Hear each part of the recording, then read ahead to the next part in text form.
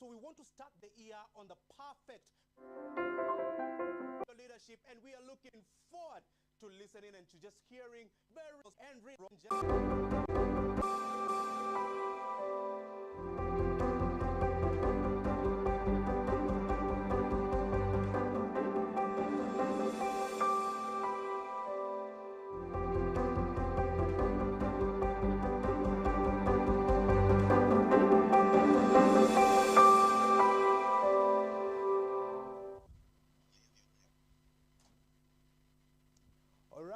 welcome, ladies and gentlemen, to the CIO East Africa, the Year Ahead Forum 2021. This is a platform and this is a forum where we want to build a resilient digital future. And I'm glad that we are all here logged in and excited and looking forward to such an engaging and interacting session. We had an amazing 2020 where we were able to harness and navigate through the crisis that was there. The beautiful thing is that we were able to come to this digital platform where we can be able to interact, engage, build a partnership, get to know each other, and we can be able to build a lasting digital platform for us. So welcome once again, ladies and gentlemen. This is CIO TV. My name is Ian Moirore, and I will be your moderator for the session. They actually say that things don't go wrong. Things start wrong. So we want to start the year on the perfect platform where we can be able to cast the vision for you and tell you how we are going to go and run the year. We've got amazing activities that have been planned for you. We've got such an amazing speakers who have been lined up, corporate leaders who have been in the industry, who understand your needs, and they can be able to carry it and take it forward. So ladies and gentlemen, I just want to invite you once again, sit back and relax, and welcome once again to CIO East Africa TV, where we keep it all digital all the time. We are going to build a resilient digital future for you. So definitely we are starting on the right forum, and I know that we're going to be engaged. We're going to have a fantastic time. We have an amazing panel discussions lined up for you, and I want you all to just keep each other engaged. Throw your questions in the chat rooms, and then we can be able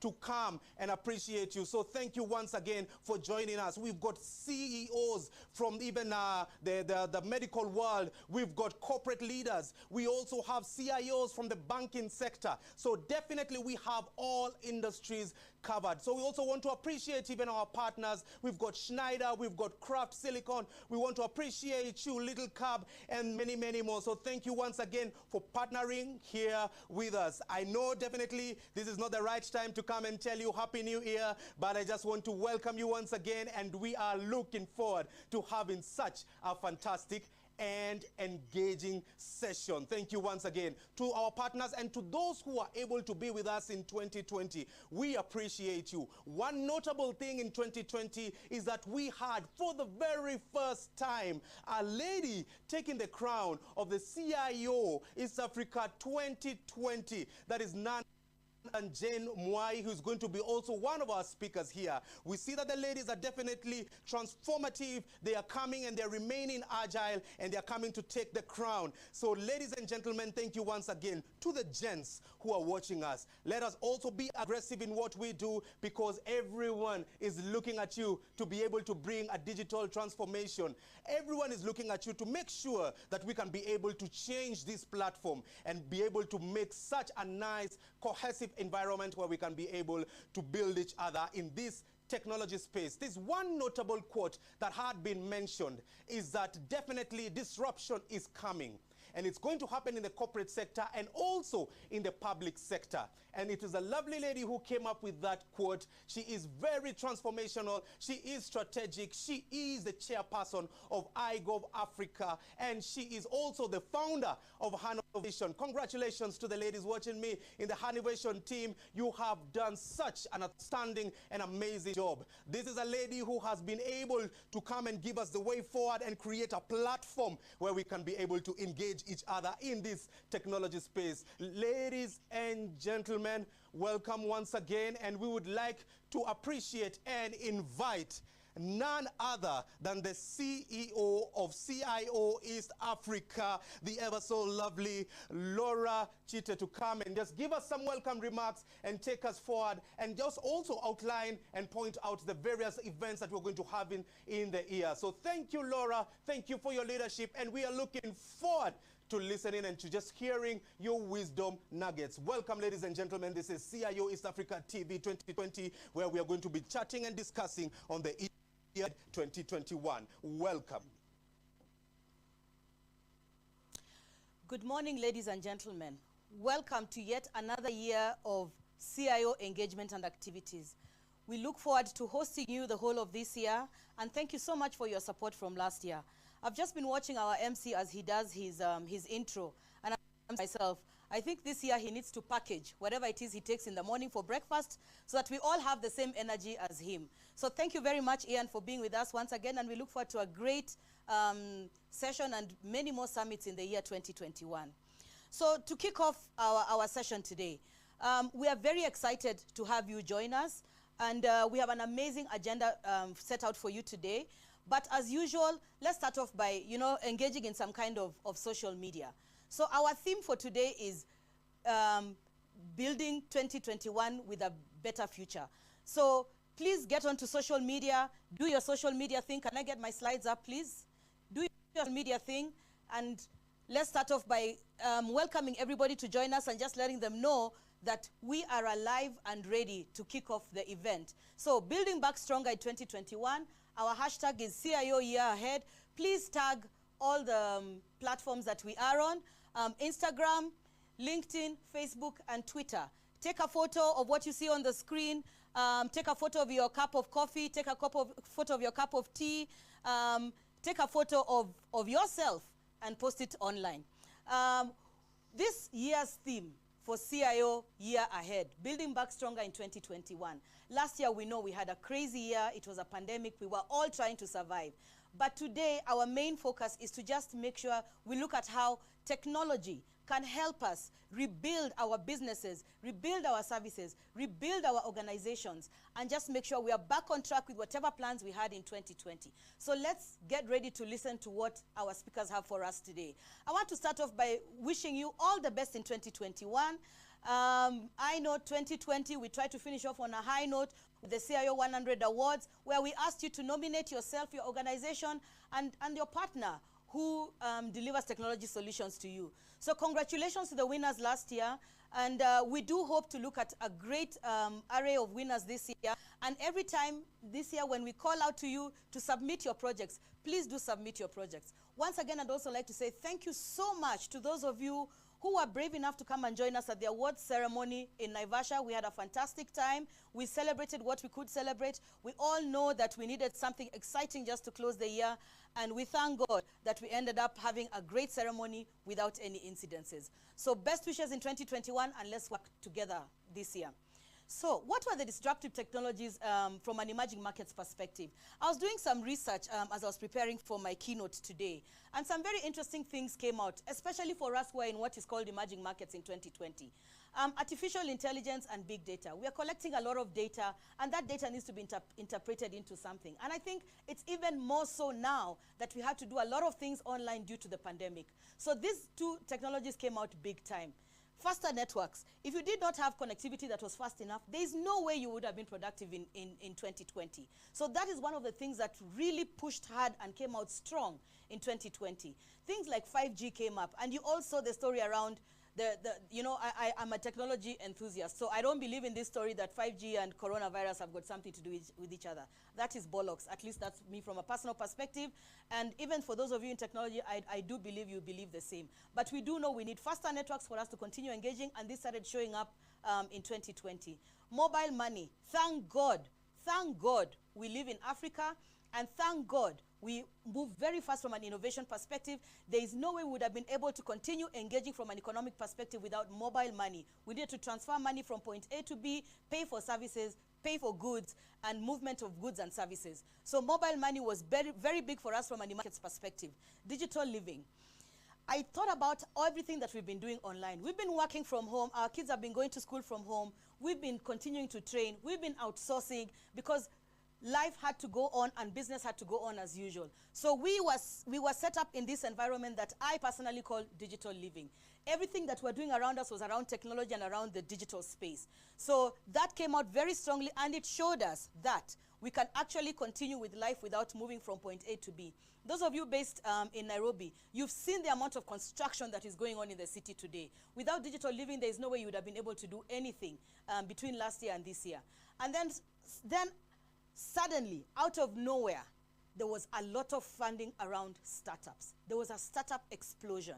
And for me, this is from a personal observatory perspective. We saw a lot of funding.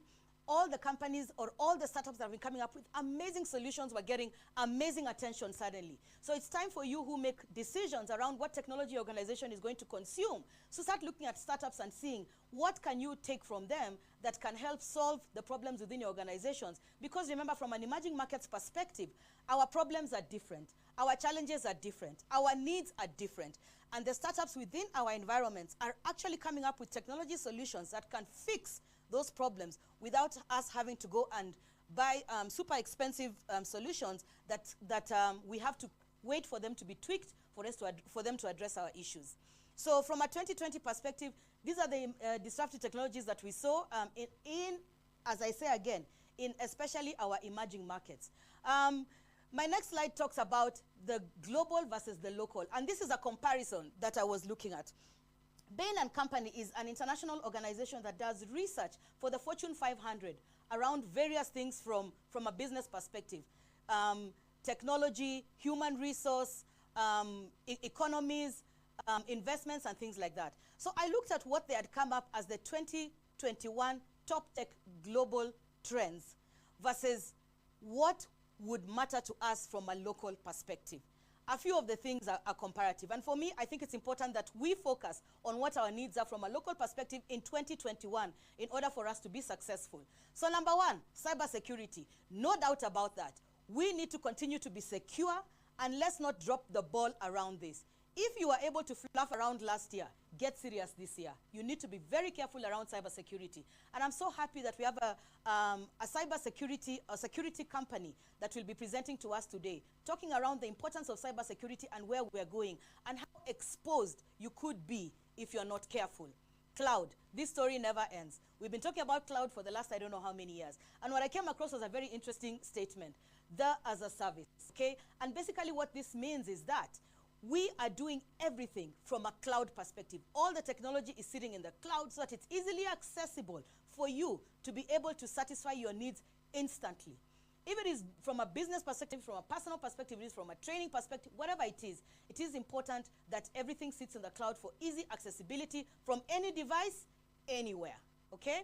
Digital transformation, this story continues, it does not end. And now it's going to be even more aggressive from a local perspective for us. So we need to continue thinking about what are the important things we need to do around digital transformation for us to move from point A to B or from D to E or whatever it is, wherever you are in your journey of digital transformation. Do not ignore that. Connectivity and edge AI, that's another story that continues for us. Remember, I talked about 5G, I talked about data, I talked about all sorts of things. So this is important for us because we need faster engagement. And remember, I mentioned instant gratification. Even if you look at the social media perspective, everybody is online because they're looking for instant gratification. So connectivity has to continue being a big thing for us. And I urge the companies that provide connectivity from an East Africa perspective to continue improving the levels of connectivity they have for us. We are requesting for less downtimes. We want to be able to be productive at any time, at anywhere from a connectivity perspective. Financial services. Financial services has continued to be disrupted. Initially, the banks were leading from a financial services perspective. But now we're beginning to see insurance and SACCOs, cooperatives, are picking up on this very fast because it is difficult for us to continue on face-to-face engagement. But if financial services adopt technology very fast, we're going to be doing very well soon. All up. The future of work is no longer a myth. We had been talking about this for the last 1 year. It is no longer a myth. Staffing has changed. Skills have changed. We are now outsourcing. You could be sitting here and you're doing something for somebody in the US. or in South Africa. So the future of work is no longer a myth. Those of you who are operating with old skills, take advantage of online, start adapting to new skills, get training in new skills, get new digital skills so that you can deliver services anywhere at any time. You also have the opportunity as a business or a service or the services industry to deliver your services anywhere at any time. So take advantage of the future of work. Innovation. Startups are going to have a major big bang at this rate. So from an innovation perspective, let's continue looking at some of the things that we can do to be more innovative, to take advantage of those people who are coming up with new solutions. I have seen all sorts of organizations in the last 1 year doing amazing challenges around innovation. You know, starting with our Konza Techno City, going to organizations like the UK Tech Hub who are promoting innovation. So let's actually look at some of these organizations from a local perspective who are doing amazing things around innovation. We look at the government of Kenya, Ministry of ICT, Youth and Innovation, did an amazing thing through the Communications Authority of Kenya and did some amazing, came up with an amazing list of solutions around innovation. How many of us have taken advantage of those solutions? How many of us have reached out to those startups? And to those startups that participated in all these challenges, it is time for you to get out and tell your story so that you're able to go to the market. And these organizations that are looking for solutions can take up your solutions and be able to implement them within their organizations. So from a local perspective versus the global perspective, you can see there's a bit of comparative. We're actually competing from a global perspective. This is a good thing for us as a technology hub in East Africa. Now, what is the role of CIO in all this? We've done a review of 2020. I've talked about the future, which is 2021. Where do we plug in and why should we matter to you? Why should you spend time with us in the next few summits that we're running through the year? These are our major events in 2021, and we really urge you to join us. Remember, we're now having the year ahead. I talked about financial services disruption, continuing. We have InsurTech, we have Sacotech, we have FinTech. Those summits are going to focus around the financial services industry. So please join us for that. And then we're going to look at the hospitality vertical. The hospitality industry has struggled in the last 1 year.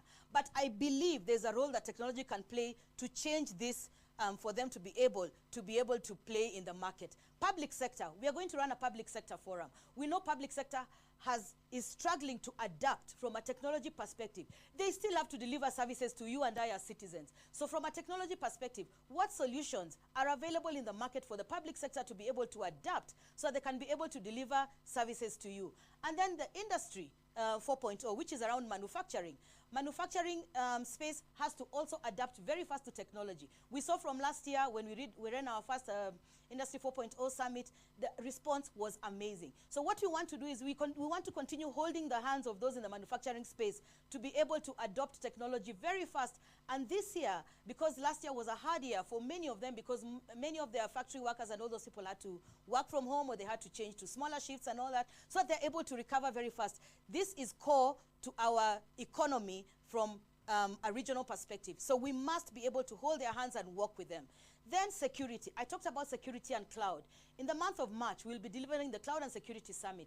Please make sure you join us, because these two technologies are very important for you to continue to be able to deliver from wherever you are at any time. Here you are watching a virtual summit, engaging with us. Now, let's see from there how we can apply the same thing to be able to accelerate and grow in 2021 to be able to recover from 2020. And finally, we are going to have fun with our golf day. We look forward to those of you who will be comfortable enough to join us, and let's have some fun and not just working too hard. We must work hard and play hard and be able to socialize and network and get to know each other. And finally, we will have the CIO 100 Symposium and Awards. I don't want to talk too much about that. All I have asked is, this year, you want to be a winner.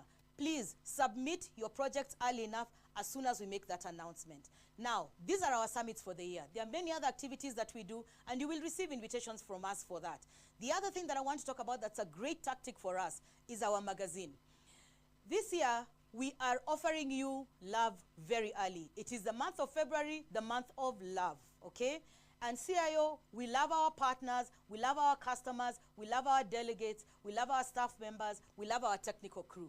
So we have a great offer for you from a CIO magazine perspective. Please sign up and join us and get a copy of the magazine in both print and digital. Take advantage of the discount that we have and get on board and be able to access the latest news from a technology perspective. So that's a little bit around how we plug into you and the role that we play as CIO East Africa in making your life easier and bringing solutions to you from a technology perspective that you can consume so that you don't spend too much time looking for this. And remember what we keep saying. The technology decision makers, today, your role is changing very, very fast. You've actually become business decision makers within your organizations. So your work is to advise the business using your technology background. So your work is not to go around and look for solutions. Your work is to find the right solutions, which we will push to you, which you can push to the business and show value, okay? So building back stronger in 2021, looking at some of our speakers, if you look at the first two speakers that we have, their quotes are very powerful, talking about two very important things.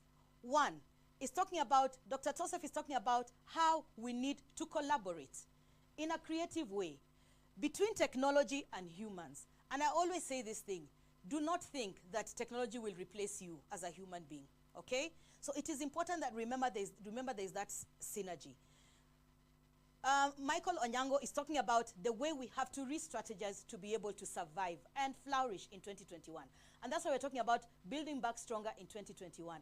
How are you going to be able to re-strategize? Be agile, especially because we're in the digital era. I talked about digital transformation.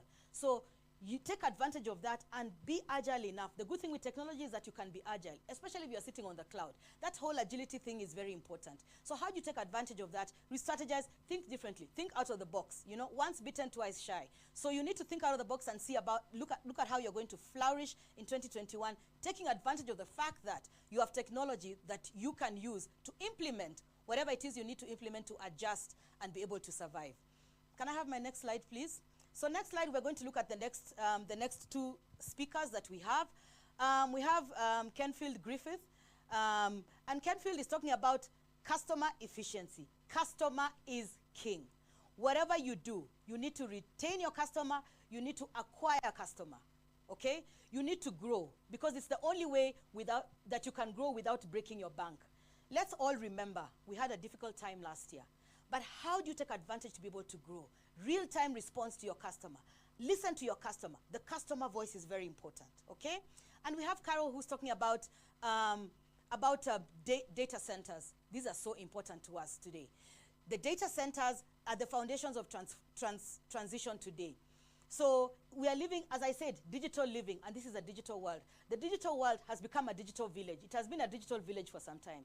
So what is your plan around your data centers? Where is your data sitting?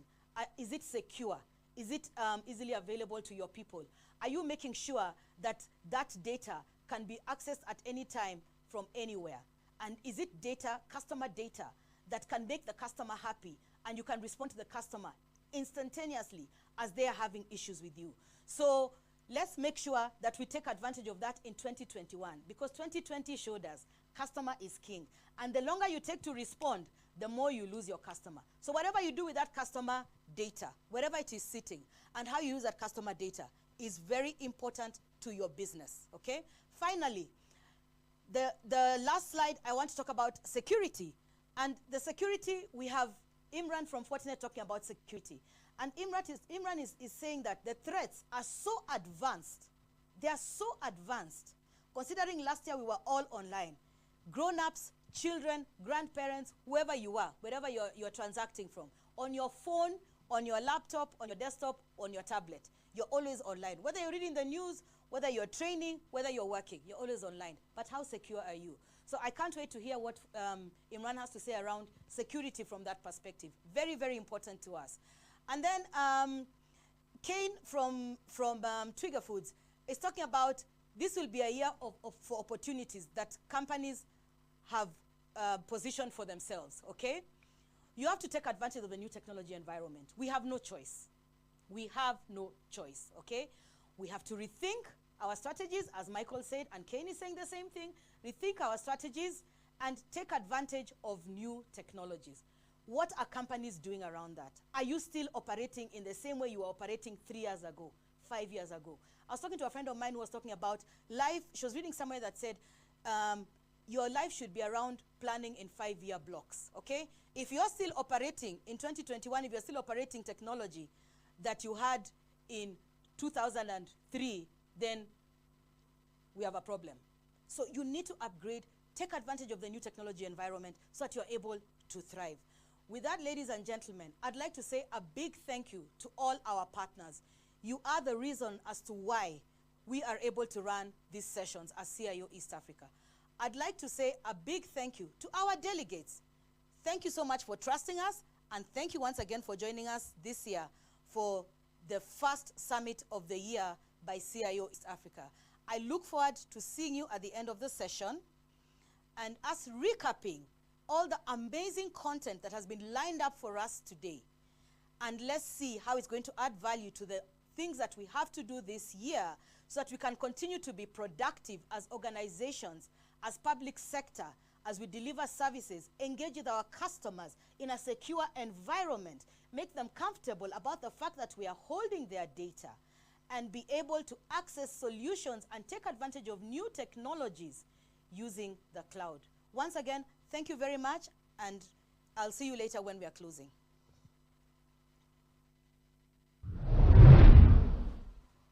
The Fortinet Security Fabric, enabling digital innovation with the broadest end-to-end cybersecurity platform. It all starts with network security and the #1 next-generation firewall and secure SD-WAN solutions in the world. Secure and accelerate the network and user experience. Secure Wi-Fi and switching access. Extend security to the access layer. Network access. Know and control who and what is on the network. Fabric Management Center. Centralize management and automate workflows with a single console. Open Fabric Ecosystem. Seamless partner integrations for end-to-end interoperability. Cloud infrastructure. Protect and control the entire infrastructure across multi-cloud environments. Applications. Protect business-critical applications from web to mail and prevent advanced threats. Security operations. Automatically prevent, detect, and respond to cyber threats. Endpoint. Protect users and devices on and off the network. The Fortinet Security Fabric. Broad, integrated, automated. From the #1 cybersecurity company in the world.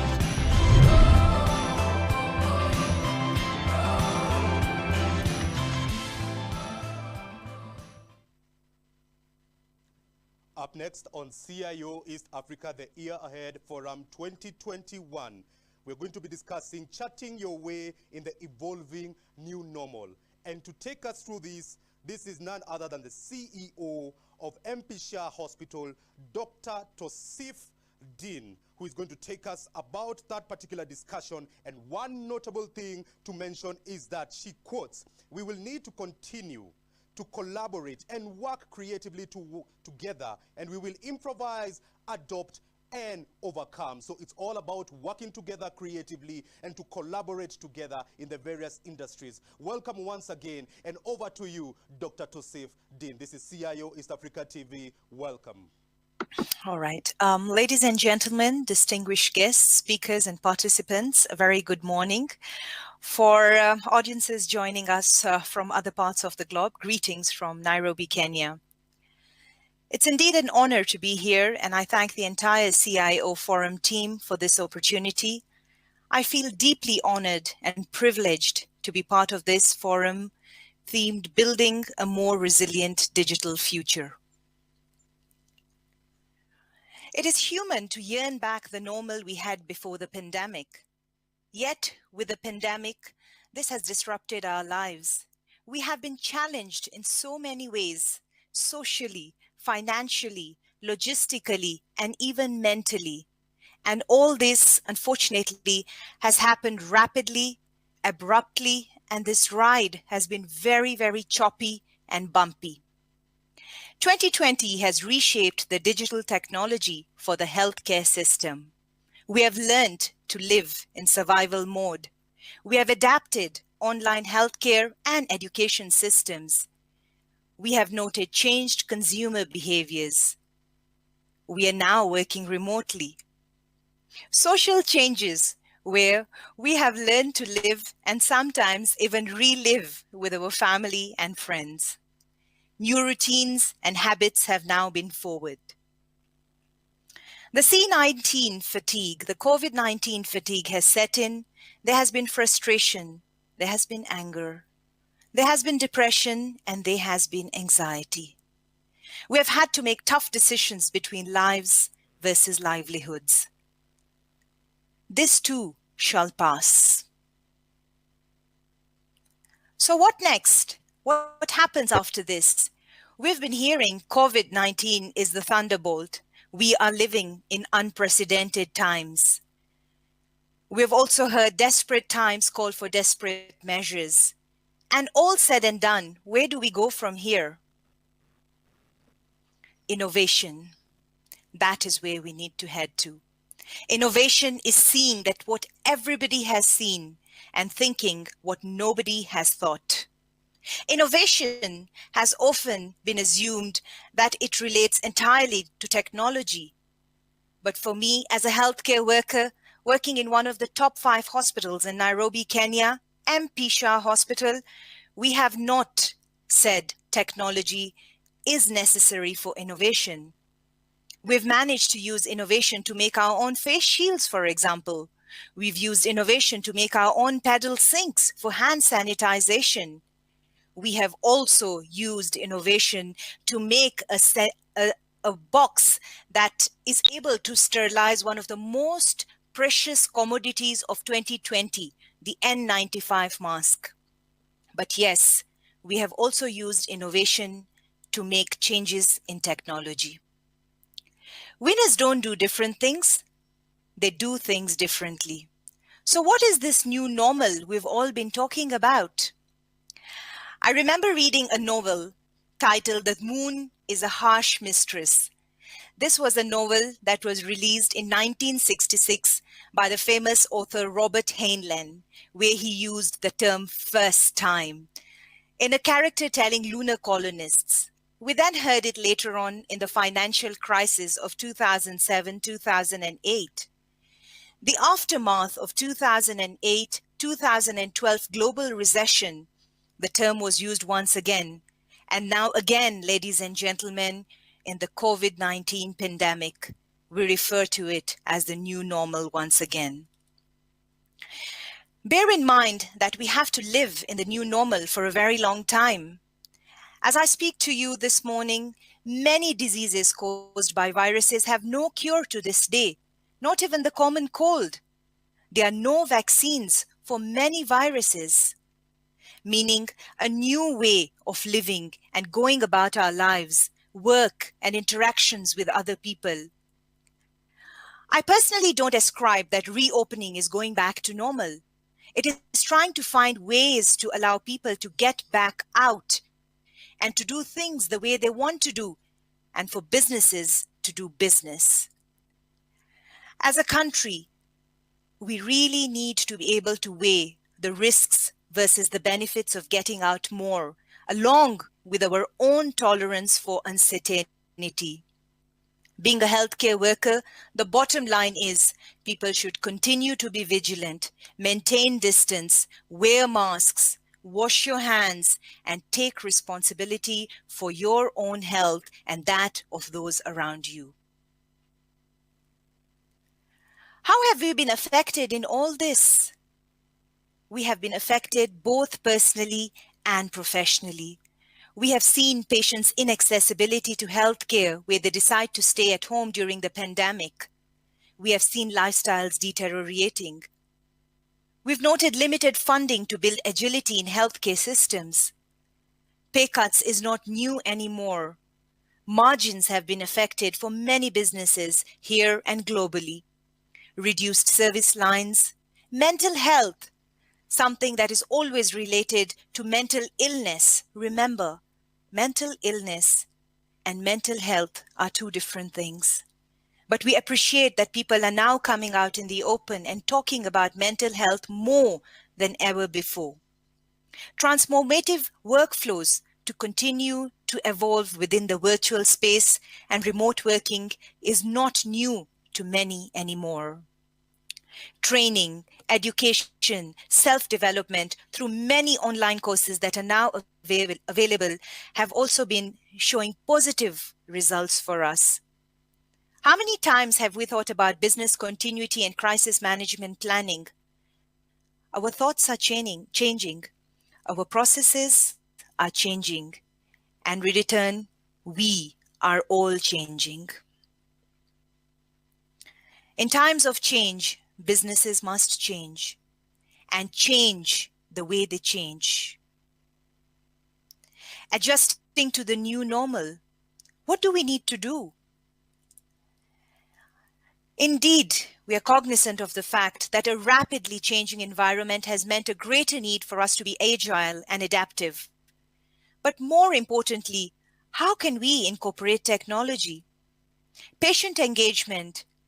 Why I mention patient, but you can of course relate it to your own systems, your customer. How many times do we build systems and make decisions with the patient at the center, at the heart of these decisions? Remember, patient needs and expectations are changing, and having a clear view of how these needs are evolving is very crucial. Rethinking patient journeys from admission to discharge, online appointment portals, virtual end-of-life discussions, and video communications. Communication has also changed, and now we are using communication to use it to do online surveys, share educational resources, online tools, detailed analytical insights of customer behaviors that need to be part of resetting our clock. Adaptability. I personally feel adaptability should be everyone's job description. It's becoming even more crucial than technical knowledge, even more crucial than communication, and even more crucial than customer-focused problem-solving techniques. Innovation. This has become the norm. If we want to stay around, we must innovate. But it doesn't necessarily mean building from scratch. You can create efficiencies from current systems. At the hospital, for example, we used the C19 online appointment booking system to reduce queues, a new innovation for us through our website.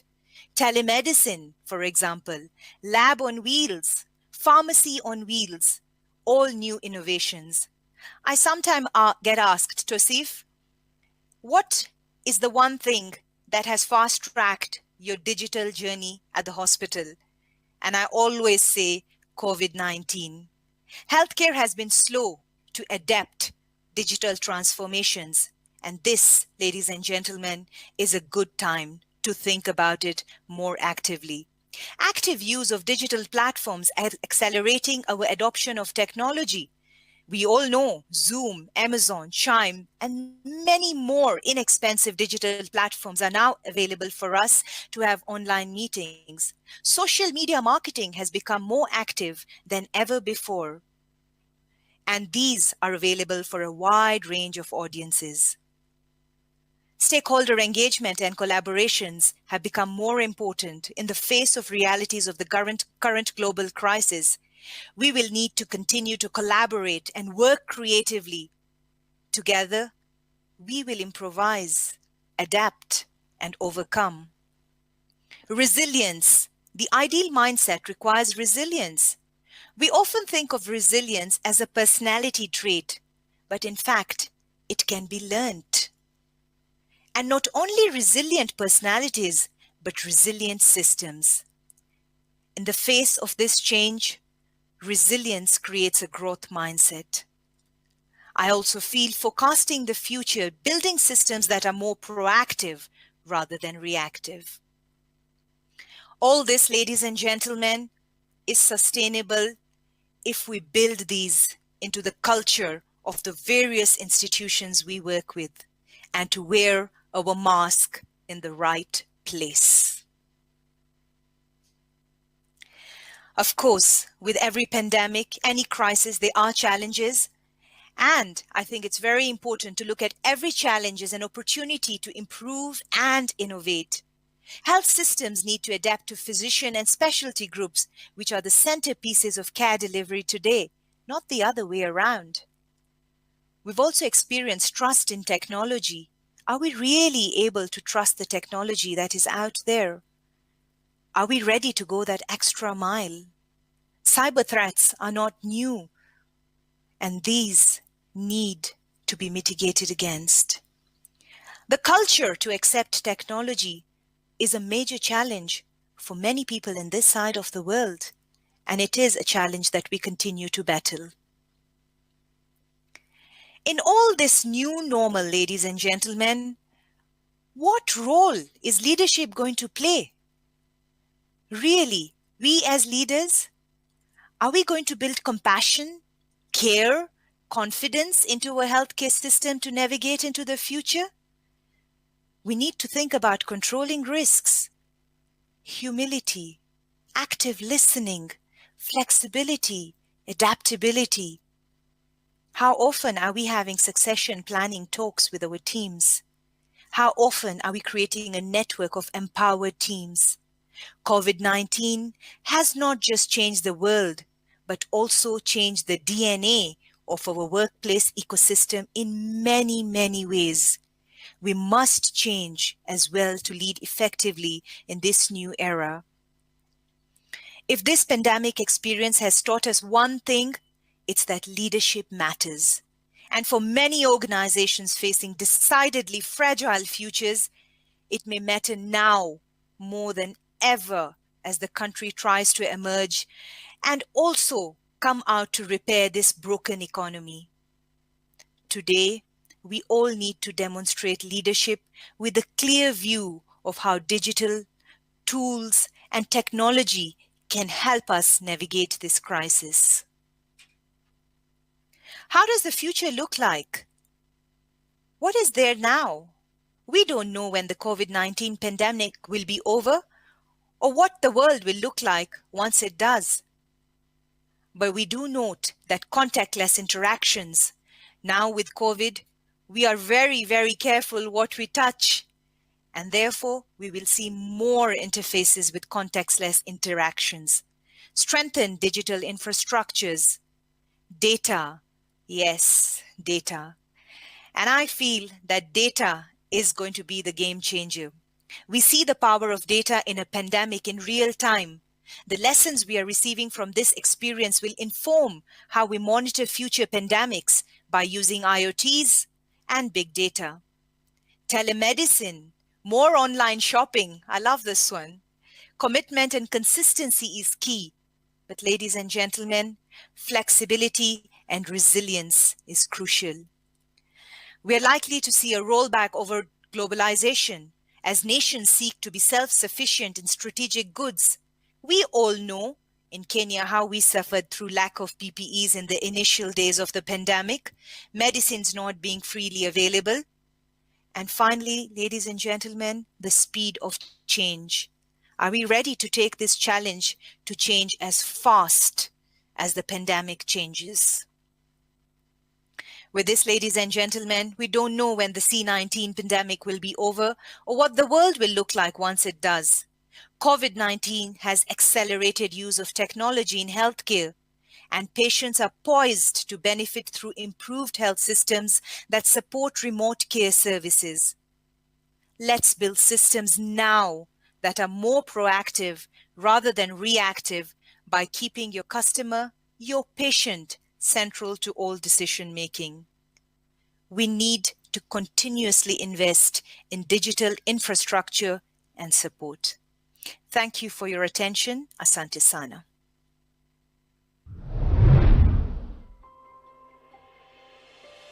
Artificial intelligence can identify patterns in massive amounts of data, providing information, making classifications, evaluating data sets, and detecting trends much more rapidly than humans can. When usefully applied to security operations, AI is transformational, helping accelerate threat prevention, detection, and response.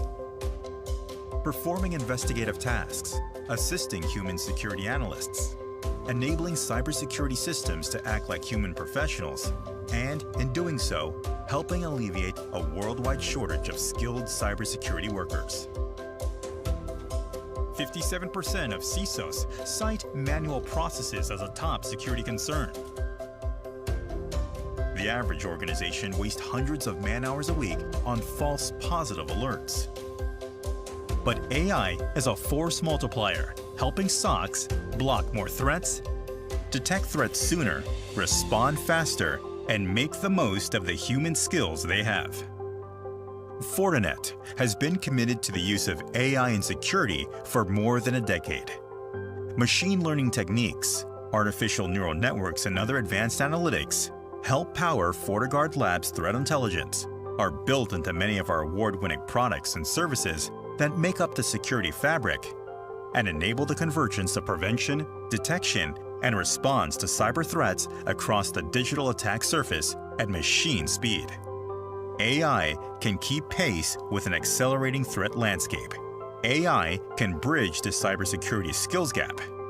AI can make security operations much more effective and efficient.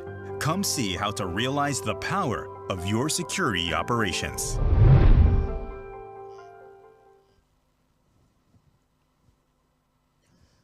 Up next on CIO East Africa, the Year Ahead Forum 2021, where we're building a more resilient digital future. We are going to focus on 2021 security considerations you should look out for. And to take us through this particular session is the country manager at Fortinet and also one of our proud sponsors. He is none other than Imran Chaudhry, and I quote one of a very interesting quote: 2021 will see the rise of advanced threats and actors and an increase in new threats. We need to be prepared and stay secured. This is a gentleman who is passionate about assembling the parts of a Land Rover. He takes the parts together and he creates something powerful and something classy. Welcome once again, and over to you, Imran. Thank you. So this morning, I'll be talking to you about the cybersecurity threat predictions for 2021 from Fortinet. Ladies and gentlemen, my name is Imran Chaudhry. I'm responsible for Fortinet East Africa, and it's a pleasure to have you on this call.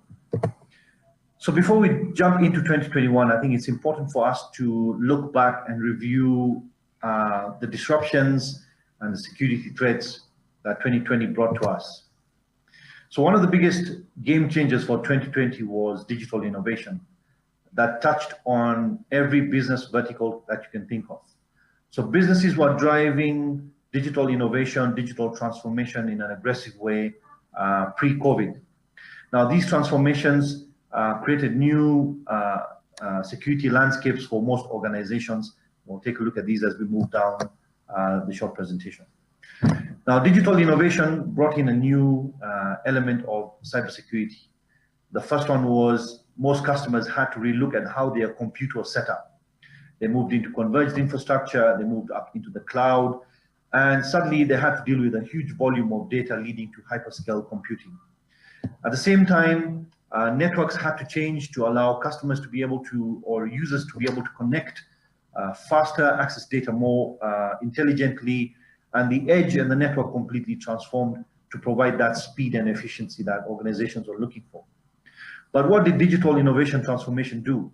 It brought in the connected user. These connected users used a number of devices into the environment that has created an expanding digital threat landscape that customers are now having to deal with.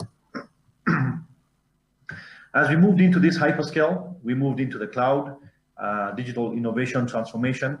Organizations now had to depend on compliance, and regulatory compliance is now here to stay. Reason being, we are now dealing with more data than we can possibly handle. And this data now needs to be handled differently in terms of security, privacy, and the way this data is managed, and most importantly, the way this data is stored and secured so that users don't have an issue out there and you don't have a data leak that will bring your organization into bad repute. COVID-19 came in and completely changed how organizations were working. So many organizations were not prepared for work from home. and to support work from home at large scale, and most importantly, work from home securely.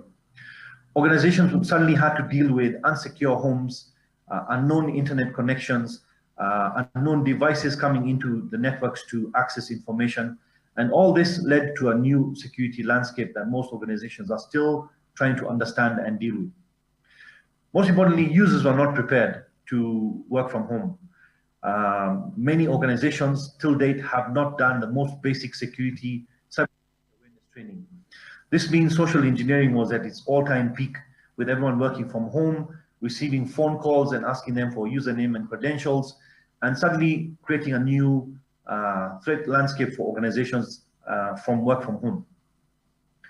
Most organizations had to quickly adopt the cloud, and this cloud adoption was primarily to allow business continuity. Many of the organizations I talked to today moved into the public cloud without properly planning and implementing cybersecurity to ensure that their migrations are secure.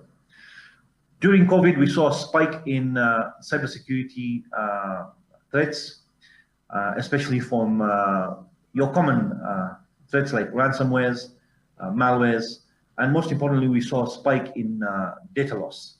So this means cyber criminals, threat actors were very, very active during this period, and they made good use of this COVID period to try and get into your environments. Now, during the last quarter of 2020, we saw major security breaches taking place. A number of respectable OEMs were faced with cyber breaches, and the most recent one was the Microsoft one, where somebody managed to get in through SolarWinds backdoors and get into the Microsoft backend systems to steal data. So we're now into 2021, quickly getting into the second month of 2021, and I keep asking myself what happened to January.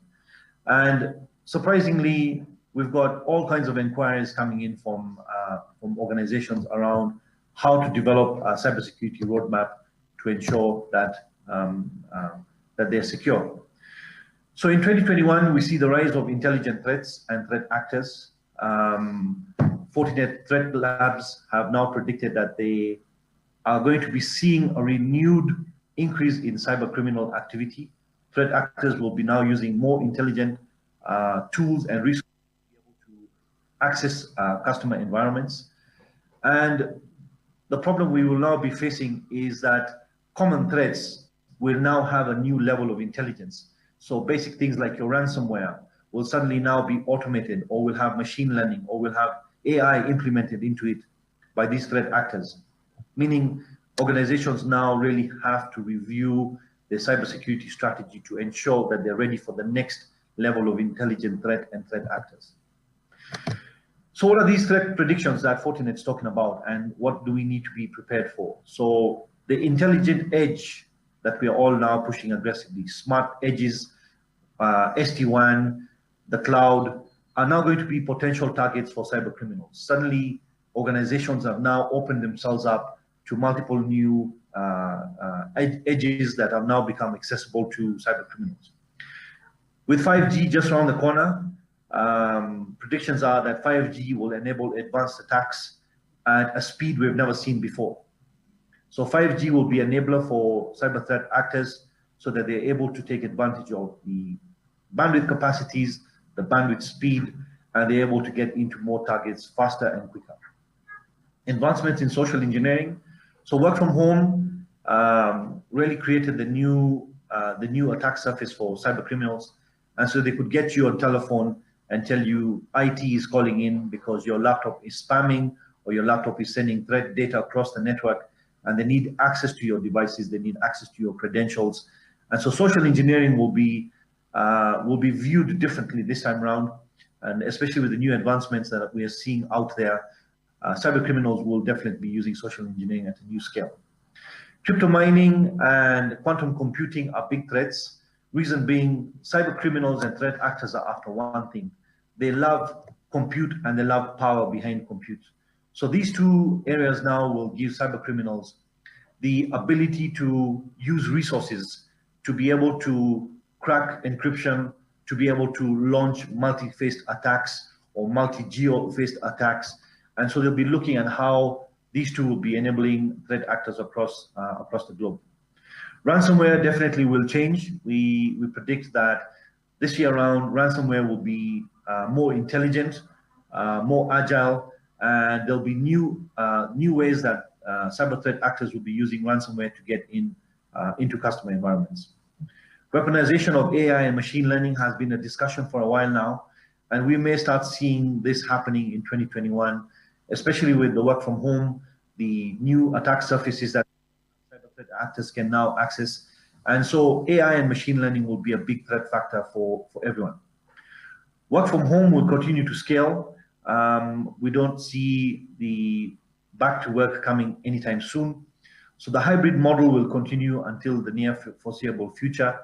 And most organizations will now need to invest in secure, scalable work from home solutions. There will be a need to secure remote collaboration as work teams, as employees try and collaborate on projects, on achievables out there, working from home or working in groups at the coffee shop. There will now be a need to ensure that these groups or these individuals are secured and can work remotely using tools like Teams, Zoom, Google Meet, over public internet securely. Privacy will be harder to manage now that users are all over the place. Data will be stored at the primary DR, public-private cloud. So privacy will be a big issue for most organizations. In Kenya now, with the Privacy Act going in to Parliament for final debate, most organizations will now need to start looking at a data privacy officer who will be managing how the organization handles data, secures data, and what happens in the event of data loss. The biggest challenge we all face today is shortage of skilled cyber experts. This continues to be a big problem, and at Fortinet we're leading that drive by offering all training absolutely free so that we're able to skill up our customers and future prospects quickly enough. So in 2021, we see cybersecurity spend growing, especially in areas of healthcare, the banking and financial services, technology, telecom, and most importantly, public sector will be investing heavily on cybersecurity this year. As you can see from the table on the left, there is a renewed interest in cybersecurity. There's a renewed interest in securing organizations, and the predictions are that in 2021, organizations will be looking at how they will be budgeting and spending for cybersecurity.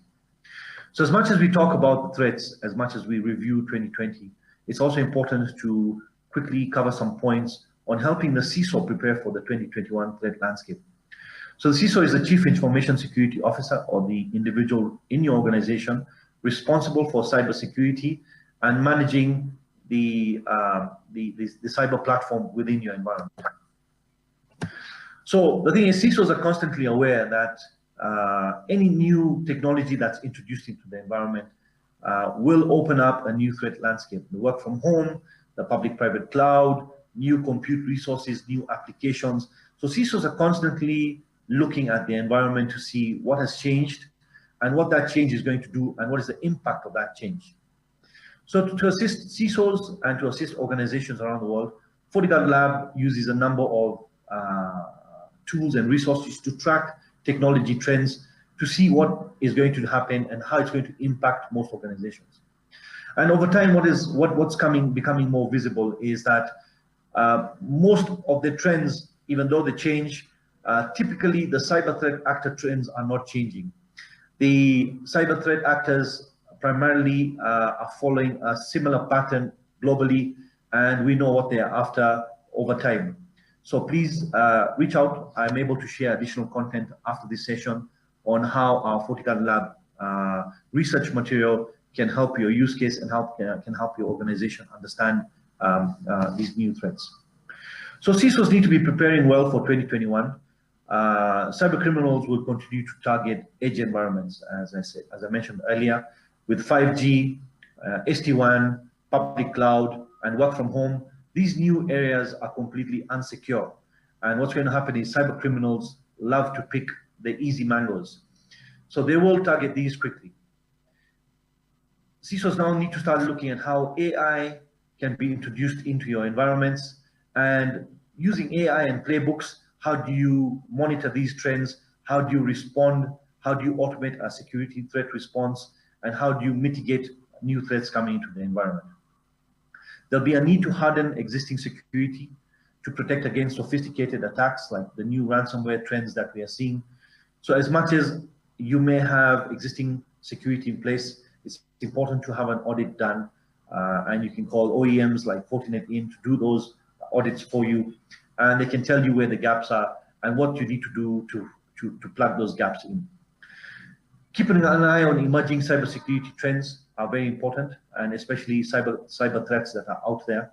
So CISOs need to be constantly reading and reviewing all the latest articles on what's out there.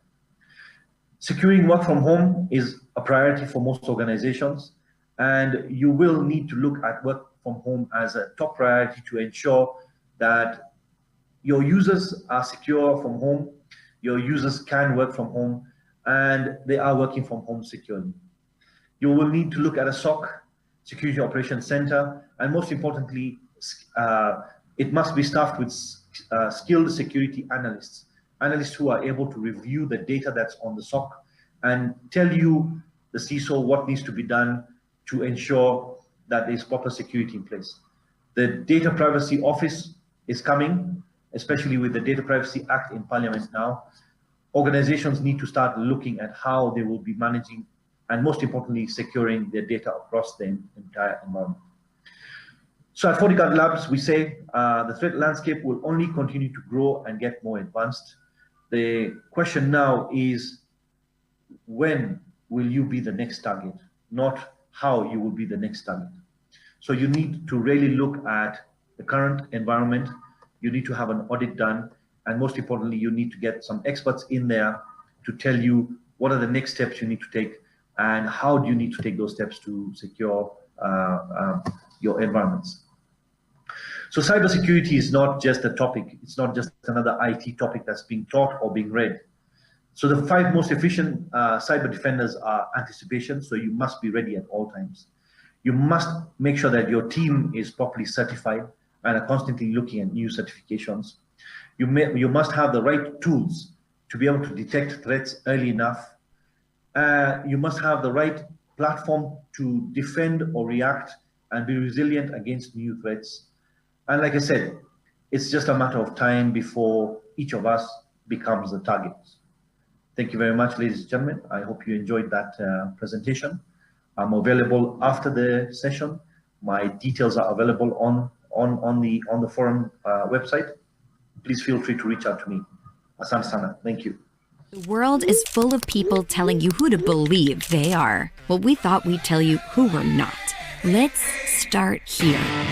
We're not in shipping. We don't make lifts. Seriously, no lifts. We do this. We're good at this. And we make all of it. And even though you'll find us here and here, we don't make energy. We make you save it.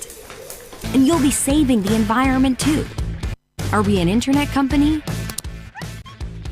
Well, we connect and power just about everything around you, helping machines talk to each other and to you, making your world more personal. We're seeking out the big questions and answering them honestly. Like, how can we make the most of our energy and resources? Or can we make access to energy and digital basic human rights? We're real people, employees, developers, partners, investors, and inventors, all passionate about doing what's right. We're open. Humans of all sorts. We're not here to save the world. It'll go on with or without us. We're here to help power and connect what you do every day, to ensure life is on everywhere, for everyone, at every moment. Up next on CIO East Africa, the Year Ahead Forum 2021. This is the country president East Africa for Schneider Electric. This is none other than Carol Koech. And in Carol's own words, data centers are the foundations of transition to a new electric and digital world. Welcome once again, and over to you, Carol, as you take us through this in her own very words, so that you can be able just to take us through that discussion on the data centers. And I quote once again, right from Carol's mouth, is that data centers are the foundations of transition to a new electric digital world. Thank you, Carol, and welcome once again. Hello, it's a great pleasure to be with you today, digitally. Thank you for your time. Today's subject is data centers of the future. Data centers are the engine that power an all-electric and all-digital world. They are the foundation of today's digital lifestyle. Today, we will talk about how data centers are enabling the digitization of buildings and industry, and specifically, we will talk about how we are using digitization to make data centers themselves more sustainable. My name is Carol Coet, and I lead the Schneider Electric business in East Africa.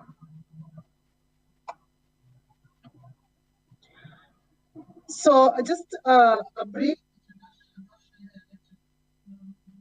We are a growing technology company, and we provide energy and digital automation solutions focused on efficiency and sustainability. We serve customers in different end markets, in buildings, in data centers, industry, and infrastructure. And today, data centers represent 15% of our business. At Schneider Electric, we believe access to energy is a basic human right. We empower all to make the most of their energy and resources, ensuring life is on everywhere for everyone at every moment. Digital creates a passport for decent life, access to education and economic inclusion, and even entertainment. The world is certainly in a transformational period, and we will rely on digital to increasingly automate our home lives, our work lives, our buildings, how things are made, how we buy things, and the supply chain used to deliver them. In East Africa, we have a setup with a manufacturing facility in Kenya. We have as well an execution center service setup. And in total, we have about more than 200 partners and equally 200 employees. We are very excited to be involved in the digital journey of East Africa. Coming back to the topic of digitization and the data centers of the future, we have different applications working in isolation, and at the same time struggling to balance digital efficiency and sustainability. As an industry, the opportunity we have in front of us is to design to this new electric and digital world. From a power perspective, buildings and industry become all electric, could benefit from a decentralized and even local power generation. There's need to design the next generation of digital buildings that are more sustainable, hyper-efficient, resilient, and human-centric. Sustainable from optimization of electricity, hyper-efficient in the sense that the assets within the building will be better utilized, in this case, conference rooms, offices, or parking lots, resilient by having backup or redundant power systems, and human-centric to deliver a healthier and more automated experience that leads to higher productivity. Industry of the future will be much more digitized to deliver a higher degree of automation. Think about robotic process automation. Not only the robots working together in a controlled manner, but in the future, communicating in a way that can deliver 10,000 individualized customs pieces on the production line, and at the same time, in the same time it takes to deliver 10,000 of the exact same piece. Data centers are the foundation that will enable these digital buildings and industry to become smarter, more automated, and more productive. Data is growing at an exponential rate, driving the need for more and more data centers. IoT today is a big driver, especially in manufacturing and utilities. Big data will also be generated by integrated video analytics applications like facial recognition. AI machine learning and deep learning algorithms need huge quantities of training data, and AI effectiveness depends heavily on high quality and diverse data inputs. There's a rapid adoption of IT servers and storage in traditional OT segments, such as mining and oil and gas. To support these emerging trends, the data center architecture is hybrid, meaning data centers of different sizes are being deployed in different locations in order to optimize processing and content delivery. The need for more data centers translates into increased energy use. We are talking about thousands of terawatts of energy. We need to change the equation to make data centers as sustainable and carbon-friendly as possible during this time of exponential data growth. Our continued commitment to sustainability has been recognized internationally. And recently, Schneider Electric was ranked the world's most sustainable corporation by Corporate Knights. We believe to realize maximum energy efficiency, you need efficient and smart connected offers. We have depth of understanding in each of the category of offer. So we can develop the most efficient connected offers that communicate the data needed to optimize its operations. Because we have this deep portfolio and understanding, we are able to integrate solutions that work well in unique and different ways. For example, integrated solutions for IT rows and pods, and also prefabricated data centers. Sometimes they are called modular. And over the last few years, we've spent a lot of time advancing our software and digital services to give visibility to the operations through EcoStruxure. That is our IoT-enabled, open, and interoperable system architecture. There are key challenges when it comes to achieving greater efficiency and availability in data center environment. Devices from different vendors use multiple proprietary protocols that do not communicate with each other. It's important to improve interoperability by connecting and managing devices from multiple vendors on a common platform. The convergence of physical and digital infrastructure is revolutionizing the way we leverage data to drive efficiency and availability. Analysis of data collected generates actionable insights that lead to informed decisions due to enhanced intelligence. Structured and unstructured data from the connected systems flow through a network and is aggregated to a cloud or an on-premise server. But the data collected from multiple sources and devices from different manufacturers have different data formats.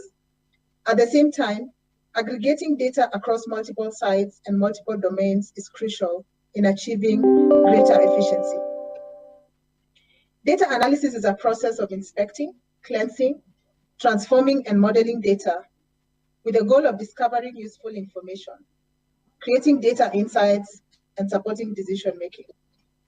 The descriptive, perspective, and predictive analysis of the data helps to achieve optimization and efficiency goals.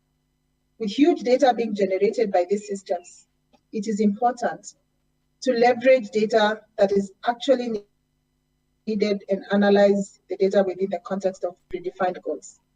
The data insights must help service bureaus that consists of a dedicated team of experts who remotely monitor, troubleshoot, and analyze critical connected assets to act on the data and help organizations to maximize uptime, improve maintenance, and reduce costs. Schneider Electric, through the EcoStruxure platform, alleviates these key challenges and simplifies collection of data from intelligent devices. The data is then analyzed either locally, using edge control, or remotely in the cloud to provide the user with critical insights to improve their business. Most data centers are built with clearly defined domains of IT, critical infrastructure management, power, that is electricity or energy optimization, and buildings, or what we call building management. And the EcoStruxure solutions for each of these domains play an important role. EcoStruxure Power delivers more safe, reliable, and efficient power. EcoStruxure IT revolutionizes the way IT and data professionals monitor and manage their critical IT infrastructure. And the EcoStruxure building brings best-in-class efficiency and security to the data center building. The value is highest achieved when EcoStruxure solutions across the 3 domains are deployed together. This is just an illustration of how you can achieve the highest efficiency out of the data centers. We need the 3 domains to become intertwined, breaking down the silos. For example, the IT management system would communicate with the building management system in order to find the lowest cost time to run its batch processing. The best time being when electric rates are lowest or when data center could rely on the cool outside air, for example. EcoStruxure is Schneider's electric open interoperable IoT-enabled system architecture and platform. It can connect to any viable device and provides the roadmap for any IT environment to produce actionable intelligence with our simple formula: connect, aggregate, monitor, and analyze. The EcoStruxure value proposition can be visualized as a framework that captures the series and sequences of activities by which data centers create value from connected devices and data generated by these devices. The digital value loop is represented as a closed continuous loop of connect, collect, analyze, and take action steps. Each of these different stages influence the overall digital value and are enabled by specific actions. In summary, as I conclude, data centers are the foundation of transition to a new all-electric, all-digital world. But data centers have to be designed, built, and operated in the most environmentally friendly way. We have the largest portfolio of highly efficient connectable offers. We leverage digital tools to integrate offers to work efficiently together as EcoStruxure solutions, and use EcoStruxure software, analytics, and digital services to manage them for the highest availability and efficiency. In addition, we are using 4 integrations as catalysts of greater operational efficiency and sustainability. Are you ready for your digital transformation? Can we help? I leave here contact details of our teams. You can reach out and we will be happy to work with you the journey. We need to adapt to the new opportunities in data center and edge. We have to digitize everything we do, and Schneider Electric has built competencies across the different segments in the market, and we are positioned for the future. As I conclude,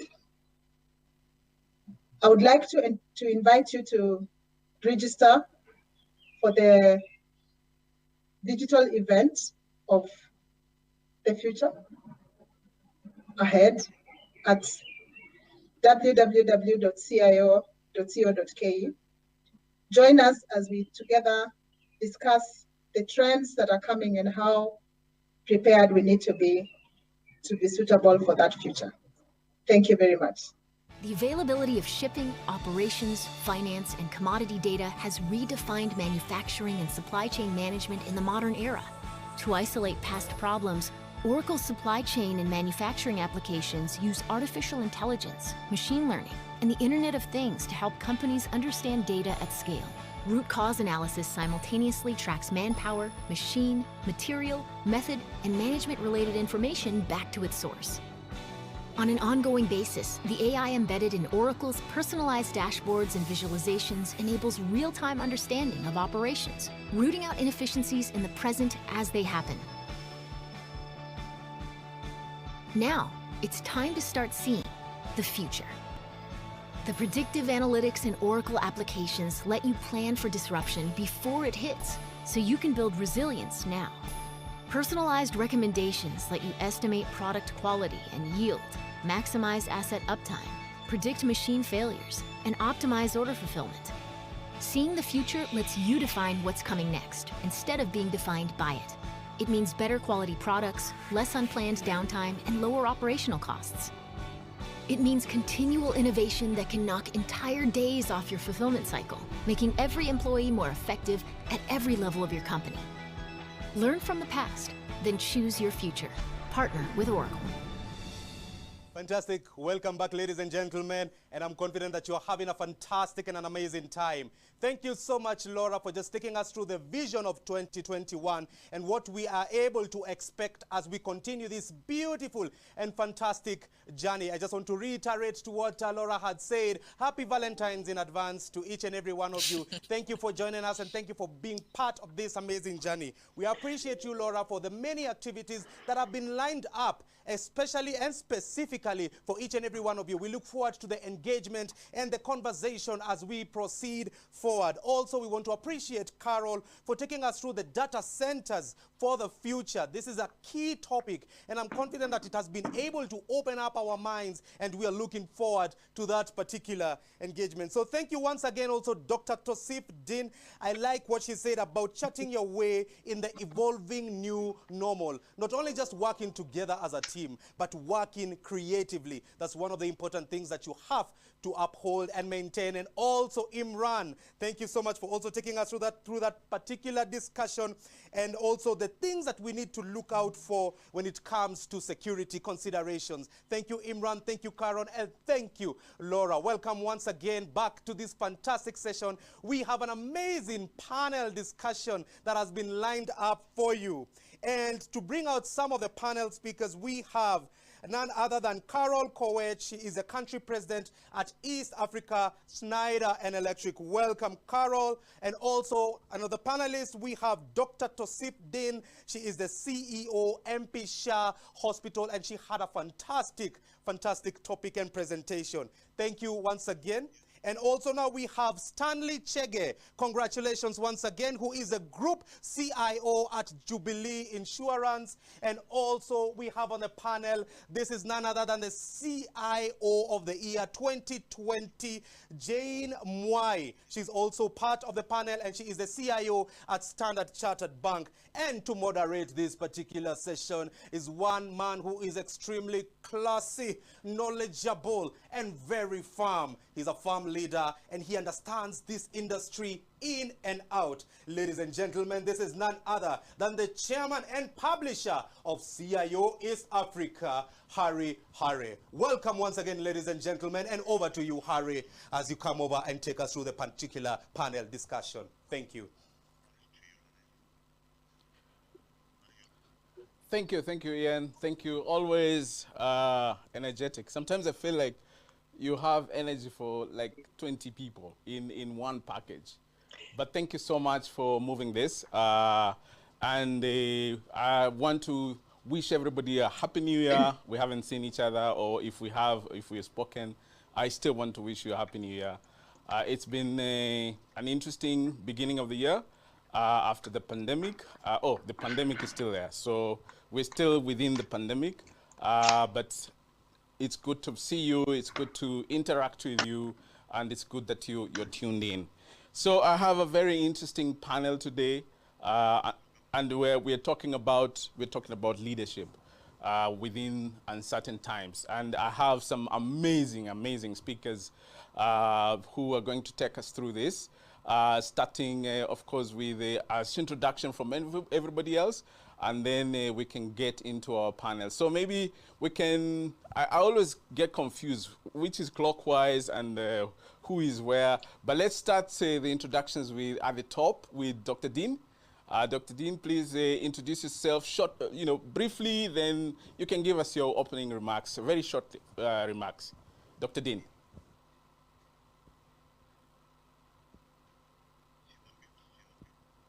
Dr. Din, you're on mute. Please unmute yourself. Sorry. Thank you very much, Harry, and good morning to everyone who's joined in. I'm honored to be here again on this panel discussion, and I look forward to deliberations with everyone. Thank you, Dr. Din. I was following your presentation, and it's amazing. Are you sure you're the CEO, not the CIO? Yes, I'm the CEO. I'm confirming that officially. Excellent, excellent. You know, it was so refreshing, and your handle of technology is amazing. Thank you very much. Thank you. Stanley? Thank you. Thank you, Harry. Great to be in this panel. The Group CIO for Jubilee Holdings, and I'm excited to discuss about the complexity of businesses, the ambiguity that we are facing right now, the volatility. So let's see how we can unpack that and how we can navigate that uncertainty. Thank you. Great to have you, Stanley. And have you settled in your new position? Because I know you just made a switch very recently. Yes, I've settled. Excellent, excellent. Yes. Looking forward to hearing more about that. Carol? Carol, please introduce yourself. Good morning, everyone. It's a pleasure to be. Good morning. My name is Carol.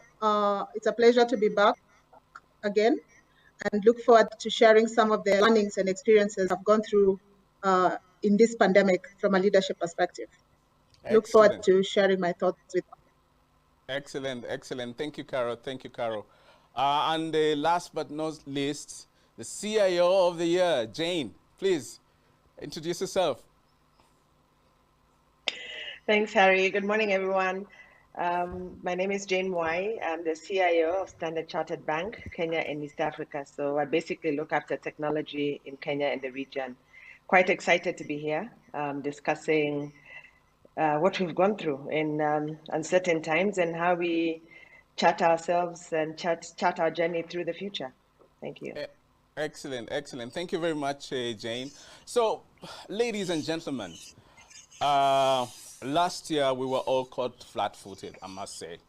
Nobody actually anticipated to have the kind of year that we faced ourselves in.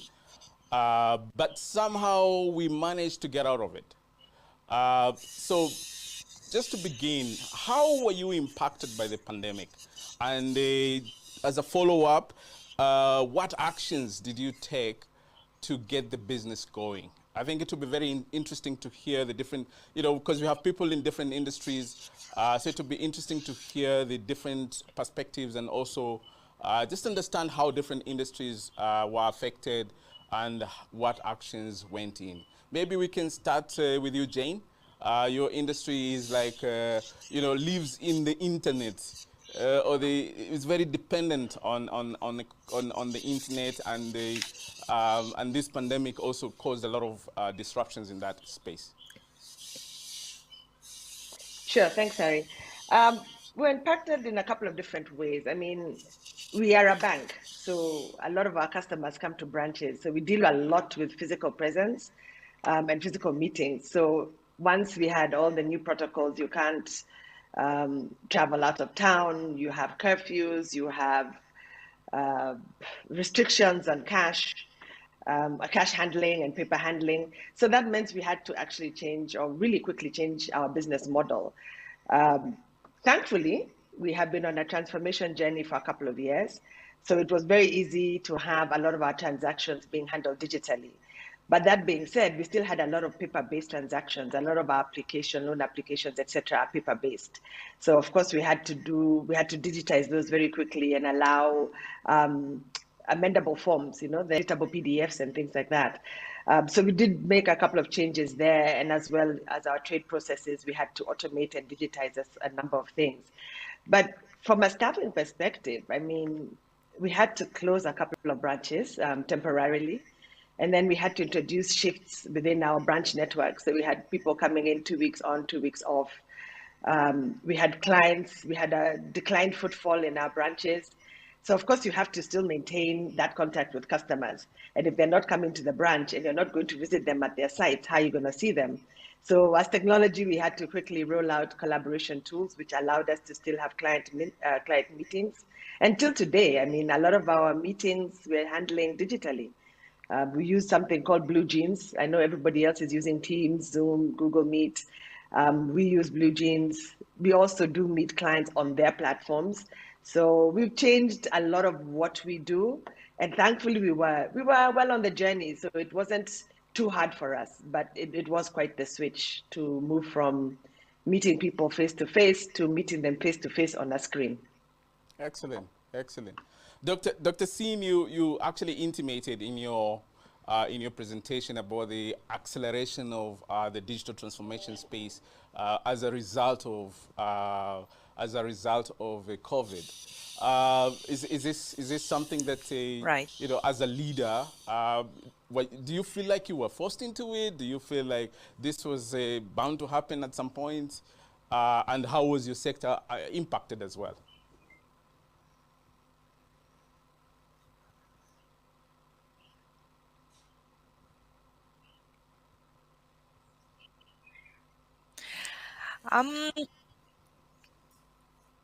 Certainly, Harry, I think with changing business, we also had to change and we had to adapt to the new norm. And I think it was rather abrupt, as I earlier mentioned. But I think for us as a healthcare institution, our business is very complex. I call it business, but we are actually in the business of saving lives. We are not only supposed to deliver healthcare and repatriate patients in excellent health, supposed to provide this in a sort of a hotel environment. So it becomes even more complex for us that we have to ensure catering is on time, linen is on time, you know, there's customer satisfaction, and then at the same time you're supposed to deliver drugs, ensure the patient gets well. So it's a very complex industry. But I think the basis behind the acceleration transformation was not only because we didn't have a choice, but it was to be able to put our patients in the right line of healthcare, because they were having fear and stigma to come into the main hospital. And non-communicable diseases, for example, diabetes, people were feeling a sense of apprehension to come into the main facility of the hospital. And they were just at home, not really knowing what the next step should be, how should they get themselves tested, where should they get their drugs, how should they see their doctor. And I think that is what really led us into thinking about telemedicine portals, online appointment systems, and how to be able to deliver drugs in a fast and accessible manner to our patients. I often laugh and say that some patients would call me and say, Tosif, have you admitted COVID patients because we want to come to the hospital? And I would say, okay, that's a tough one. You must come anyway, because we are taking all the precautions and we've put in protocols and policies in place. So we did have to change quite a number of things. And yes, our digital journey was accelerated, but for the better and for the benefit of our patients. And I'm happy we did it. Excellent, excellent. Stanley, how did you guys handle it? How did you you know, the insurance sector? I know at some point I was reading that people stopped insuring themselves because they felt they were not at risk, they were not going to the office. So how did you get into this, and how was your business impacted? Harry, the first thing is people first, safety first, life first. So educating our customers as much as possible about health, healthy lifestyle. There was that concept of people now understanding that they need to take health control, the issue of vitamin C, the issue of lemons, the issue of exercise, and we took the advantage of that by creating a campaign for our customers. So that if they can be healthy, then we can reduce the amount of claims that they claim for health. So being proactive in educating our customers about taking advantage of the situation to take care of their health. Also coming up with initiatives and incentives so that our customers live a healthy lifestyle. That's number one, training our customers as much as possible.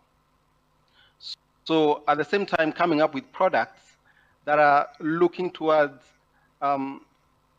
cushioning that impact of people who had been hit by Corona. So coming up with products that are adaptive, that are innovative, that are targeted to Corona patients. Really, the insurance industry came up very strong this time of Corona, because they were able to be as the industry that provides solutions in a pandemic. We provide cover for people. We authorize for them to be treated in hospitals. And really, people started to see insurance as a driver of social responsibility. So business improved for us, premiums improved for us. Thank you. Excellent, excellent. So new products, came up as a result of this, and changing Yes. the business model to be able to actually support fast life then business. That's really cool. Yes. That's really good. Carol, Yeah. you must Yeah. have been at pains to serve the customers, because I can imagine everybody now was working remotely, and therefore data centers became critical in delivering those services. Everybody was now logging in remotely. So how did this feel? And did your business was it impacted, and did you guys have to change things to be able to serve the different now increased demand for your services?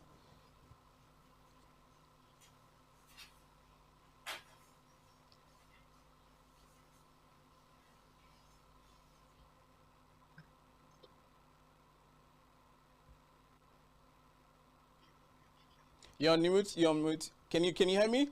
You, Harry, but yes, I can hear you. Okay, proceed. Yeah, thanks, Harry. Like everybody else, our organization was impacted by COVID. We quickly had to adapt the way we work. We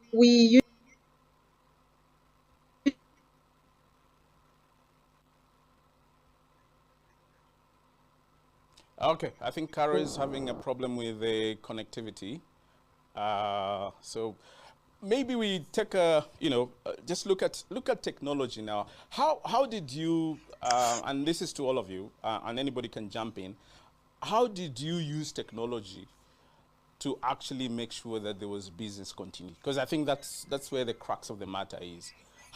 What kind of, okay, Jane told us they used the Blue Jeans, but that's just for collaboration. So I'm talking about co-banking. How did you manage to, did you let people into your co-banking environment from outside? How did you use technology to make sure that there was business continuity? Anybody can jump on it. Harry, can you hear me? Oh yeah. Is Carrie it clearer? back. Yeah. You can Yeah. go ahead. Then Yeah, we can answer the next question. Yeah, go ahead. Yeah, let me just answer your second question, because I think the first question I said before, we had to prioritize and empower our people. I think for us, technology played a very big role in ensuring continued customer experience. So we adapted a lot of our customer engagements to be digital. We have manual facilities across the world, and typically at the end of a process, customers would come for what we call a factory acceptance test. Because of the pandemic, we were not capable to have this physically, and we adapted virtual FATs, or factory acceptance tests. We found that customers were actually happier to do this because it was faster and it saved everyone time.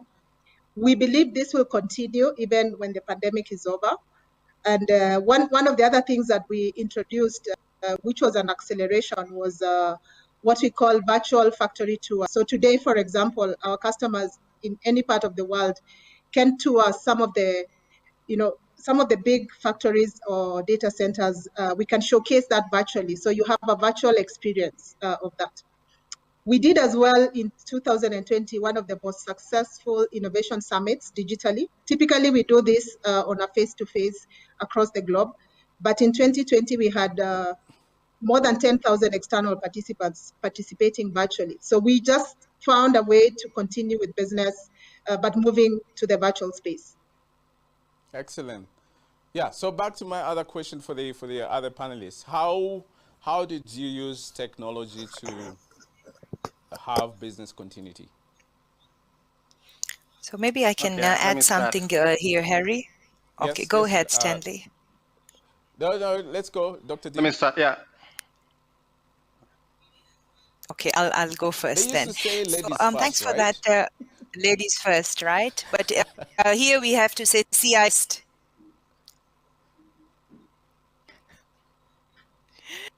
So for us, of course, technology has helped us in a lot of ways. But again, back to the industry that we are in, Harry and the rest of the participants here, is that how do we use technology in a responsible way, because healthcare is a very sensitive industry and patient confidentiality is key. So how can we marry the two without really, breaching all this? So it was a very sensitive decision for us to be able to see how to go ahead with it. Zoom and other, amazing online platforms for holding official meetings was easy.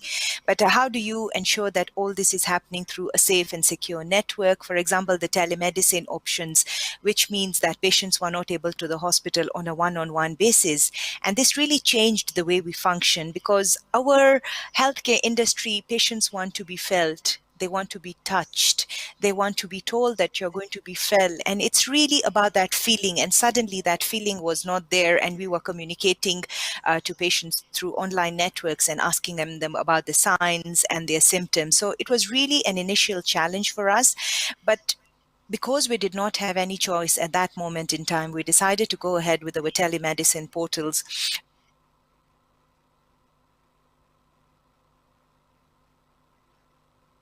Okay. Stanley, please. I see we've thank you so much, it. Harry. Yeah, go ahead. Yeah, Harry. So, COVID drove transformation. Any other factor in the last 2 years? Let me explain why I'm saying this. We started with the culture overhaul. We had to start saying that virtual meetings are acceptable. At first, there was resistance to that drive to virtual meetings. But sooner or later, everybody in the organization, starting from the board down, accepted that virtual meetings are acceptable.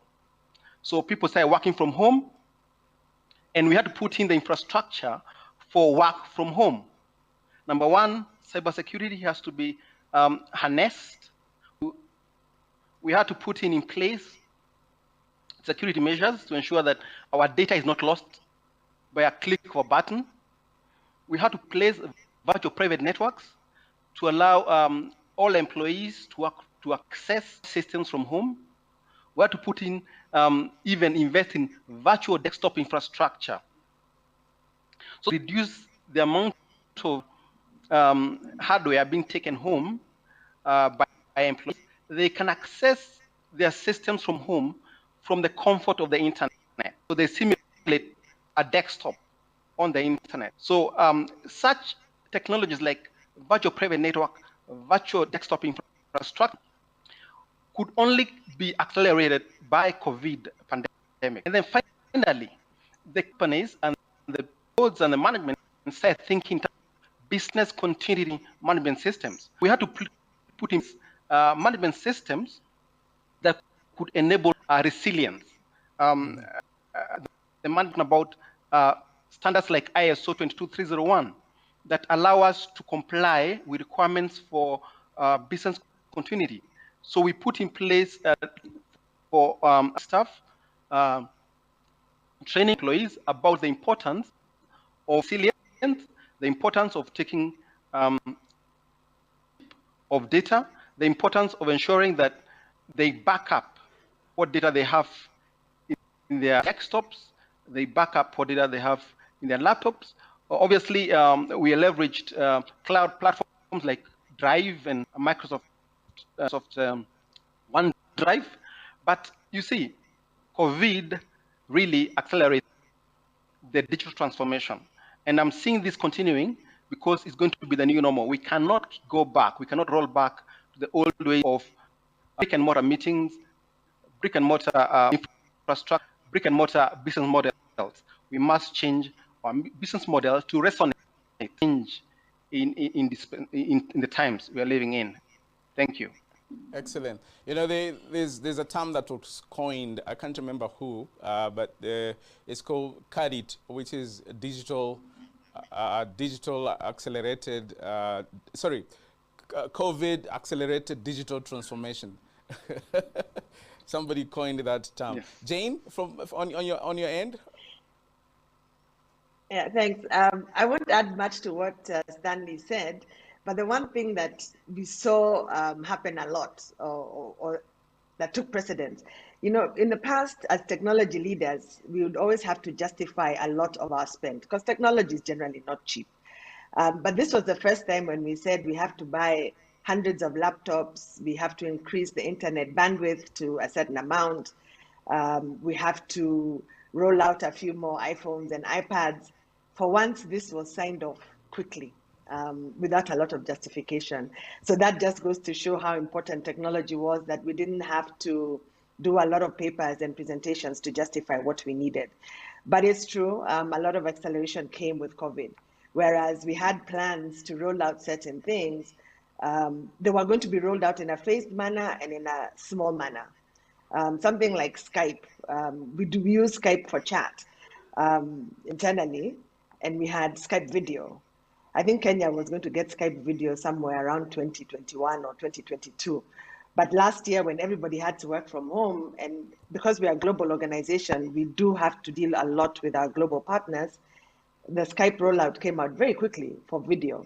I mean, of course, it came at a cost, a bandwidth cost, license cost that was not planned for, but it just showed how key technology was just to make things happen. So for us, we had to collaborate with our internal partners, and then we have to collaborate with our clients as well. So we had to put a lot of investment in technology to make that happen. Similar thing, we had to get the virtual desktop infrastructure in place, as well as increase the security on our VPNs as well, just to make sure that we're not losing data while people work from home. Excellent, excellent. So my director tells me we have about 5 minutes. So I want to switch it a bit. So I've appointed you as the advisor for the African leaders, right? All the African leaders, be they CEOs, presidents, prime ministers, all the African leaders. You have 1 minute each to give them advice on how to move forward in the pandemic using technology. Let's start with Carol.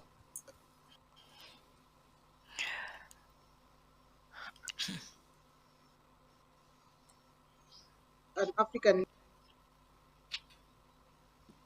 Carol, it looks like we've lost her. Okay, who is ready? You can. Anybody can jump in.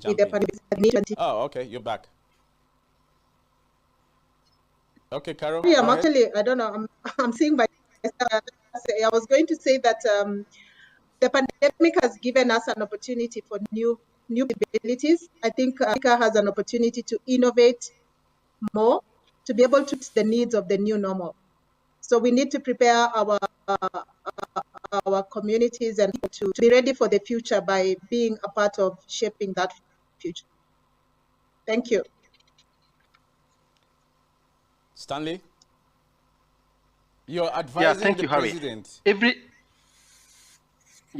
Every country, every organization needs to become a digital in the sense of being software and data driven.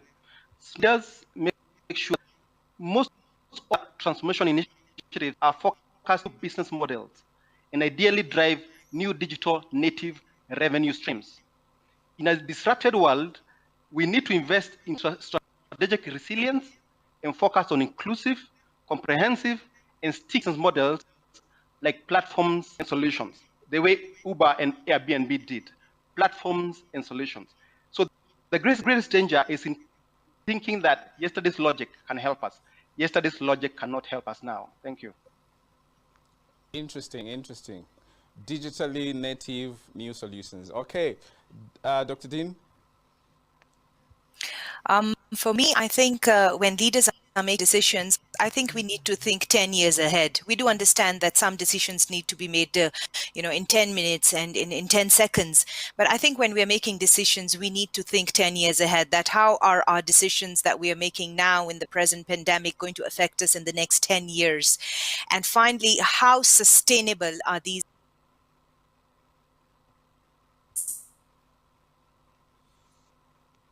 Okay, Jane? Okay, thanks, Harry. The future of what I tell the presidents and all those senior decision makers, the future of work is happening now. The world, the way we knew it, has changed.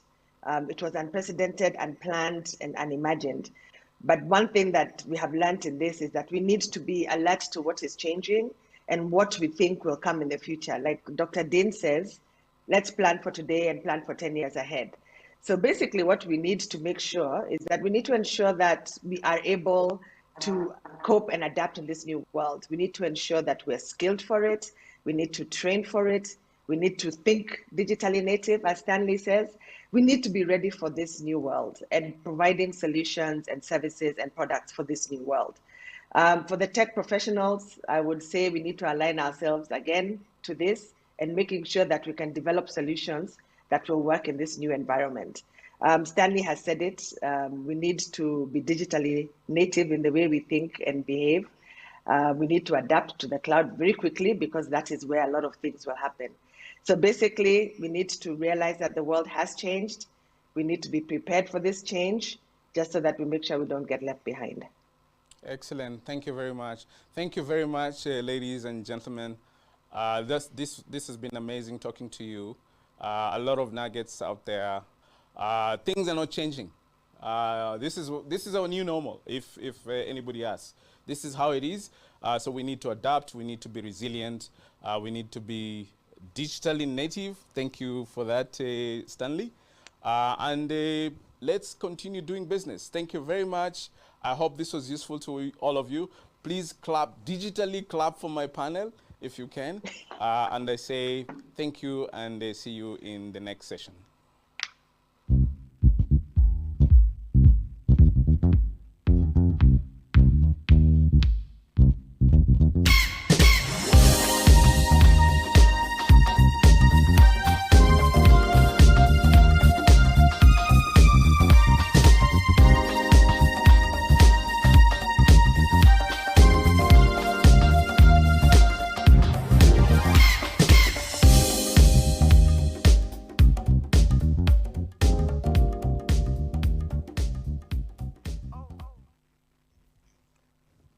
Welcome back, ladies and gentlemen. That was such an informative and amazing panel discussion.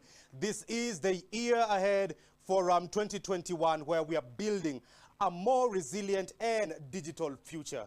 And our next speaker, he is the thought leader, emerging technologies.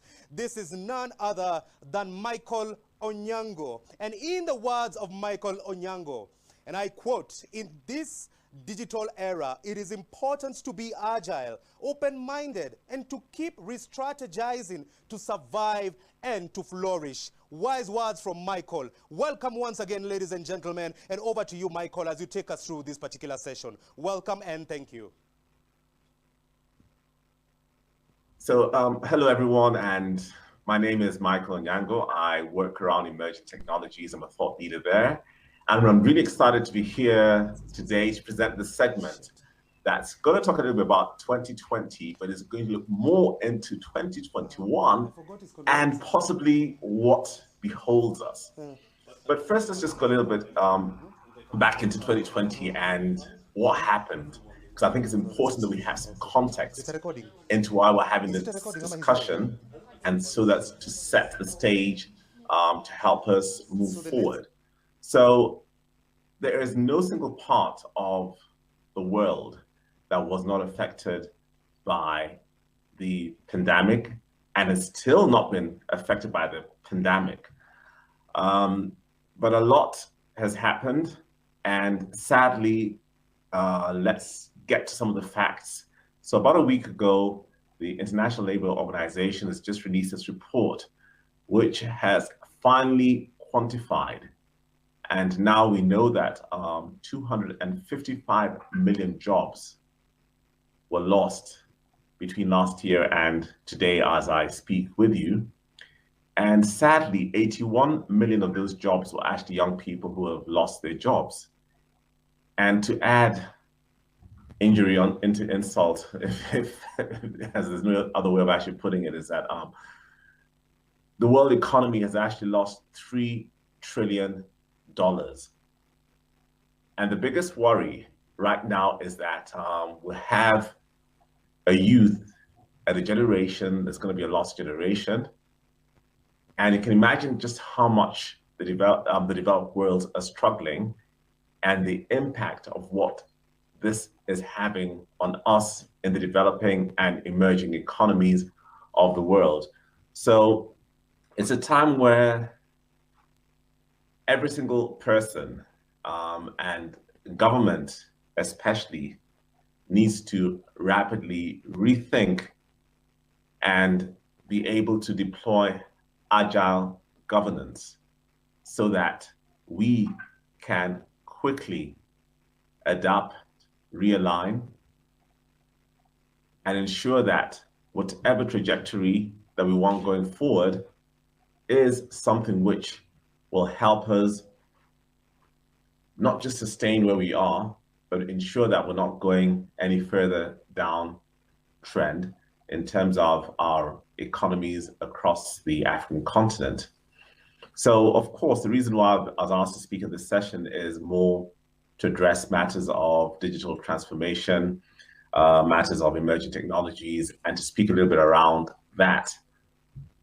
So, as you probably all know, the biggest winners have and continue to be those who already had moved into the digital spaces.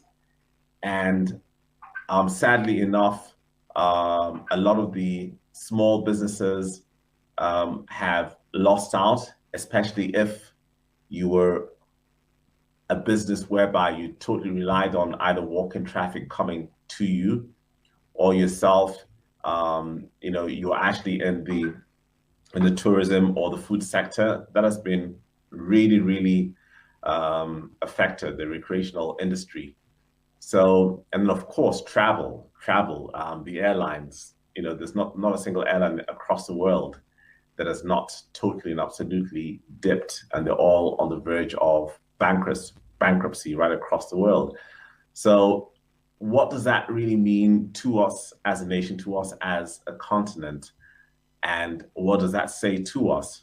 Well, I think one of the good things is that so one of the factors that come into this whole space of emerging technologies are a couple of factors that we have to be cognizant of when we want to address the matters of emerging technologies and digital transformation and predictions going towards this year and beyond that. So, data is something that is extremely critical and important in this space, but you can't speak about data and not speak about energy, because you must have power so that that data, which is either being generated on people's devices or from different consumers or from different actors in the field, how is it being coordinated, or how is it being generated if you don't have reliable energy and reliable power? And then it has to go through connectivity. So there's got to be internet connectivity. Africa, again, unfortunately, we were hardest hit, and more than 240 million, actually more than about about 240 million of our students never went to school at all, and couldn't even go to school online because they didn't have internet connectivity. And then capacity, devices, what are you working on? What are you using? What's going on? So in as much as there are all these fancy and lovely terminologies we're all seeing about 5G, about working remotely, video conferencing, digital collaboration, and all these things, it all doesn't mean anything if the basic factors are not in place. So 2020 happened, and whoa, we were totally and absolutely propelled into the fourth industrial revolution much faster than we would have ever imagined.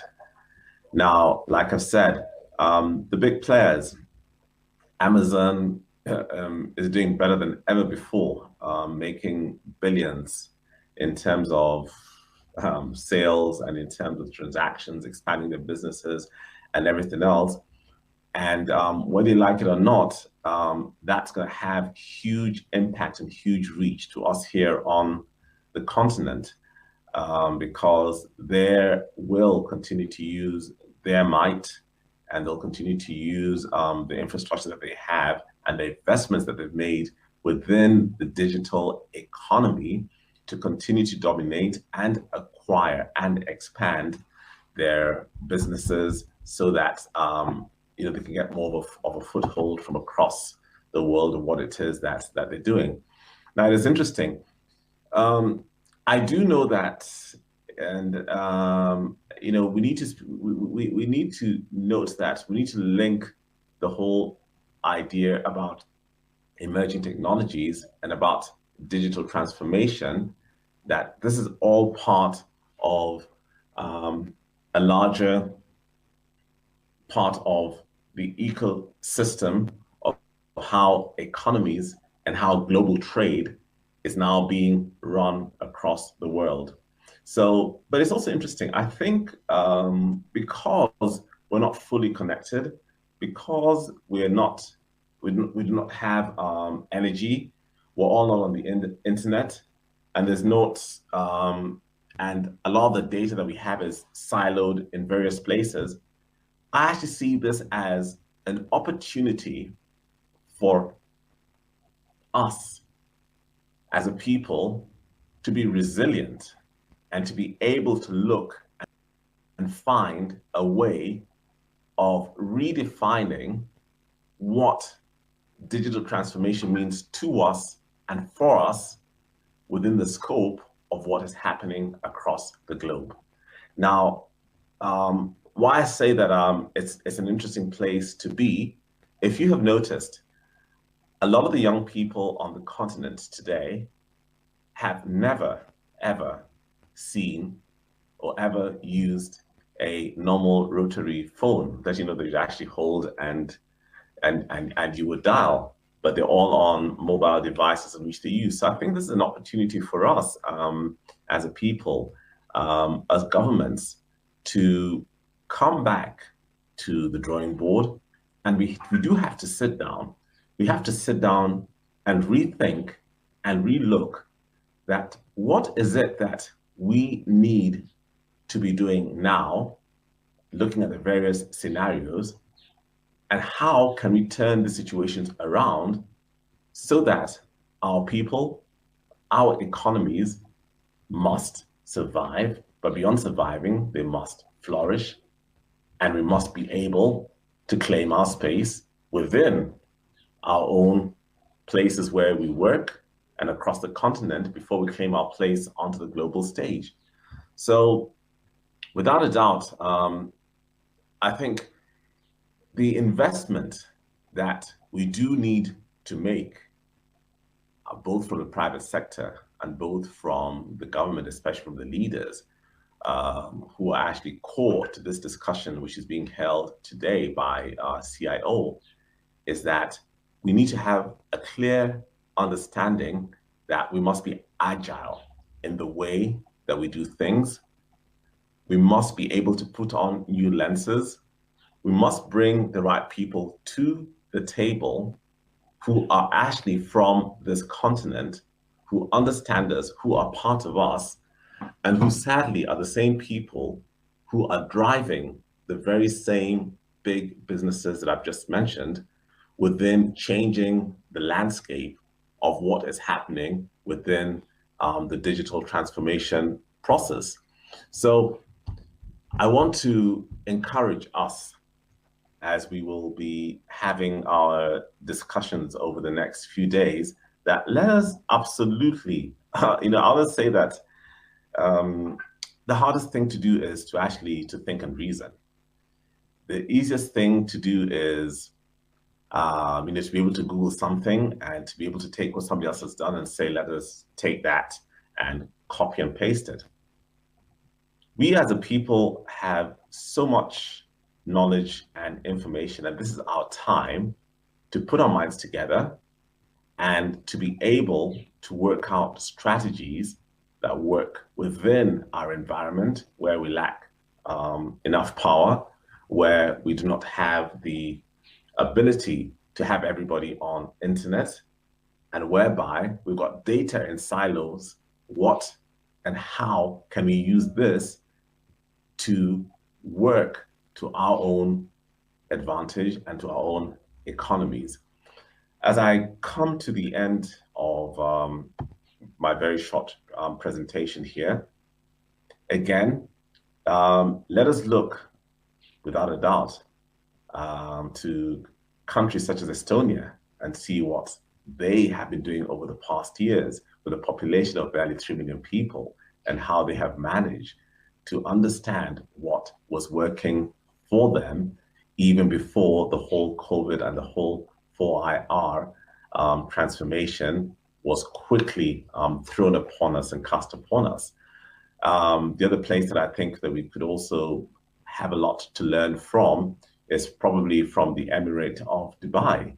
Let us look at how agile the government and private sector has continued to be, and turning around the situation whereby, although they have been predominantly a tourist destination, what are they now doing to turn around their economies and to see that they're now taking part of the things from the digital sphere and applying that to the things that they need to do to ensure that as a people and as an economy, they can still maintain their place on the global stage. So finally, just to wrap up before we will go into our moderated discussion, and encourage those of you who have basically may have not signed up to go to www.cio.co.ke. Again, I'll repeat that is www.cio.co.ke, and you can join in not just this conversation, but many more other conversations. It's going to be looking at the year 2021 going forward, as we all try to figure out what and how we will be able to take our place within this place of what seems to be tragedy and what seems to be disaster, and turn it around for our people, for our continent, and to be able to take our place on the global stage. Thank you very much, and it's been great speaking to you all.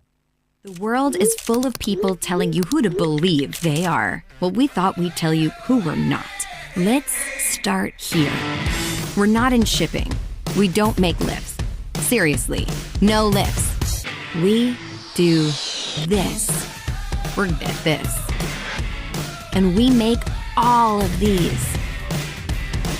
And even though you'll be saving the environment too. Are we an internet company? Well, we connect and power just about everything around you, helping machines talk to each other and to you, making your world more personal. We're seeking out the big questions and answering them honestly. Like, how can we make the most of our energy and resources? Or can we make access to energy and digital basic human rights? We're real people, employees, developers, partners, investors, and inventors, all passionate about doing what's right. We're open. Humans of all sorts from all over, learning from each other and about each other. We're not here to save the world. It'll go on with or without us. We're here to help power and connect what you do every day, to ensure life is on everywhere, for everyone at every moment.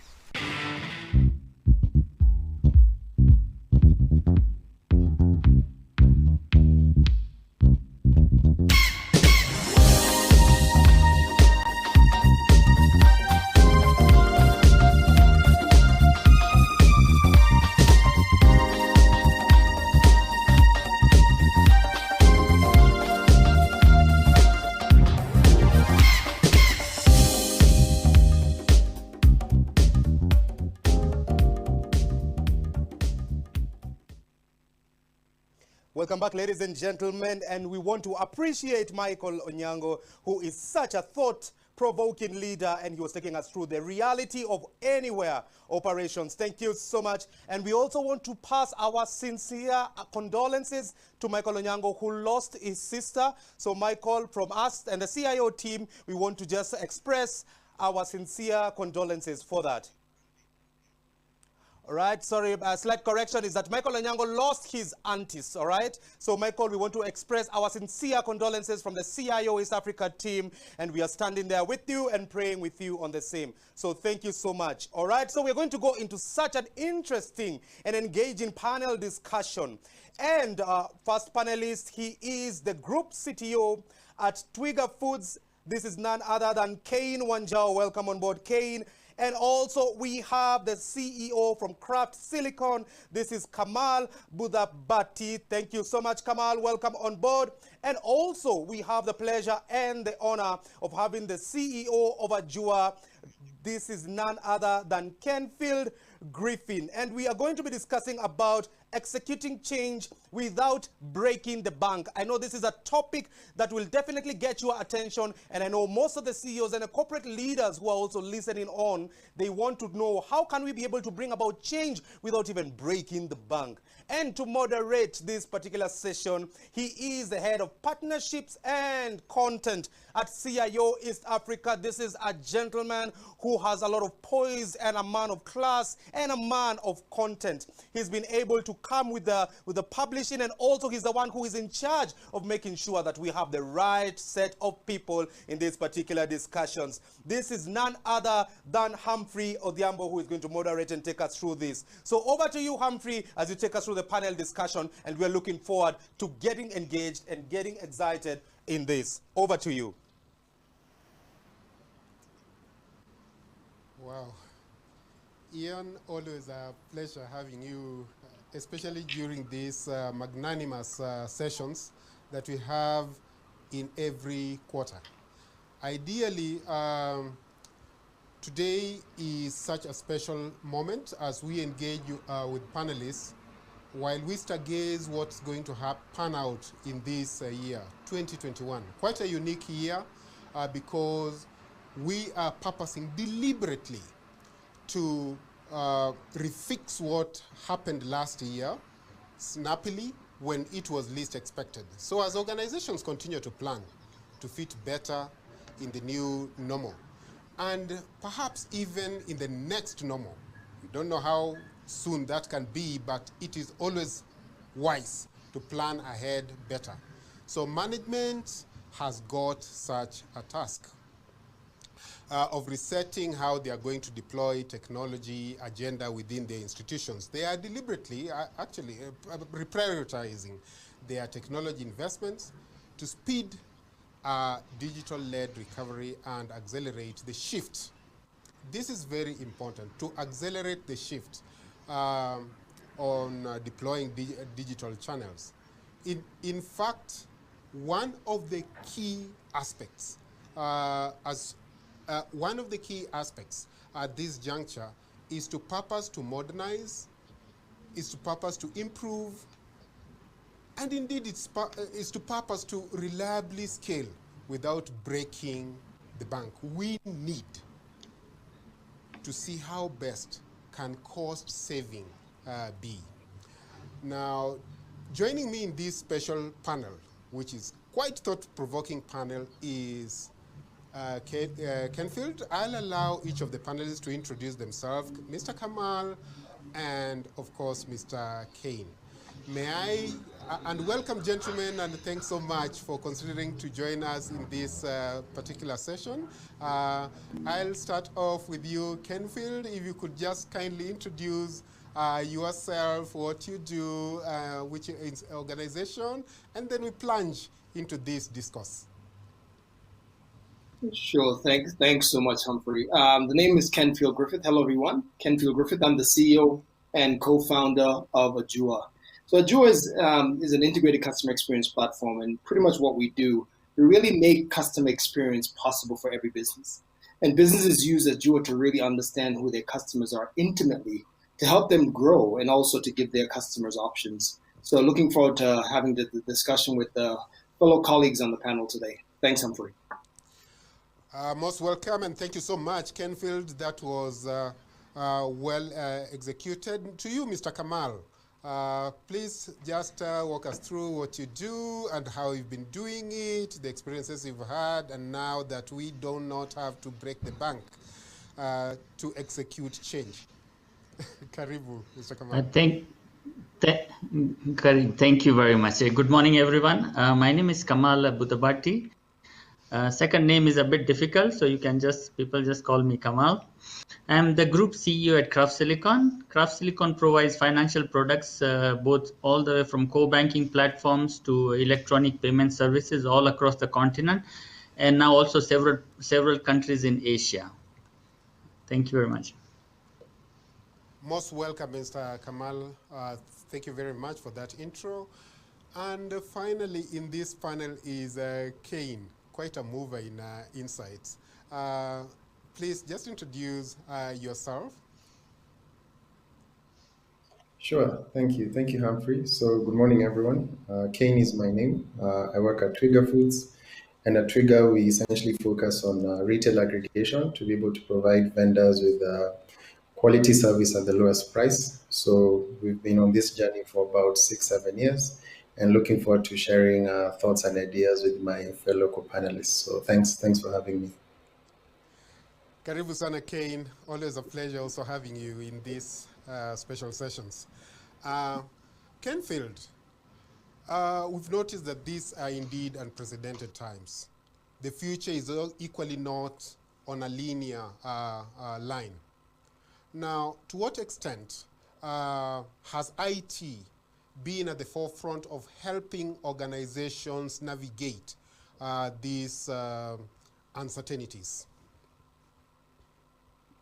Thanks, Humphrey, for that question. So, as I mentioned to you, as the CEO and co-founder of Jua, we're seeing a lot of transition, a lot of transformation, and specifically because you're seeing a lot of customers. Unfortunately, customers are going to migrate, right? Customers, they want their service and their products immediately, and businesses have to actually transform with the customer.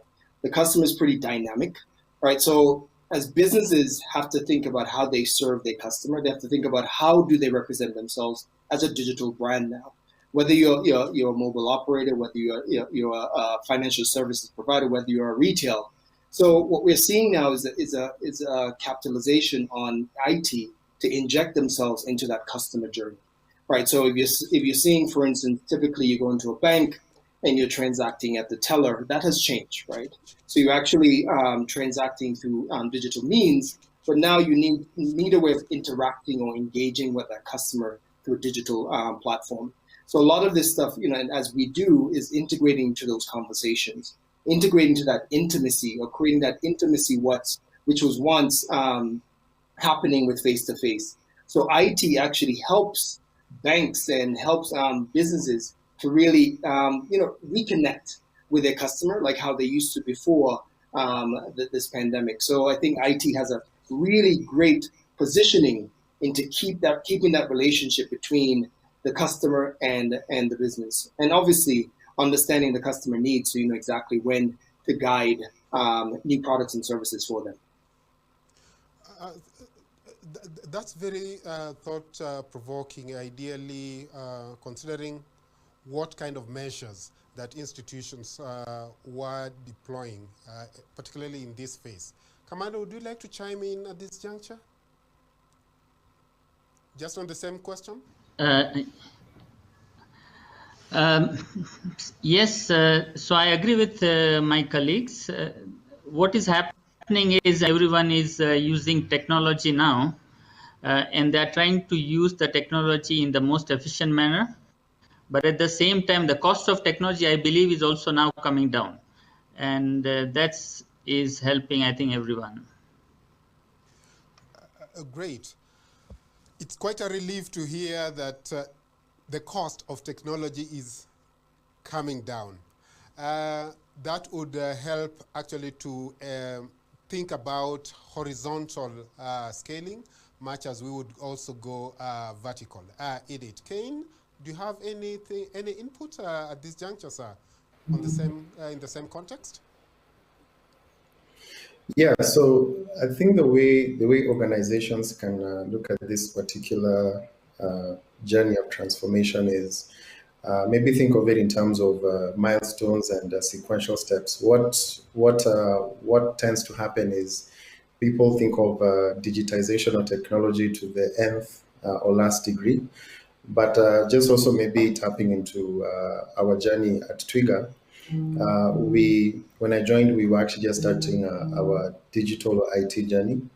So we became first digitally enabled, then we became digitally led, and now we are tech first or digital first. So I think it's also understanding what's feasible and what's practical to achieve short term, and then how does that transition into an effective and coherent medium-term strategy, and then of course an end state where, as one of the previous panelists said in the previous session, how do you become digitally native or digitally first? So I think it's also balancing. Yes, we want to digitize. We also want to do it in a cost-effective manner, but we also want to make sure that it's practical and the organization can sustain that rate of change moving forward. Awesome. Thank you so much, Kane. Let me jump back to Kamal, who also brought in a very precise solution, or rather observation, that technologies are actually, deployment of technologies are, in terms of investment, are going down.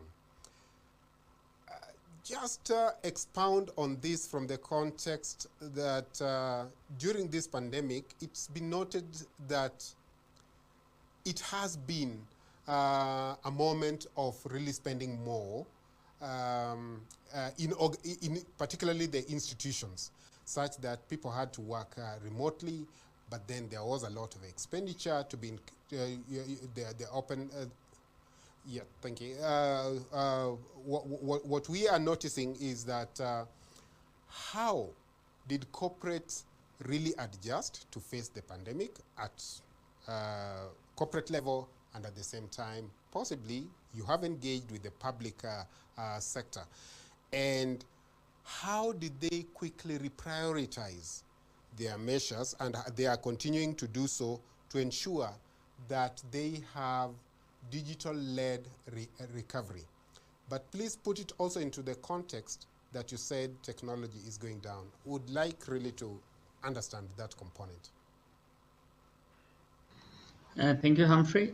So from our side, what I would like to mention is, look, when pandemic came in, obviously everyone keeps saying the change was coming, and the change was coming slow. And when the pandemic came in, I think the change was just faster. With that in mind, what happens is that when change was coming in, there are more and more technology solutions that people started using it. I mean, I personally used to go and visit several banks, for example, just for a short meeting. And I also know some banks CEO who would like to pick a call with me or do a video conference. They would always insist that they would like to see me in person.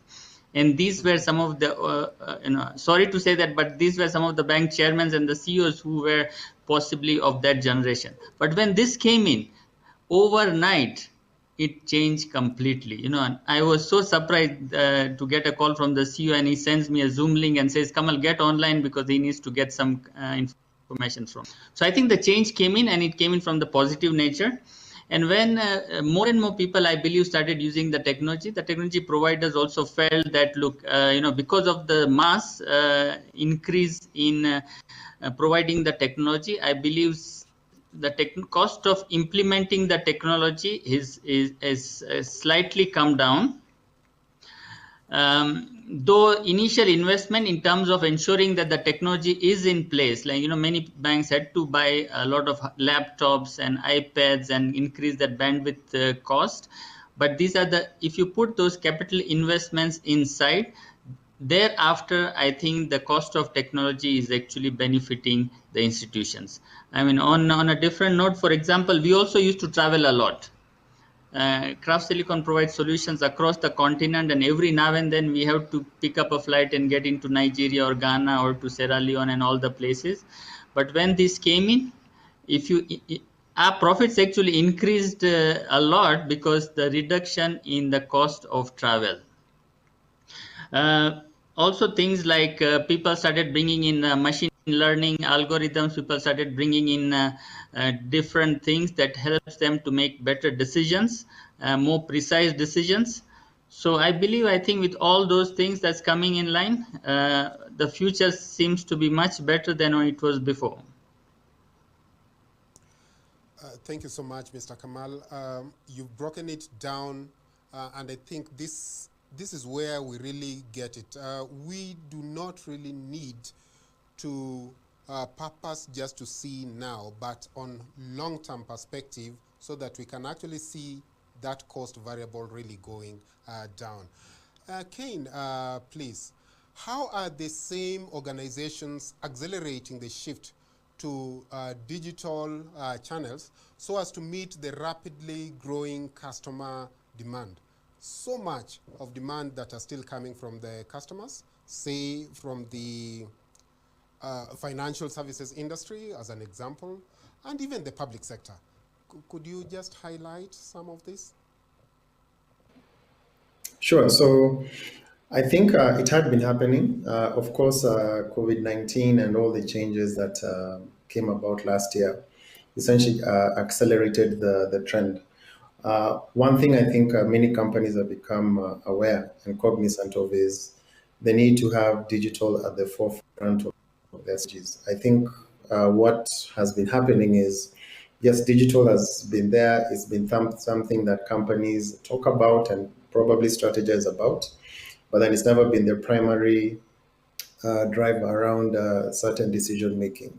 So you're essentially building digital service on top of non-digital strategies. But the good thing is a lot of companies now are thinking of being digital first. I think for financial services institutions, I think it's also seeing, for example, the systems and the tools we have. Can they serve a mobile first or digital first economy? Those things they feel are serving them well, or do they need to do essentially a reboot of not only their strategy, but also maybe their tools, their hardware, and of course just to create opportunities. There's been a lot of talks about things like neobanks coming into the market. I think people are saying, okay, that's something that we could potentially look at now because people are more comfortable doing their day-to-day activities through digital platforms. I think it's a similar case for public sector services. When you think of things like e-citizen and everything that you can do from that platform, e-government is something that a lot of people are starting to become more aware and more comfortable with. And I think even since a lot of people had to now restrict their movement, we've seen a lot of governments and public institutions take the lead in ensuring that they're able to meet the customer on digital channels and digital platforms. So I'd say all in all, I foresee a lot of disruption. I also foresee a lot of opportunity for those who want to think of digital first strategy, think of a way to easily transition from digital being essentially something on the back burner or something not given primary prominence to being how they first think about things. So I'd say it's generally right, but I think opportunity will come to those who grab it with both hands. Again, thanks so much, Kane. Kenfield, I'm sure you would like to perhaps comment at this juncture, considering that you have been cutting across all these industries at AJOA. I think, thanks, Kane, and thanks, Humphrey. I think I'm a customer advocate, right? So I'm the advocate for the consumer, and because of that, we have to build. We can't remove or plant digital tools inside a business without thinking about the customer. So everything we do is actually for the customer, making sure that we understand the customer journey and planting those digital tools for that customer to make it ease of transaction, ease of doing business. Whether it's for operation efficiency, making sure that you're connecting your team to the customer, or whether you think about customer retention, right? I mean, if you think of lifetime value of the customer, this is the one thing that you have to really get right? Making sure that your digital strategy maps with that. So now when you actually are driving customer retention, you're driving better products, better services, and the customer is seeing the value, so they're going to invest in your business more. So you have to think about the digital strategy that aligns with retaining the customer. And obviously, you're in business to acquire new customers. Making sure the IT and the infrastructure that you're putting in place gives you the ability to scale beyond your traditional geographical boundaries. So it now gives you a better landscape of opportunity that the physical boundaries didn't give you. So I think from a perspective of making this an activity of really building around the customer is important, right? So I mean, for us, it's making sure that your digital strategy is aligned with customer advocacy. Again, much appreciated, Kenfield. Digital strategy, a key component in all this planning. Now, Kamal, just as a follow-up questions, how are the organizations modernizing to scale up? To what extent are they actually modernizing right now in order to scale and ensure reliability? And I'm back to the question of actually the cost component, so that I can just hear your insights when it comes up to the element of scaling. This time so it's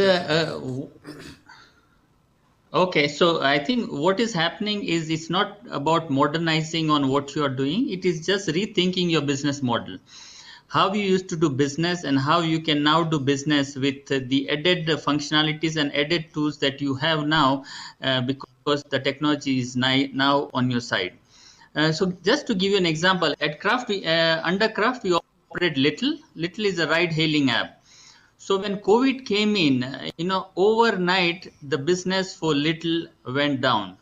Because people were no longer moving, so the taxis, no one was using the taxis. So we had to be extremely agile, and overnight we had to now redesign a business model and move from just taxis only to deliveries. And because we had a good and agile team, when we switched on to the deliveries, the business for delivery actually boomed up, and we were able to sustain and grow in the pandemic times. So what I mean to say here is, unless and until if you actually look at the challenge and then use technology in the right fashion, then it's going to help us. If you are not willing to be agile, or if you are not going to rethink the model, then you are just going south and possibly heading to closure. Wow, that is quite assertive. Yeah. You are heading to closure if you're not squarely agile. Kane? Yeah, I would definitely agree. The only constant is change. I think a lot of businesses had to pivot, had to rethink how they approach business. We also got impacted because actually in two ways, because when the initial restrictions, for example, around movement of goods and the curfew came into force, a big chunk of our business, which is restaurants, hotels, eateries, had to close. Of course, we also started to figure out how to move goods from source farms or suppliers to our facilities out to the trade. And so we had to innovate and pivot overnight. And I think anyone who stayed static, I think would really be feeling the pinch of not thinking around change and what happens. And I'm pretty sure 3, 4, 5 years down the line, things will look very, very different from how they are today. And I would definitely agree that if one is not ready for what will take away your business, you have to be ready and implement that thing. Otherwise, someone else will do it for you. So yeah, I think I agree with those sentiments. Yeah, yes, thank you again, Kane. I'm being prompted by my director that we are actually getting to the close of it all. We only have about 3 minutes, which I'm going to spare it to you, at least 45 seconds, making closing remarks in regard to this very topical issue that we need to have exercised this change, not necessarily by overstretching our limits by budgeting, or rather breaking even the bank. Let's start with you, Kenfield, again. Well, I think from a technology perspective, you have to really, and as I said, you have to think about the customer and making sure that you are driving retention and acquisition using the means of a digital strategy and technology. So inserting whatever needs to be connected to the customer in real time to make sure you're engaging them, because it's no longer product or service. Actually, the experience is the value proposition that these customers are buying into. So make sure your digital strategy is actually on point when it comes to engaging with the customer. Thank you so much, Kenfield. Quite insightful, sir. To you, Kamal. I would just like to mention, the closing remarks on mine is that the customers are now more comfortable adopting the technology. So that's a plus for us. So the only limit now is your imagination. So more and more you are imagining, you are able to deliver, because technology is what we use it for everything. Great. Quite assertive again, Mr. Kamal, as always. Thanks. Kane, as we are winding up, your parting shot, sir. Yeah, so I think to Jane's point in an earlier panel, one of the things that's changed, at least from a positive standpoint, is companies, organizations are willing to look at IT as a strategic advantage rather than a cost center. One of the things, of course, that people in the space have always had to justify is, why am I buying this? Why am I investing in that? But I think the events of the last 12 or so months have shown the importance of having a very solid and comprehensive IT strategy. So I think for those who see it as an advantage, think creatively around ROI, shift the stakeholders, both internal and external, to think about being a tech or technology first driven entity or organization.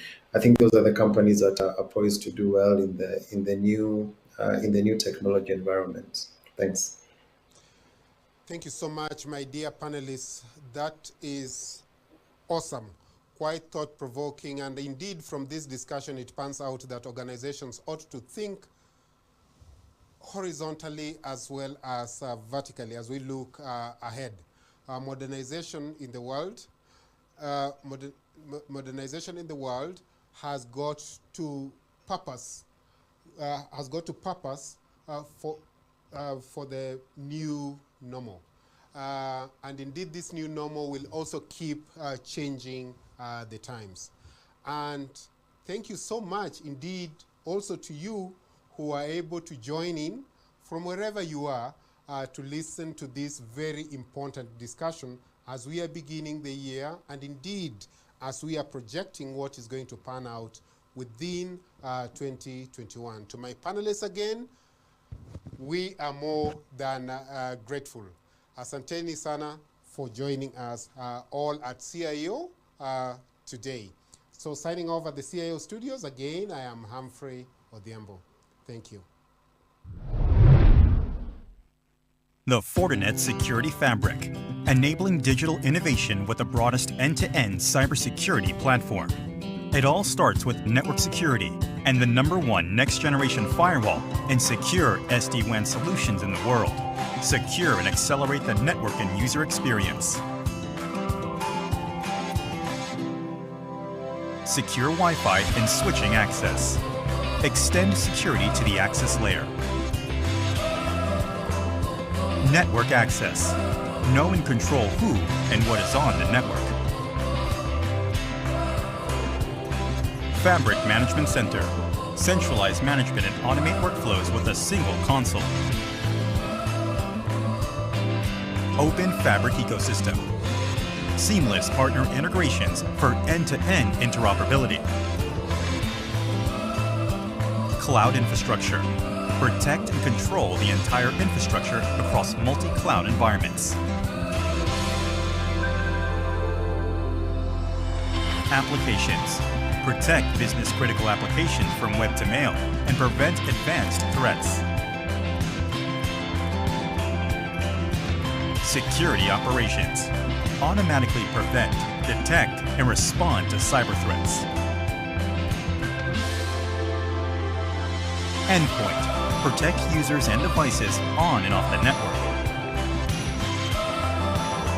The Fortinet Security Fabric. Broad, integrated, automated. From the #1 cybersecurity company in the world.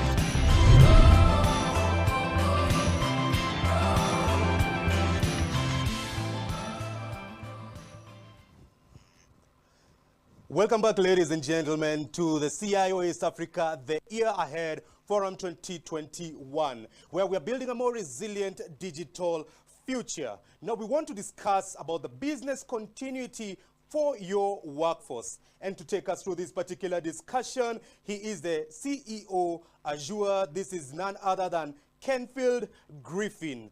And if I may quote Kenfield, customer efficiency and customer retention and customer acquisition will be able to bring about growth without breaking the bank. Fantastic quote from Kenfield, and we look forward to such an engaging and informative discussion. Over to you, Kenfield, and welcome. Great. Hello, everyone. My name is Kenfield Griffith, CEO and co-founder of Azure. And today I'm just actually going to talk to you about a few simple steps, three actually simple steps and guide to growth without breaking the bank. And before I get into that, I'm just going to give you a bit of a background on who Azure is and why we exist. So Azure is actually an integrated customer experience company, and we make customer experience possible for every business, right? And businesses actually use Azure to really intimately understand their customer, to really drive business growth and give your customer options. So what I want to offer to you today is just a 3 simple step guide on growth and how do you grow your business without breaking the bank. And these 3 steps are very easy to remember. It's 1, operational efficiency, 2, customer retention, and 3, customer acquisition. And as you hear me go through this, I'm going to be talking about data, analytics, action, and some of the things I'm going to talk about: the people, organization, and processes. All right, so let's dive in. All right, but let's actually really think about why we're doing this, right? And why we're doing this is actually really a 3-step journey to really build yourself around your customer. Your customer is the reason you exist as a business. And how, really position yourself around your customer to really drive growth for your business.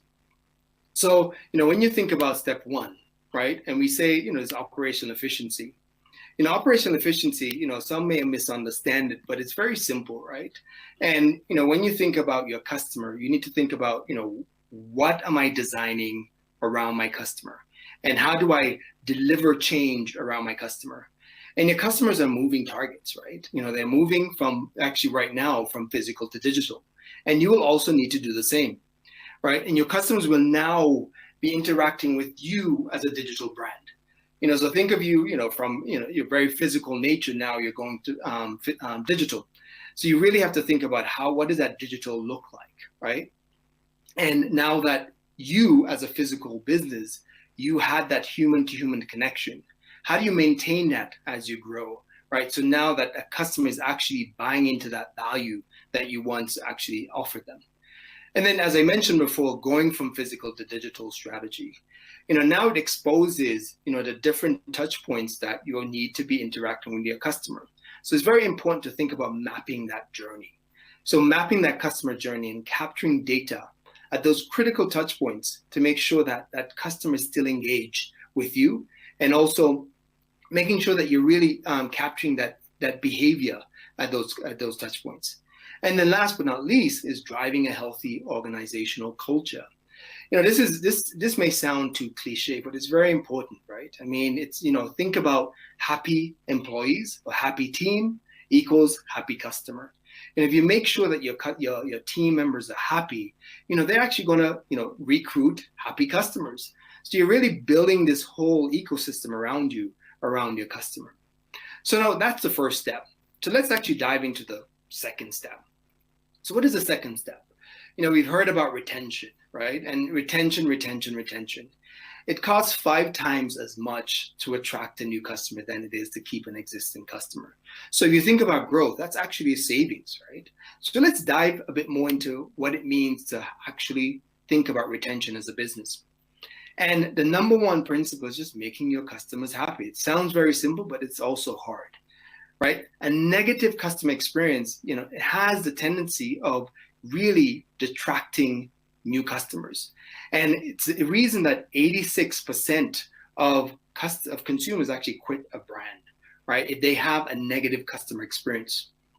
So as I mentioned before in step 1, now you're going from physical to digital. You have to have a digital strategy. What does that mean, right? Is how do you give access to your products and services to digital means, right? And making sure that you're driving the same value to your customer in this digital realm. And then improving the LTV of your customers. And LTV, I'll break that down. It's just your lifetime value. And this most simplest way to think of lifetime value is just how long are my customers with me and how much money are they investing in my business, right? And how much are they spending on my business? So if you really think about lifetime value, that means that you need to drive or consistently drive value for your current customers. And now deliver on your brand promise. I can't overstate this enough. You know, and it's simple to, you know, when you think of deliver on your brand promise, you know, it's deliver on what you promise to your customer, right? If you tell your customer it's going to be easy to open a bank account, deliver that. If you tell your customer you have the best coffee, you know, in town, deliver the best coffee in town.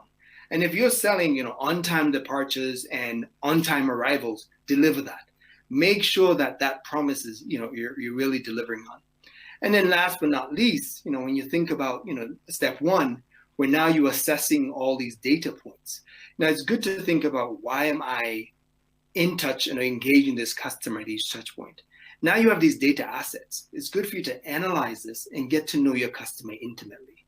Really understand who the customers are, what they want, and when they want it. You know, really drive that intimacy so you can actually drive consistent value for your customer, knowing who they are at every touch point. So really analyze that data and make sure that you're consistently driving value. And then the third step, last but not least, you know, it's actually the acquisition step. This is your growth path now, right? So we spoke about 2 things, right? You had your, you know, your organizational efficiency. Then now you have your retention. Now you combine those things to actually create customer acquisition. This is very critical, right? And I say this, it's critical because you're going to be using some of your assets, which is, you know, your customer. Your happy customers are going to be driving your brand equity moving forward. You know, really think about using your customer and create a community of happy customers around your brand, right? And this drives brand equity. You know, there's some research that's done that, you know, they said that 40 happy customers, it takes 40 happy customers to remove a comment of 1 unhappy customers. So you see there's, you know, there's an imbalance there, right? Whereas, you know, it takes 1 unhappy customers to really, you know, just set things in array. And then, you know, some research by Zendesk, 88% of customers said an online review actually influenced their purchase and buying decisions, right? So if you think about that, you also have to think about, where are your customers hanging out? You know, how do I get this in front of them to make sure that I'm actually driving those reviews and making sure that they're good reviews? And then reduce marketing costs. You know, we're talking about growth here, right? Without breaking the bank, right? So you have to think about these 2 levers that you have to play with: reduce costs and then grow income, right? So if you think about reducing marketing costs, you know, have your customers become your promoters. You know, it sounds really, really simple, right? And it sounds, you know, it just sounds like, you know, like it's easy, right? But it takes work to invest in your customers and making sure that they become promoters for your brand, right? You know, American Express did some study, and 42% of consumers said that a friend or family actually influenced their purchasing. So if you think about this, you know, they like to say birds of a feather flock together, right? If you have happy customers, that enjoy your brand, enjoy your service, there's a high probability that a friend or family are just like them that would actually enjoy your brand and your services, right? So you need to make sure that you're pushing and using that your customers as your promoters. And then take the next necessary action. As I mentioned in the beginning of this, you're going to hear about,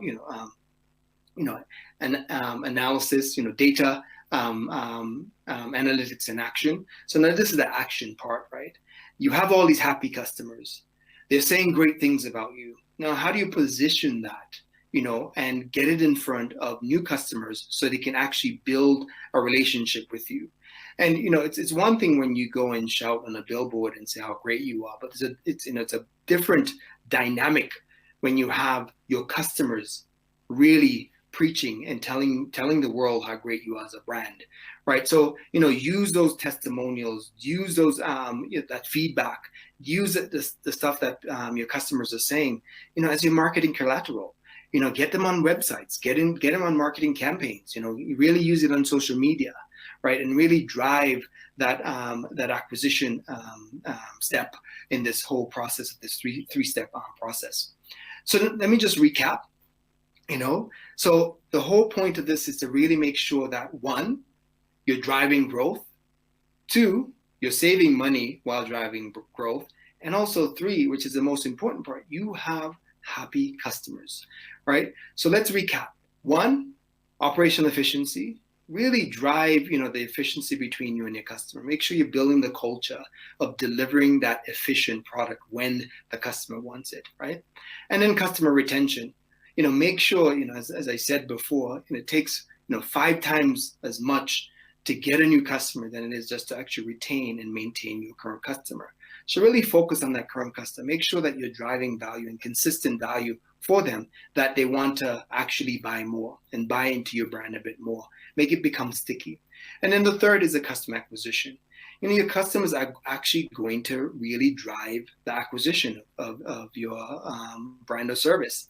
Use your customers as that, that billboard, right? Let your customers tell the world how great you are, right? Let them actually tell their friends and family, right? But you actually have to start to make sure you're delivering on your promise with the customer. So that's it for me in the 3 simple steps and the 3 guides to make sure that you're not breaking the bank and also you're growing as a business. And thank you for having me. Again, I'm the CEO and co-founder of Ajua.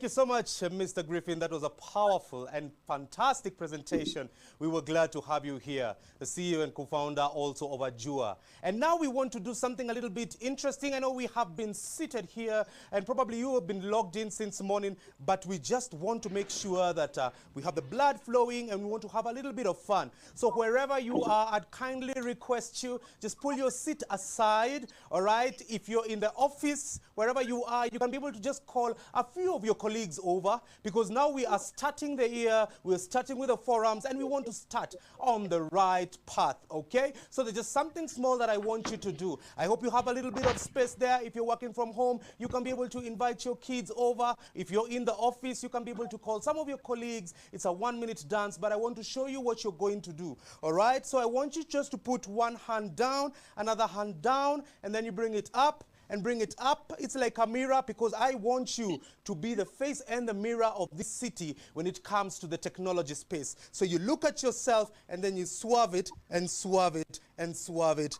and swerve it, all right? And then the next one, we just want to go to the side, because I want you to go to every corner of your organization and take the information that you have gotten to every corner and every city and even every country in this globe, all right? And I want you to give me a 4-step after that. That is a 1, 2, 3, and 4. They're out, and you bring it out, all right? 1, 2, 3. The 4th one is inside. 1 and 2. So we're going to take the 4-step round. For the 4 quarters of the year, I want you to be plugged in with the CIO forums that are going to be there. So in quarter 1, quarter 2, quarter 3, quarter 4, and out. All right? And after we do that, I am confident that when you go back to the office, your phone will not stop ringing. It'll keep on ringing. All right? Thank you so much. Mr. Director, give me that music so that we can be able to start, okay? Awesome, awesome. Make sure that you have enough space. And I just want you to make sure that you're comfortable and that you're feeling good and your knees are okay, all right? Mr. Director, you can take it off. All right?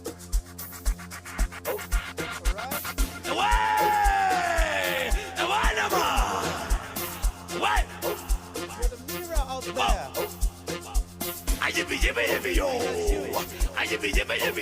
And your project plan. Take it to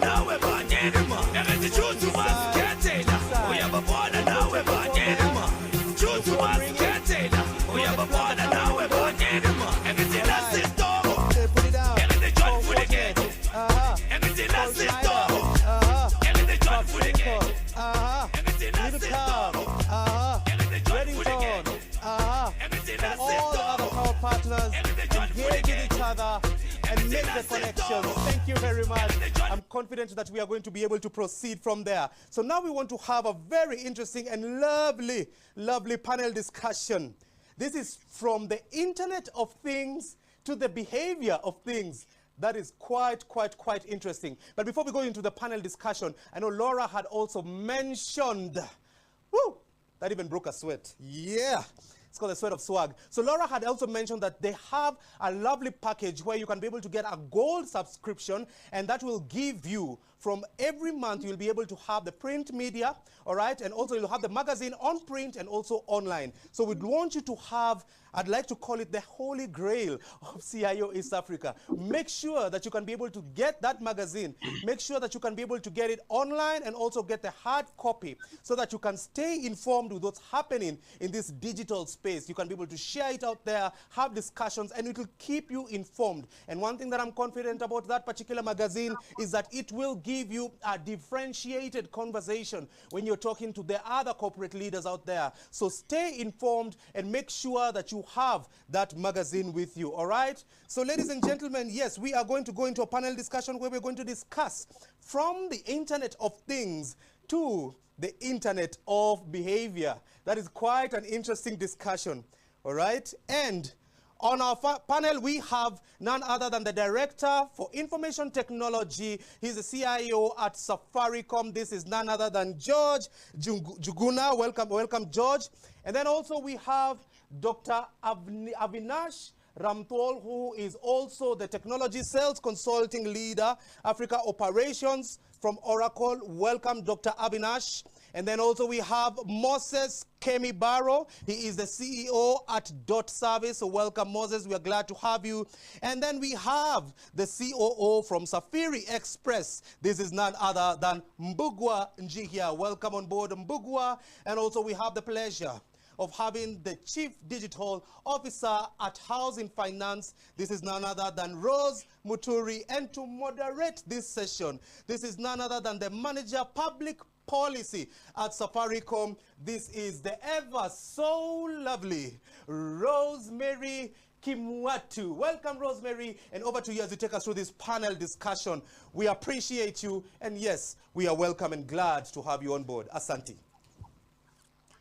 Asante sana, Ian, for the lovely introduction. I am really grateful. So our viewers, karibuni sana to today's discussion, and we're talking about from the Internet of Things to the Internet of Behavior. What has changed? Right from the early on, we were very excited when our products were very intuitive. You could get a machine connected to your, a computer connected to your blender, connected to your fridge. But what all that caused, according to Gartner, is that there was a collection of digital dust. And now the dust has been mopped up, and somebody has taken advantage of trying to make sense out of the digital dust, which has now led us to the new generation that is the Internet of Behavior. So what is the Internet of Behavior? The Internet of Behavior is a combination of technology, your products, and psychological and psychology. So people analyze your psychological behavior and how you use your different devices, mopping up the digital dust from how you utilize your phone, which is different from how you utilize your laptop, which is also different from how you utilize your electronic devices. So from an ethical perspective, already you start getting scared. You ask yourself, at what point am I really the one making the decision? And that's what Internet of Behavior actually is about. Yeah, about taking advantage of data, and where organizations can either use that data to make a more seamless experience for you. So yes, so we're going to have a very interesting discussion with our panelists, our panel members. And today we're going to discuss right from the top. Are we ready from a technical perspective? Have we prepared ourselves adequately in terms of technologically, like training?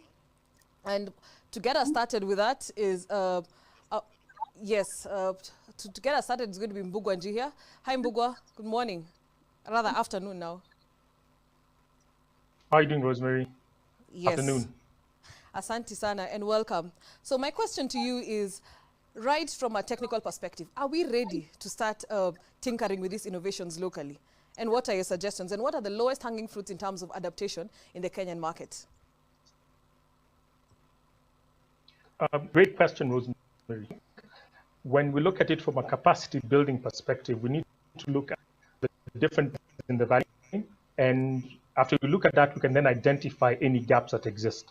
So first we have the consumers who are mostly oblivious of the data that they generate as they go along their daily lives. Whether we're using our apps or our wearables, we're not really aware of the sort of data trove that we're generating. And also businesses are yet to fully realize the potential of that raw data that they may have, many touch points that they have with consumers. So more executives need to understand this value and commission their teams on more ambitious projects that can birth innovative products and services. Lastly, I would say that developers and engineers bear the biggest burden, since these solutions must be able to collect, store, and analyze this data. And when you're talking about IoT and now transitioning to IoB, this is data that comes in at high volume and also at what we call high velocity. And it must be architected to align to the data privacy regulations that are popping up in many jurisdictions, including our very own Kenya. So we need more developers with these skill sets that use artificial intelligence and machine. And I would say that we are ready, but I need to be more bolder and get into the deep end of crafting more products and services at scale that that essentially leverages on the internet of behavior. So you asked about use cases, and a few come into mind, and I'd like us to have the the guiding thought here being motivation, since IOB outcomes are always directly linked to some form of motivation, which is mostly commercial in nature. So first of these industries, I'd say, is the insurance sector, whose products are notoriously known to be sold and never bought. You never go out looking for an insurance product. It's most of the times a guy is either banging down your door or waiting for you at the parking lot at a supermarket, trying to sell you an education policy or other such thing. So Internet of Behavior in terms of... Okay. Bogwa, sorry, you've frozen in the screen, but no worries. We're going to listen, and I think it's very interesting. Now that he mentioned it, the only insurance that I've paid for is the one that is actually compulsory. That was before. Now you had a bit more to spend, but earlier on you only paid for car insurance to keep your car going, and at that point the kind of car insurance you paid for was dependent on what you had in your pocket. So we're gonna swiftly move to Moses Kemimaro. Moses, some very interesting facts in regards to Internet of Behavior. First and foremost, that by 2023 40% of the world will be utilizing Internet of Behavior technology, and by 2025 it is predicted that at least one person, at least you'll be utilizing at least one technology in, you'll be served by one IOB technology. And they're saying that it's either commercially or by the government. So do you want to jump into your question, or Mbugwa, do you want to finish for 2 minutes?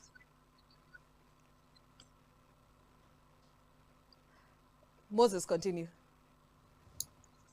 Okay, thank you so much, Rosemary. It's a pleasure. So I come primarily from the digital marketing space, and I think for us, when we look at the Internet of Behavior, I think we see, from a customer perspective, many possibilities, because you are then able to deliver more satisfying experiences. You can anticipate or predict how customers are going to behave. Again, I love the fact that Mbugwa mentioned the issue around privacy and some of the concerns that are really becoming key in this area. We can see that, for instance, cookies are going away, so the ability to track and monitor and see what people are doing on digital advertising platforms, for instance, are going to be significantly reduced going forward. But the most important thing I think I can say about this is that when we start to understand your behavior within a digital context, if we're a brand or an organization that's serving you in one way or another, then we're able to anticipate and do so many more possibilities and predict your interests. We can start to deliver delightful services and offerings based on those key insights. And again, some of this information is communicated explicitly. Some of it is implicitly.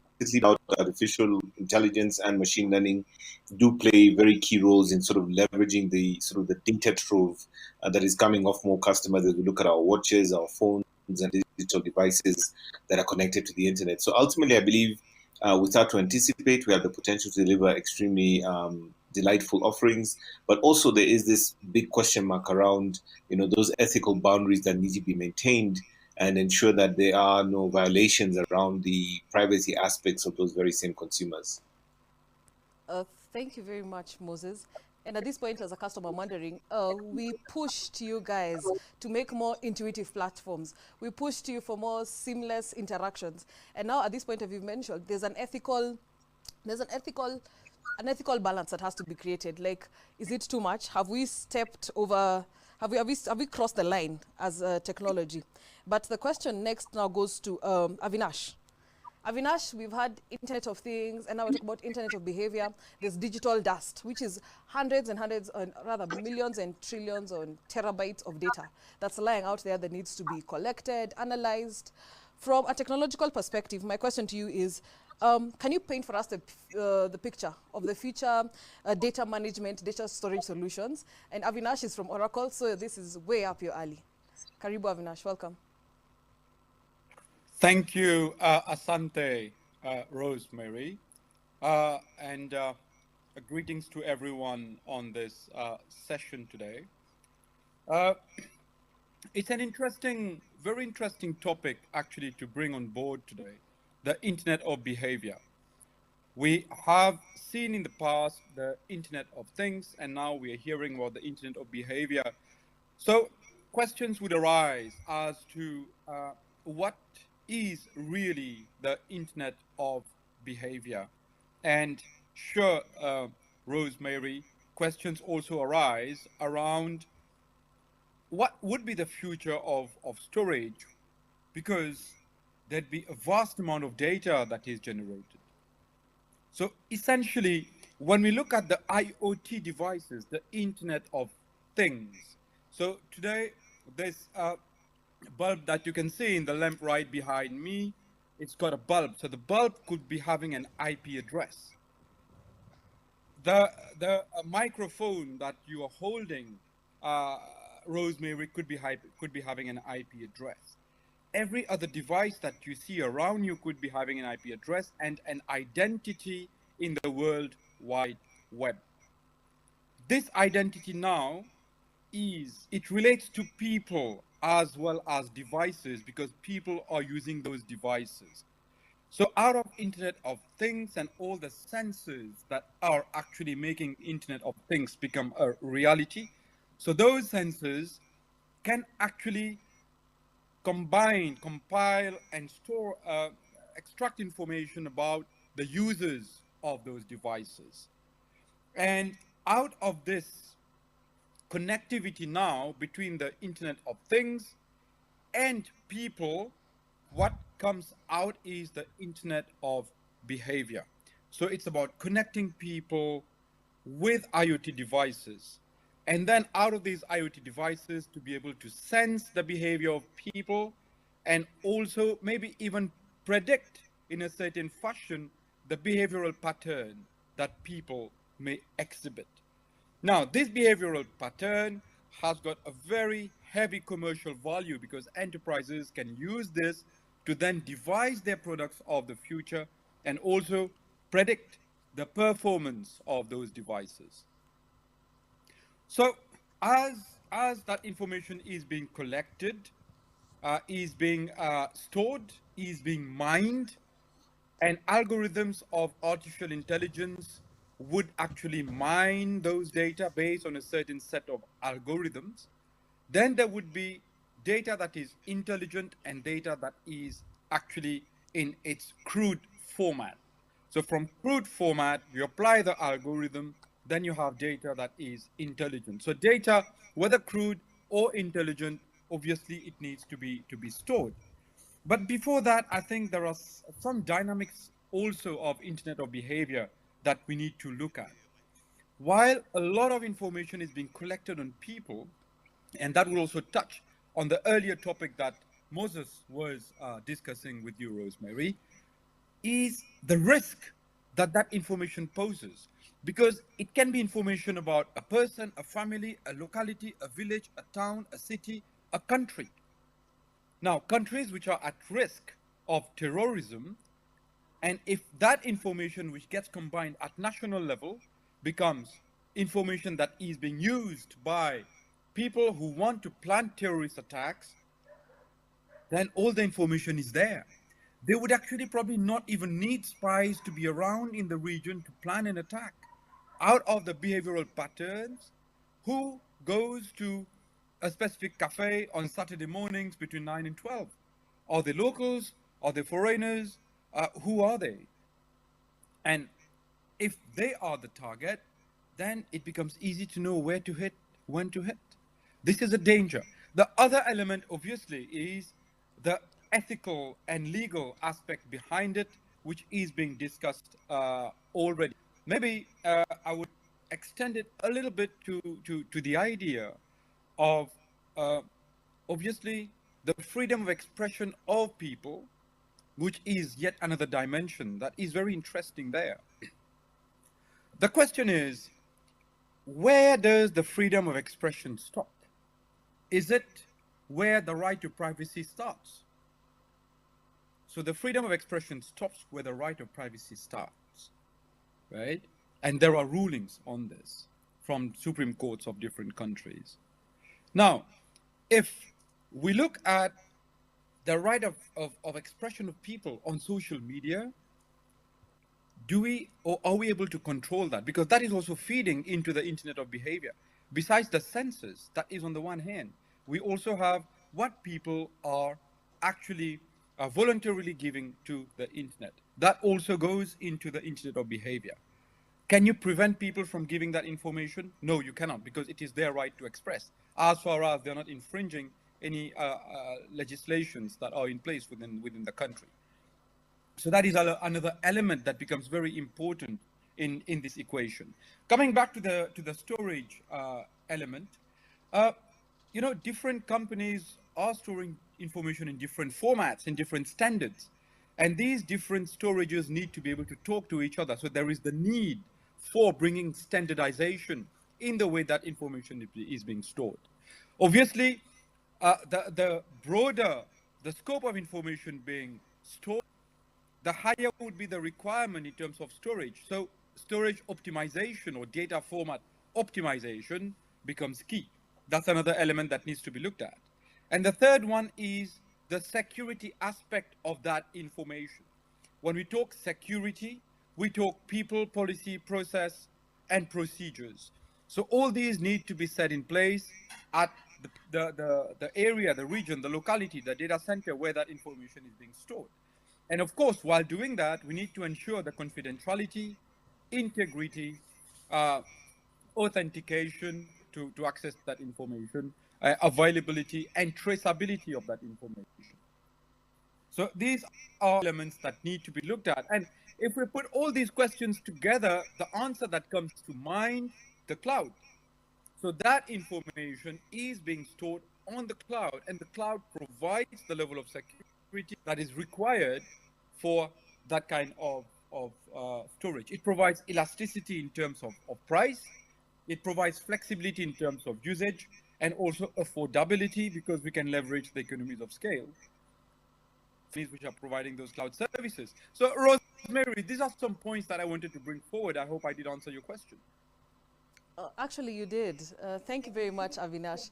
Okay. Yes, and I like the fact that you've actually correlated back to the cloud. Like these huge amounts of data actually have to be stored somewhere, and you've explained that this is the most versatile way of actually collecting and creating that communication between the devices and the technology. So I'm going to throw my next question to both Mbugua and Moses. So we're talking about all these future things. In the mix of it comes the need to build resilient technological platforms, and also the need to build payments of the future. What are your thoughts? How, Mbugua, you're back. Welcome back. So my question to you is, in terms of building technological capacity, and second, and which also Moses should explain, in terms of payments of the future. Moses, you've been writing about payments from way back when, from M-Pesa to Stripe and all these other payment platforms. How will it work under the Internet of Behavior? What are your thoughts, guys? I can take a stab at that. Great to see you, Avinash, Moses. So I think earlier I shared the opinion that we need to develop a lot more capacity in terms of our developers and our engineers, because they form the bedrock of the service architectures that will actually power stuff. As consumers, we already generate a ton of this data on a day-to-day basis, and companies are starting to become more aware of the value of that sort of data that they have. But the developer class, of course, through everything that is machine learning, artificial intelligence, we need to upskill and have more people who are able to build out these systems. And when you talk, I mentioned retail as well as offering a fantastic canvas for the experimentation and building of what I call delightful or magical experiences. And you could imagine a situation, COVID, a lot of online shopping started happening. And if you now plug in it of things and extrapolate that into the Internet of Behavior, can we have services, subscription services for your more favorite products that just happens magically? And with payments, we've seen M-Pesa is trying to innovate around their app, and what is that they're going to introduce something like subscription services out of there.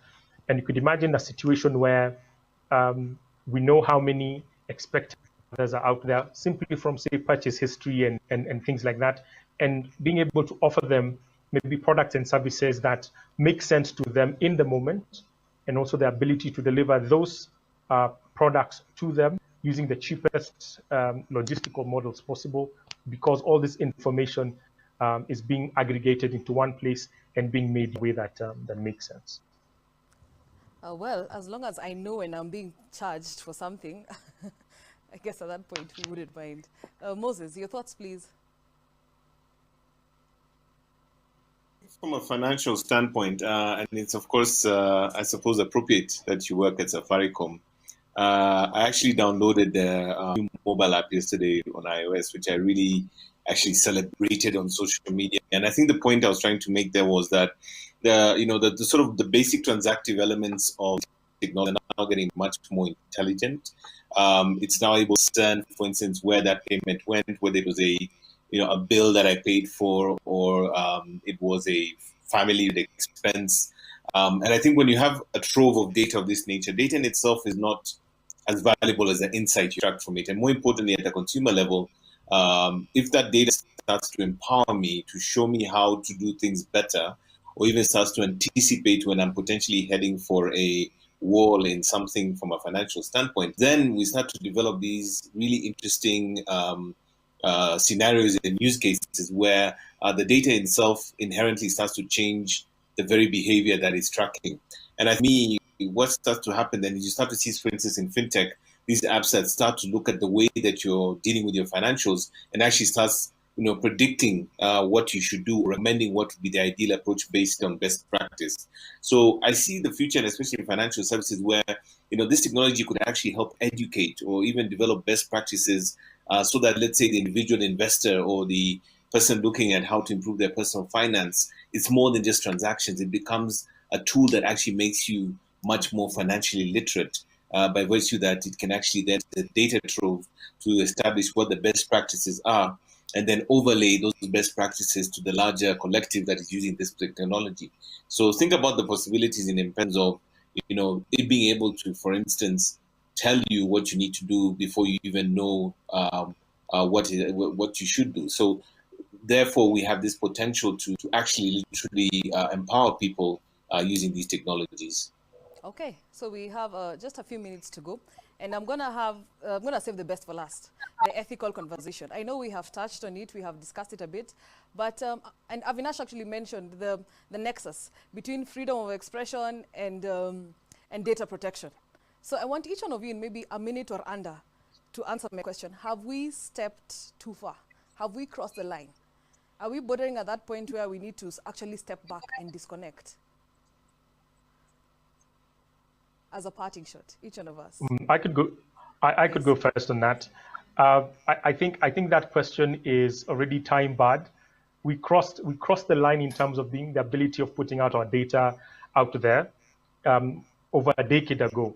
I think we're now in the position of saying, how can we best make use situation where we generate data on a daily basis? How can we make sure that it is safe? How can we make sure that every time it is accessed or utilized, I, as a consumer, am made aware, and that the businesses are more ethical about it being out there, and about data traveling and data crossed that decades ago. So let's consolidate and see how to make the best of the situation that we have. Thank you very much. Who's going to go next? Avinash? So I think I would just go a little down into what quickly the Constitution of Kenya, for example. I know that there is no data protection law that has been enacted already. It is under provision. And today you rely on the Constitution with regards to the protection of data. Yeah. Right. So now that is data that can be through the systems. It can be data that is on social media as well. But then there is no straight answer to your because while trying to ensure the freedom of expression of our people, we could actually be opening ourselves to risks. And those risks could actually go up to sextortion. It can go to child pornography. It can touch upon terrorism. So we have to be very conscious about these facts. And while trying to protect our people, because the state has the duty to protect its people. How do you protect the people when they also want to express themselves openly on social media? While expressing themselves on social media, they're also exposing themselves. So the trade-off that is required. The question you had, have we crossed the line already? I would rather the line keeps moving, because the expectations of people keep And now we have the Generation Z. After Generation Z, we are going to have Generation Alpha. The expectations from social media are so much more different than what yours and mine are, Rosemary. I would say the line keeps moving. Will not cross the line probably because the state will continue protecting its people. Thank you very much. The line keeps moving. Finally, Moses, wrap this up for us. Rosemary, I hope you get me a chance also. But at the bottom line, I think for us is very interesting in the sense that we have a situation where the genie is already out of the bottle. So what do you do with that? And I think both the previous speakers have mentioned that. I think the reality is that, when you look especially at some of the platforms that we recently, I think WhatsApp was a big furor about the privacy elements and people having to register on that to, come back to Facebook and so forth. The reality is that for many of us, we're already hooked onto this. They're indispensable. We can't do without them, and our data is within them. It's being used for various reasons that we may or may not know about. Okay.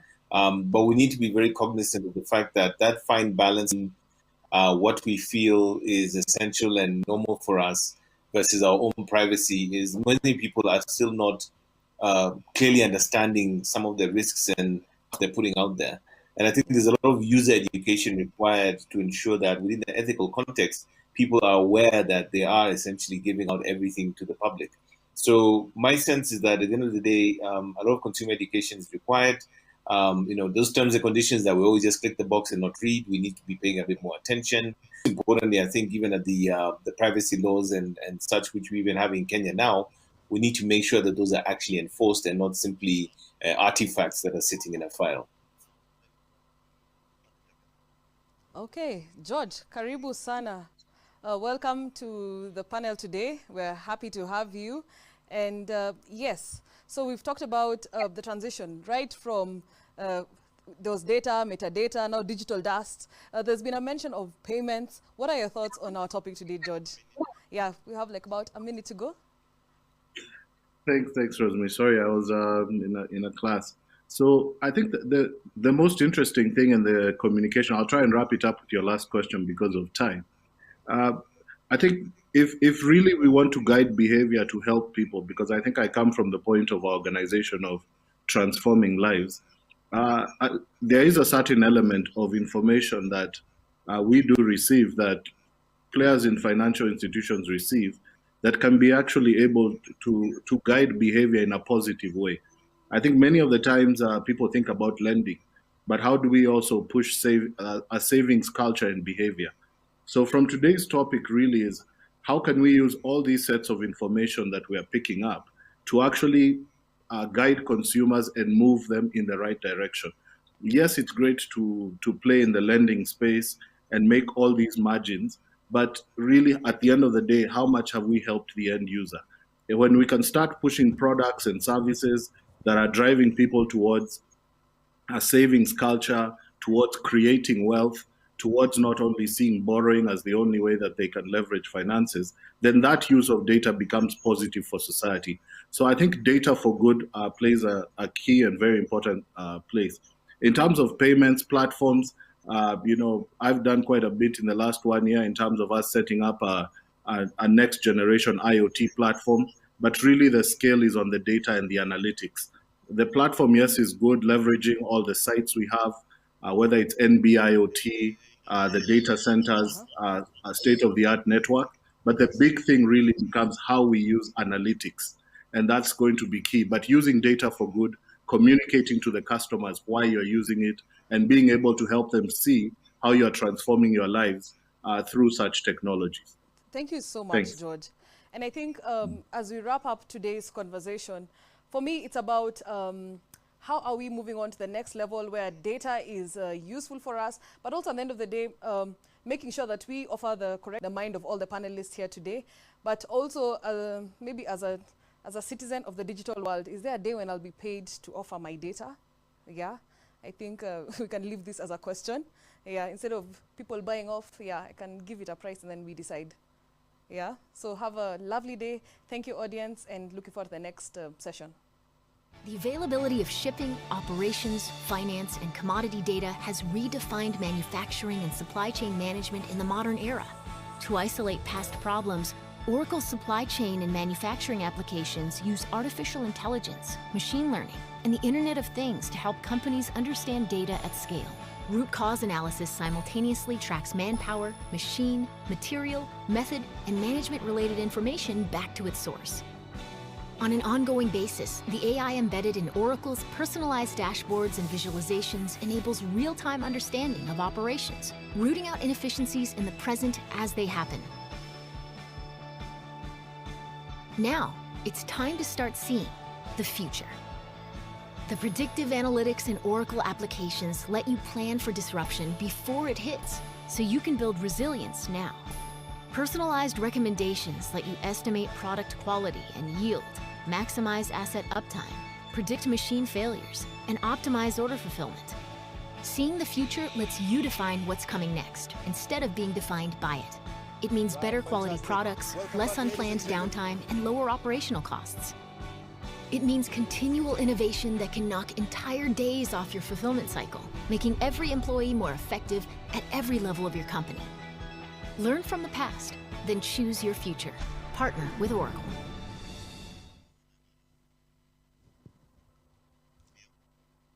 Right, fantastic. Welcome back, ladies and gentlemen, to CIO East Africa, the Year Ahead Forum 2021. Our conversation and our focus has been on building a more resilient digital future. And now our next speaker, he is the Group CTO of Twiga Foods. This is none other than Cain Wanjau. And I'd like to quote in his own words, and I quote, he had said that 2020 undoubtedly made organizations rethink their IT strategies. 2021 will be a year of opportunities for companies that have positioned themselves well to take advantage of the new technology environment. Wise words from Cain Wanjau, and we look forward to having him and getting a lot of wisdom nuggets from him. So welcome once again, and over to you, Cain, as you take us through the next session. Thank you and welcome. Good afternoon and welcome to this presentation. My name is Cain Wanjau, currently the CTO at Twiga Foods. Today I want to talk about remote working, so strategies, possibilities, threats, and what a remote working IT department would look like both now and in the future. So I'll start by maybe giving context into how we've used tools in a remote environment. And by the nature of the company and type of business we run, we've actually been remote from pretty much the beginning. This is because we have people out in the field engaging with farmers. We have teams ordering and delivering to the vendors we serve, and they've had to use tools in a remote environment. Now, of course, for a lot of companies and for a lot of people, the onset of COVID is what made them think critically about how they work remotely, whether it's their teams, assets, equipment, and of course, information. So just looking back at our journey and how we thought about this from the beginning, one of the things we were very clear was we needed to have a very flexible approach. And this meant thinking all the way from things like tooling. So a mobile first approach, because a lot of people working remotely in the field needed access to tools, information, softwares, systems, services in a flexible manner. So I think one of the first things that we really settled on was trying to be mobile first to the largest extent possible. The second thing was also thinking around things like how do you provision things like connectivity. If you can imagine out in farms where connectivity may be a challenge, especially in areas where it may be good from an agricultural farming perspective, but network coverage might not be as strong. How do you ensure we equip them with tools for good connectivity? How do you think about strategies around redundancy? And I think a lot of that has also manifested itself in the last 12 to 18 months. So for companies that have had to think through, okay, our workforce is now going to work remotely from home or somewhere away from the office. What are some of the things we need to think about when talking about provisioning access to connectivity?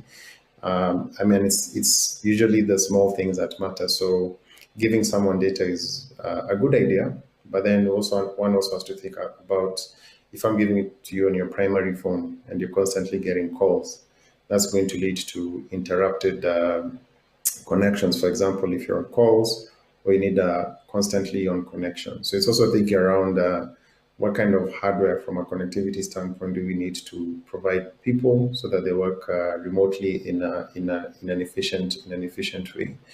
So those are things we had to actively think about in the early days.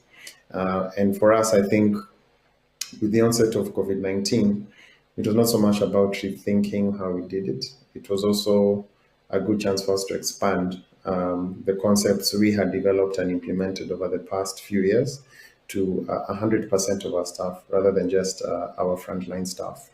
So I think learnings from there was be mobile first to the extent possible. From a tooling or connectivity standpoint, provision equipment and services. That also takes into account redundancy measures. With companies needing staff online, things like power and how that is taken care of also become an important thing. So I think for us, from a business continuity standpoint, we made a conscious effort to invest in power banks, mobile hotspots, and things that just made sure our staff are online. But then I think one of the main things and really one of the core topics in my presentation today is around security and how we secure people, equipment, information in such an environment. And I think three things have stood out for us, at least in our journey to date. The first one is around what type of device are you using? And what I mean by that is it a company-issued device? Is it your own device? So the BYOD movement is growing and quite big. And with so many services and tools available in the cloud, it's almost as easy to log in from your own device as it is from a company-issued device. Now, some companies may prefer this approach for cost reasons. So if they don't have to necessarily provision hardware or assets to their team, that saves them on cost. But then the flip side of it is, how do you secure company information? How do you ensure the tools are being used by the equipment that is probably the best use case for it? And these are things that now we've seen and have tried to work around. The security aspect is, of course, one of the more critical ones. Because when you think about it in a BYOD environment, for example, one has to think about things like mobile device management, MDM. So, and how do you balance like user privacy and also the need for a company to protect and secure its information? So I think one of the key things is the strategy has to be clear from the outset. What are you willing to do? What are you willing not to do? Of course, this makes more sense for some companies and industries than others. So sensitive industries like banking or telecommunications may not want to go that route for obvious reasons. But then for companies that feel this is a more flexible approach, it's also making sure the right measures, both from a control standpoint in terms of company information and property, is secured. There's also the aspect of how do you compensate someone for them using their own device for work, because that's something that's starting to come up. So for a lot of companies, I think also making sure that is clear from the outset is very, very critical.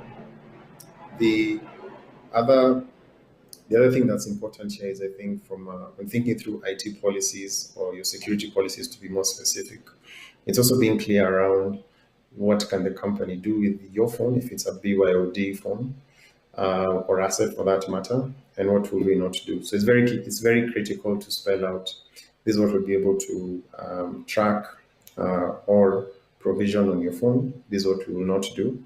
Because I think for a lot of people, that's where the concern usually comes in. Yes, you're asking me to access work information from my phone, but what is this going to expose me to in terms of my personal information? So I think IT departments face unique challenges. They don't even have the ability, for example, to receive and vet or audit their device before it's being used. So a lot of companies now are doing hiring and onboarding virtually 100% without the employee having to step into the office before they start working. Now, if they're bringing a device the IT department has no control over, it's around now asking what are the strategies where we ensure we do asset or hardware onboarding the right way? How do you ensure that we have given the employee the right information? And how do you ensure that we are constantly also monitoring threats to company information or company systems? So I think the thing we've seen quite a lot is for people and organizations that are facing this, I think it's a paradigm shift. A lot of us were 9 to 5, Monday to Friday. Until very recently, you could only really work from desktops. Now with laptops, not even being company-owned laptops.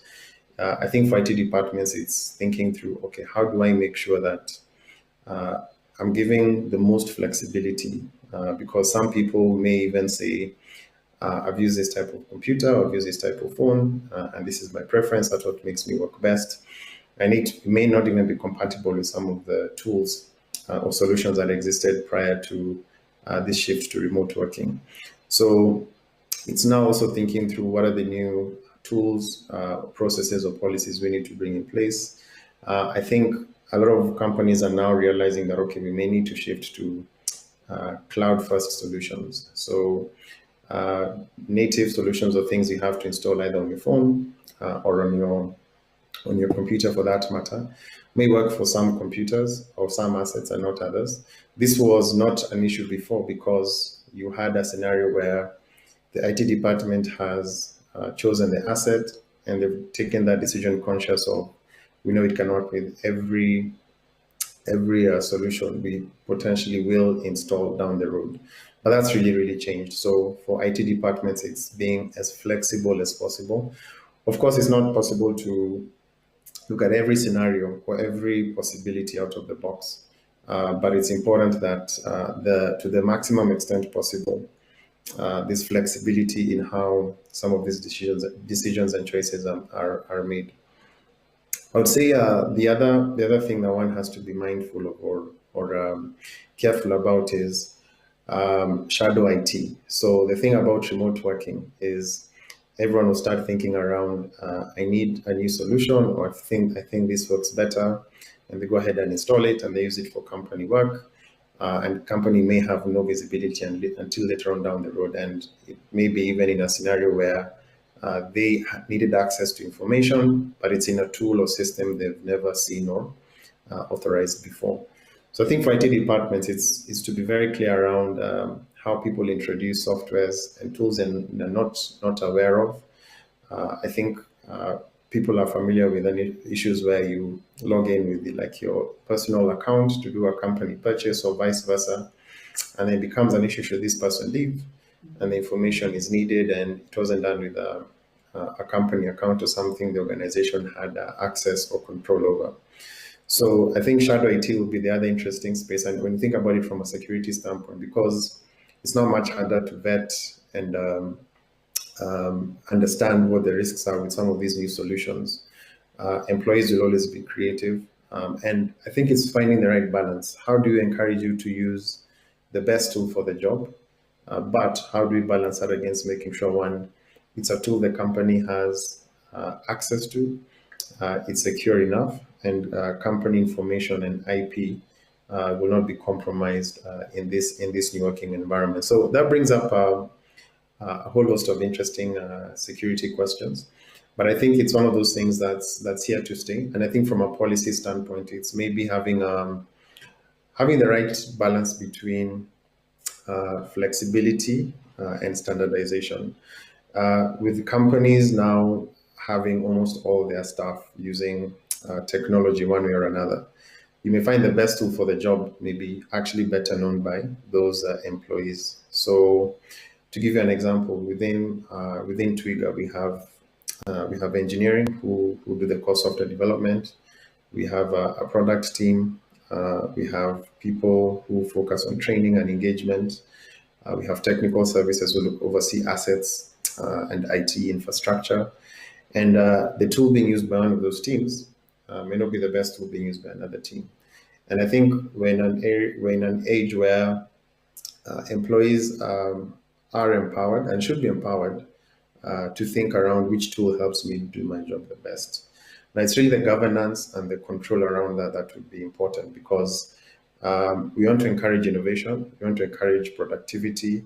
I think to the extent solutions can be standardized, I think that's great, especially from a communication standpoint. When you think about general productivity software like emails and high-level collaboration tools, I think those should be driven by the IT departments, because you do get efficiencies of scale. Of course, you do have volume discounts if you're buying it for everyone in the team.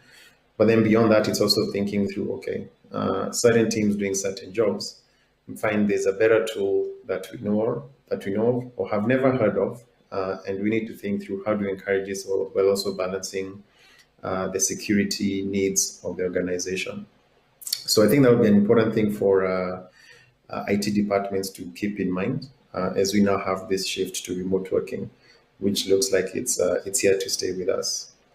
And I think finally, in terms of looking forward, one of the things is, I think over the next 3 to 5 years, there'll be a massive shift in how IT departments serve organizations. So it's been no top down, everything has been found out from one central place. Even when you think about decisions around which tools, which solutions to use, that has gone through maybe a traditional procurement or decision process.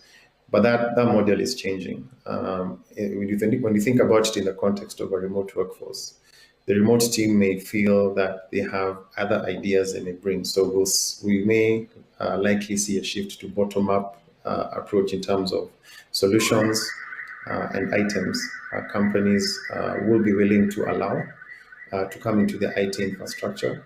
And it's just thinking through how do we optimize and make that process work as easily and as seamlessly as possible.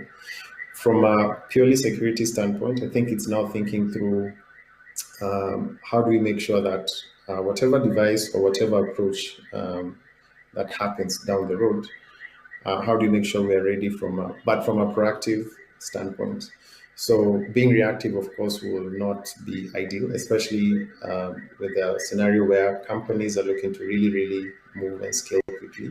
It's also IT departments asking themselves, all right, how do we make sure that we are in the best position possible, so that whatever comes into the organization from a solution standpoint, especially with this bottom-up approach, we are ready, we can give feedback quickly, we can provision, we can make sure it's company visible, and the information doesn't get exposed in a manner that we are not comfortable with.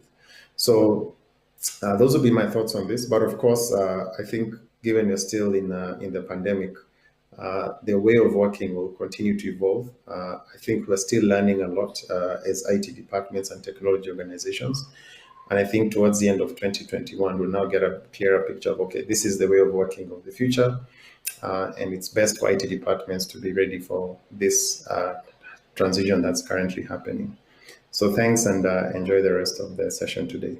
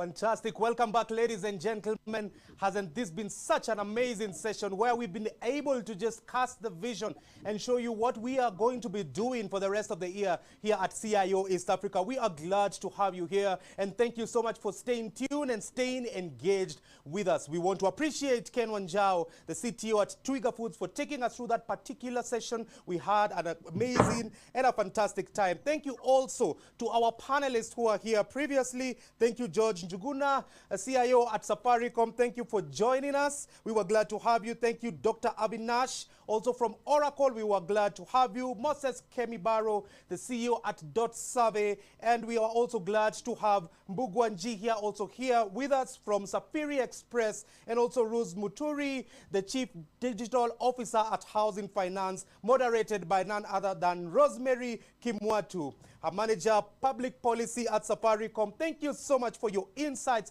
for your knowledge, and also for your wisdom. We were glad to have you here. We want to go into now another interesting panel discussion where we're going to be discussing 2021 security predictions. And for this, we have in the panel, we have Peter Kahigi. He is the Cybersecurity Specialist, Global Cybersecurity Capacity Center. And we also have the honor of having the IT Security and Risk Manager from the Bank of Kigali, Anatole Gahongayire. We are glad to have you. And we also have the pleasure of having the CIO Financial Services Deepening. This is none other than Rahab Wangare. And we also have the honor, the pleasure of having Imran Chaudhry here, the country manager, Fortinet.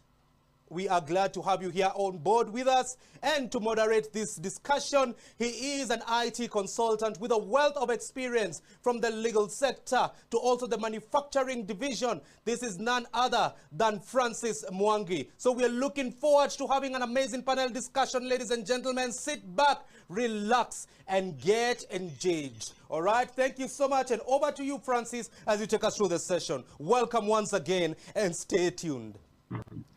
All right, thank you so much, Ian. Your energy, as always, is very infectious, and thank you for taking us through the sessions today. A very good afternoon to each and every one of you, and thank you for joining us from wherever you're joining us, from every location for this virtual event. My name is Francis Mwangi, as Ian has mentioned, and I'm a freelance IT consultant in the area of information security. And I'm glad to be taking you through our last panel for the day, where we'll be discussing, our security predictions for the year 2021. Now, we have seen a lot that has happened in the previous year due to the COVID-19 pandemic. And due to that, a lot of organizations have scaled up, remote working arrangements. And security has come into play due to that. And we're just going to be having a very broad discussion on that.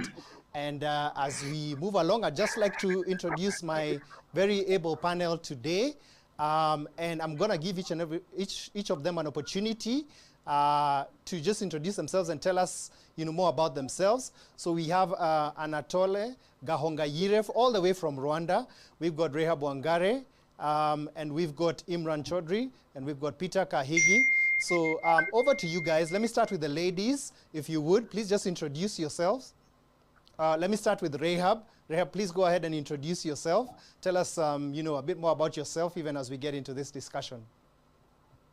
All right, thank you, Francis. My name is Rahab Wangare Munyoroko. I'm an ICT professional with experience in infrastructure, ICT security, general IT operations, IT governance. I've been working in the IT space for over 10 years. I'm currently taking care of IT for FSD Africa and providing technology support for various programs that are in Kenya and other parts of Africa. I'm very glad to be here, and I look forward to an engaging discussion on the security predictions for 2021. Asante sana, Rahab, and we are glad to have you. We can move over to Peter.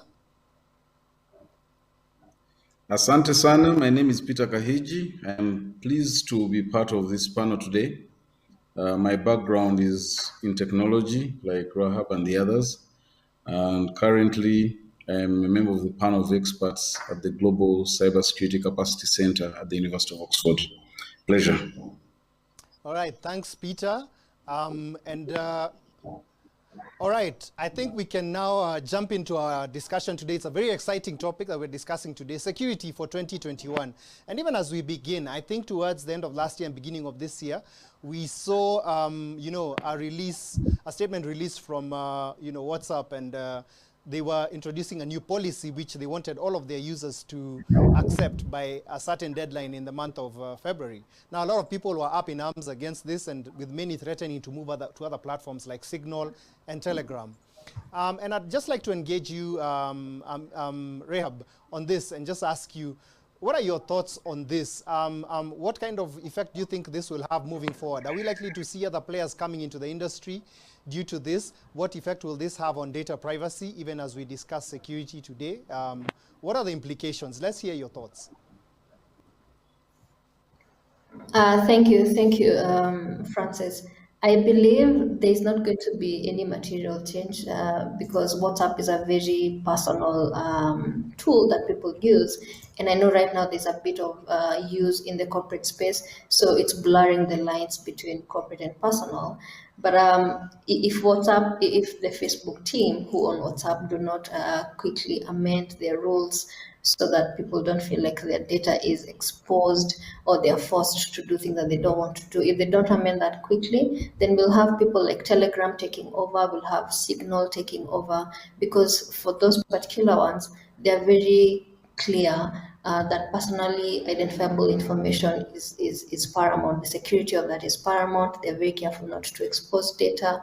They even disclose how much they keep and how much they can share. So I think there's not going to be any material change except to those players who have been very strong in their opinions and the stuff that they want to keep that belongs to their customers. All right, thanks, Rehab. I think I'll also engage you, Peter, on this. Maybe you could give us your thoughts on the same.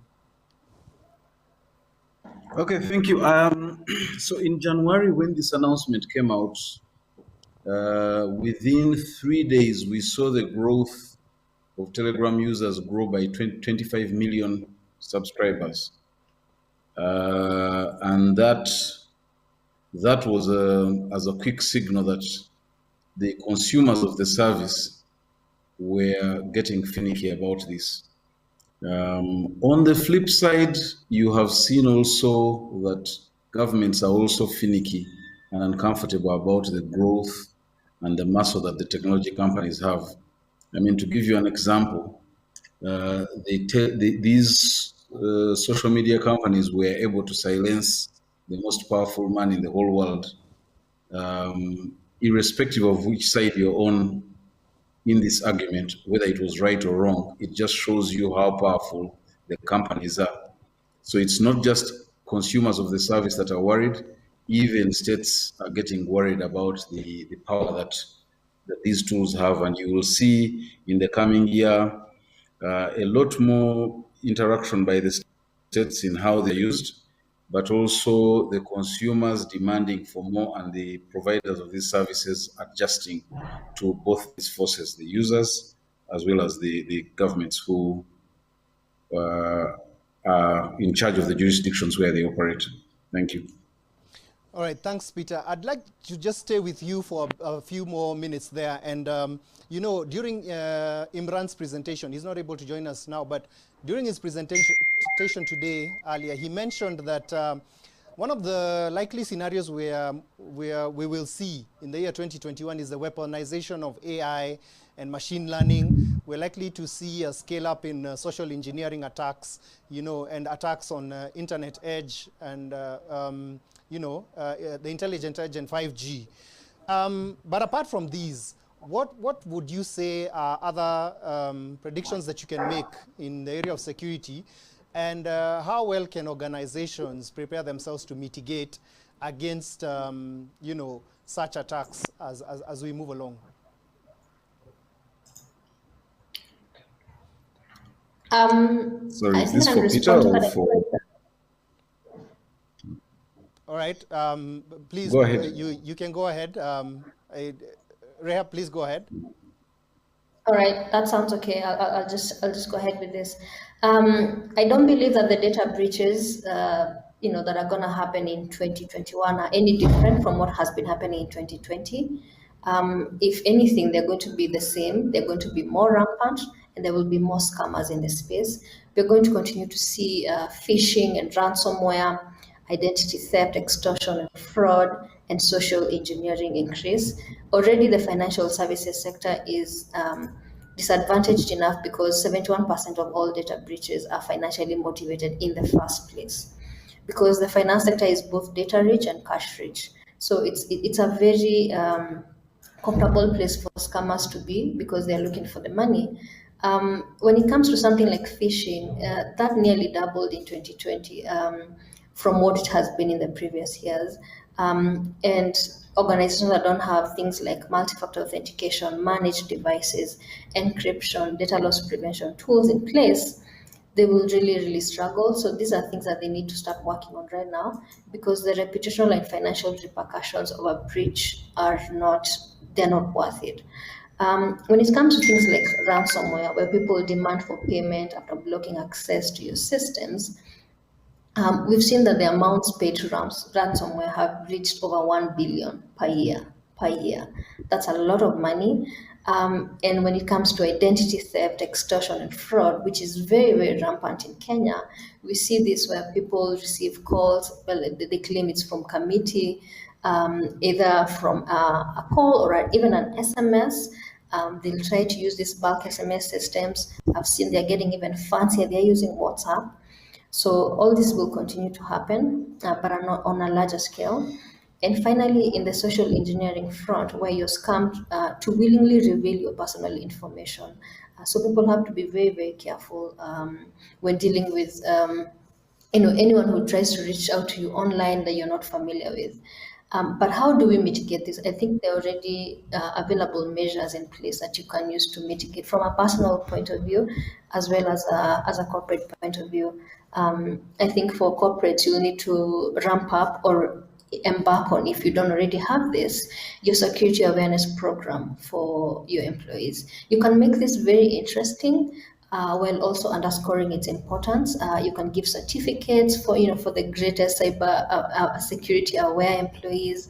You can maintain a leaderboard and so on and so forth.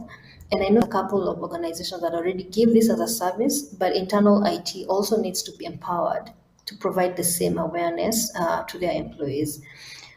We also expect to see cybersecurity professionals increase as a mitigation measure. Either they can be in-house or they can be outsourced. You can have an outsourced cybersecurity solution, but there might be more training required to do this, because I don't believe we have enough cybersecurity professionals in Kenya to take care of the ongoing threats. As an organization, there will be need to invest time and money to keep your company and personal data safe.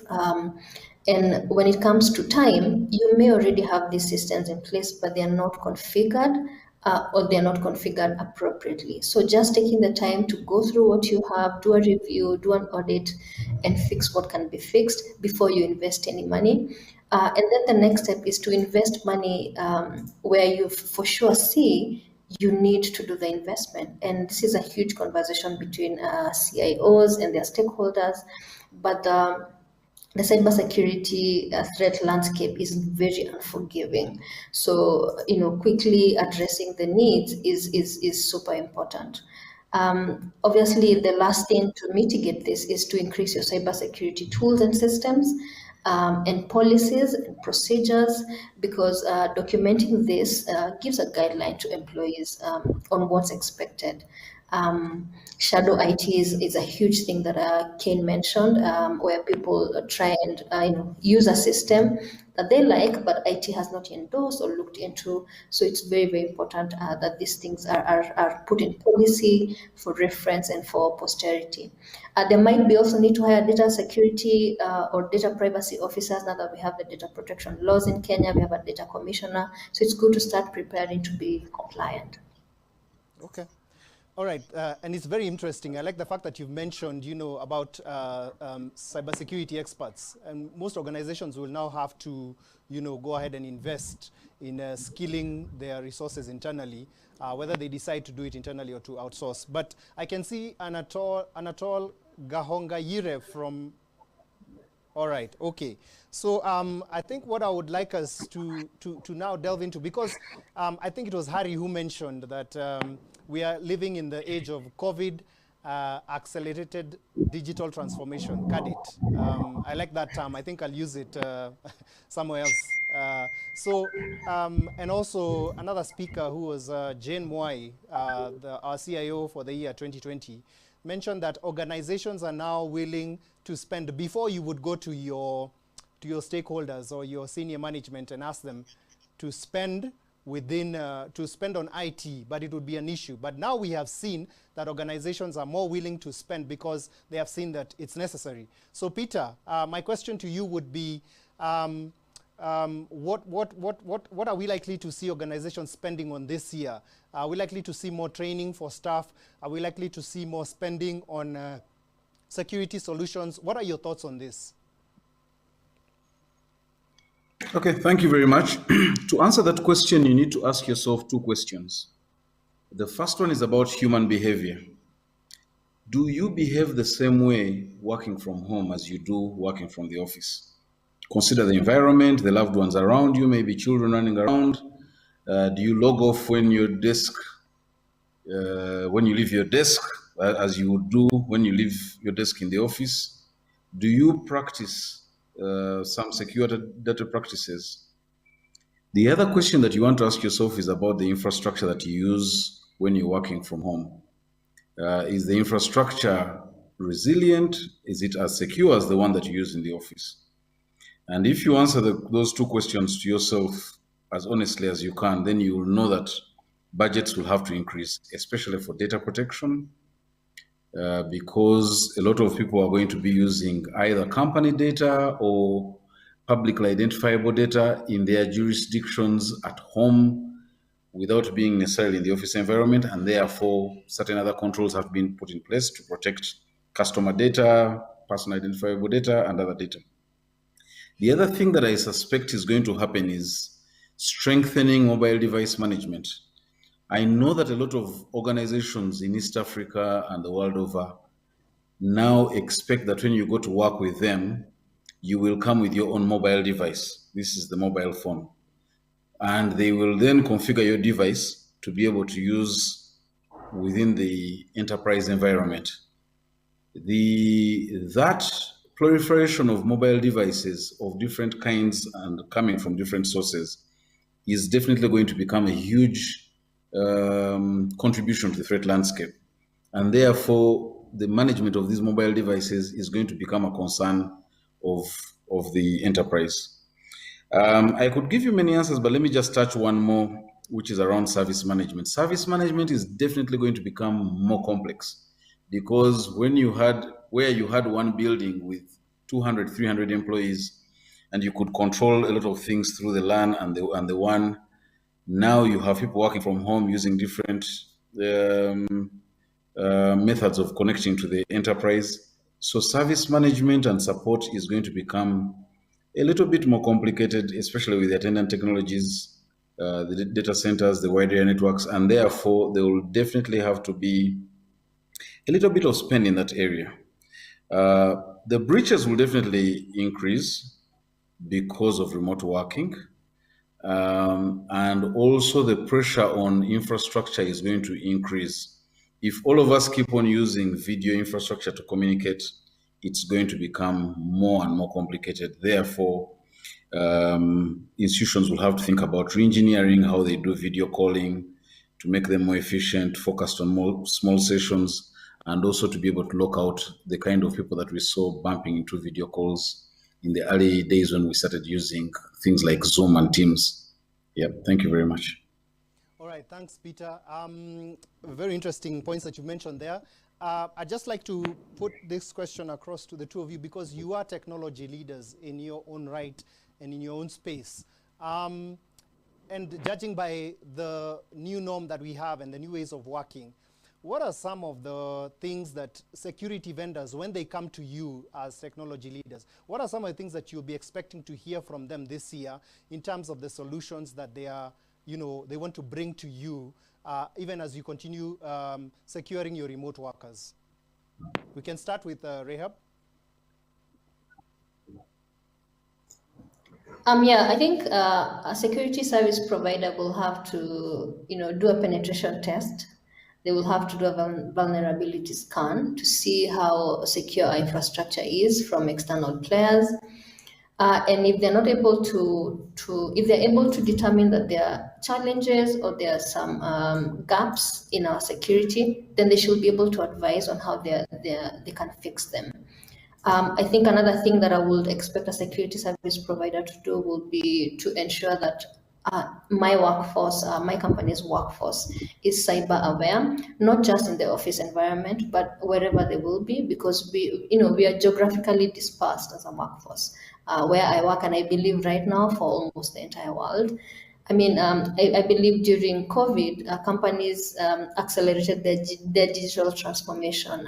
Something they could have done in 5 years, 20 years, they did in 6 months. So, my cybersecurity provider will have to be able to answer those questions for me. They will have to be able to provide training to people on how to secure themselves, personally and also for the company. Yeah, and they will have to do the penetration testing, vulnerability scanning as well. All right, thanks a lot, Rehab. Peter? Yes, I agree with Rahab absolutely 100%. I think the other thing that the cybersecurity companies may want to convince me if I'm running a small business or a large enterprise is how they can influence a good cyber culture within the enterprise.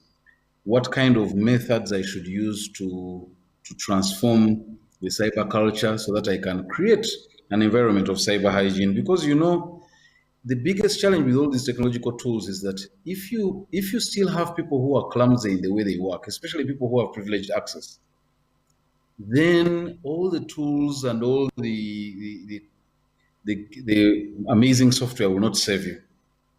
So the one thing that I think they need to, the cybersecurity companies need to focus on right now is how to create a cyber culture within the enterprise that creates cyber hygiene with this whole dispersed way of working that we're working.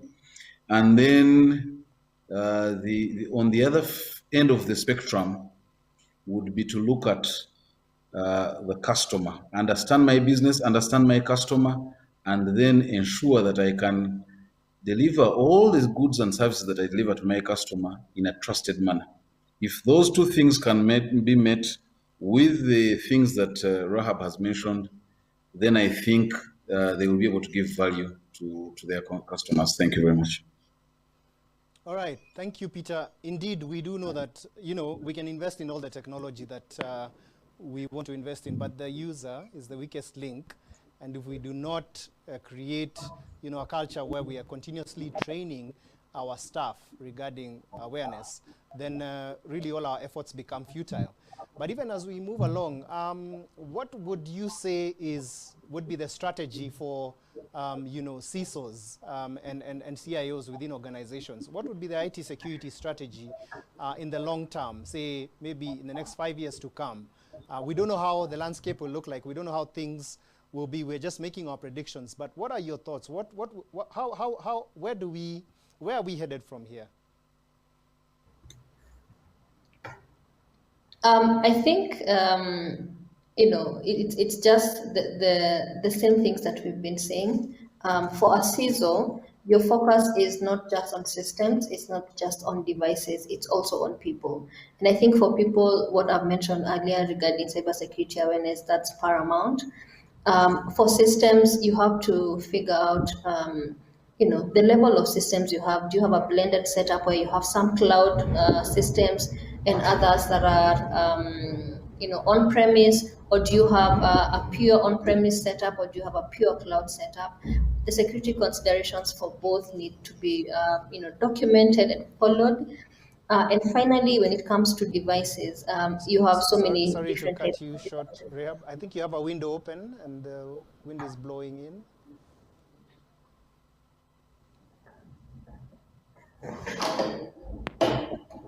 I hope that's better.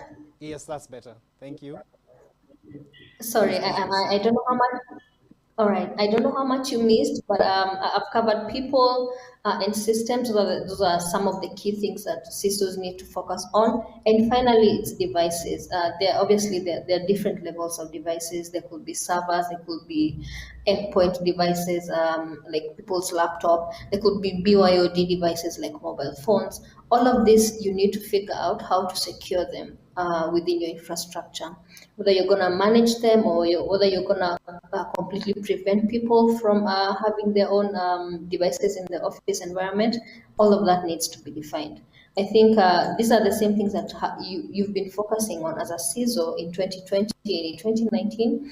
This year, they'll be much more critical because your teams are not in the same office environment. They're not domiciled, where you can see them, where you can monitor how the internet use is like, the malware in their devices. You're not able to do that physically.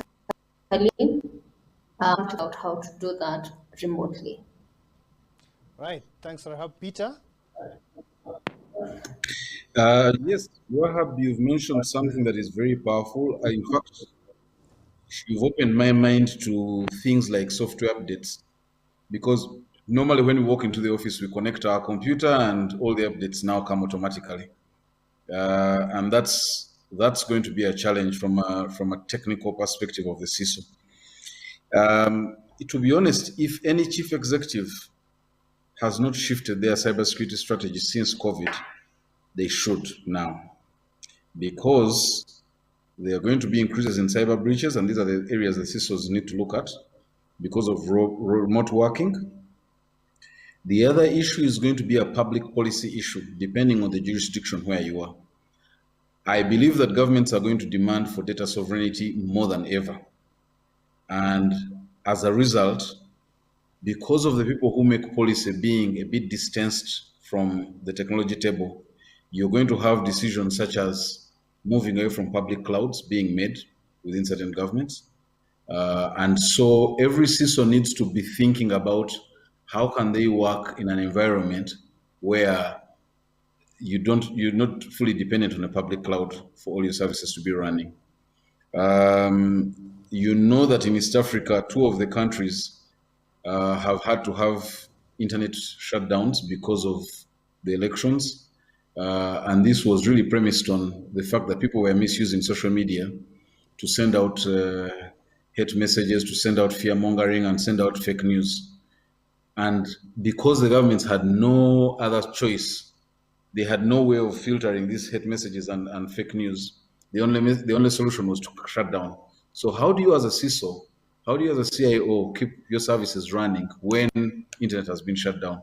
These are some of the things that are going to be on top of the minds of CISOs, because it is inevitable that we will have to end up in that situation. Thank you. All right. Thank you so much, guys. You have been a wonderful panel, and we have been able to at least touch on, a lot of these things that we are likely to see this year. So to Rehab Wangare, the head of IT at Financial Services Deepening, a big thank you to you. To Anatole Gahongayire from Bank of Kigali, the IS and Risk Manager at Bank of Kigali. Imran Chaudhry, who was not able to join us. And also to Peter Kahigi from Oxford University. A big thank you to our panelists. And ladies and gentlemen, that wraps up our discussion for today on security predictions for the year 2021. Thank you so much for joining us, and do have a lovely afternoon as I hand you over to my director in studio. Thank you.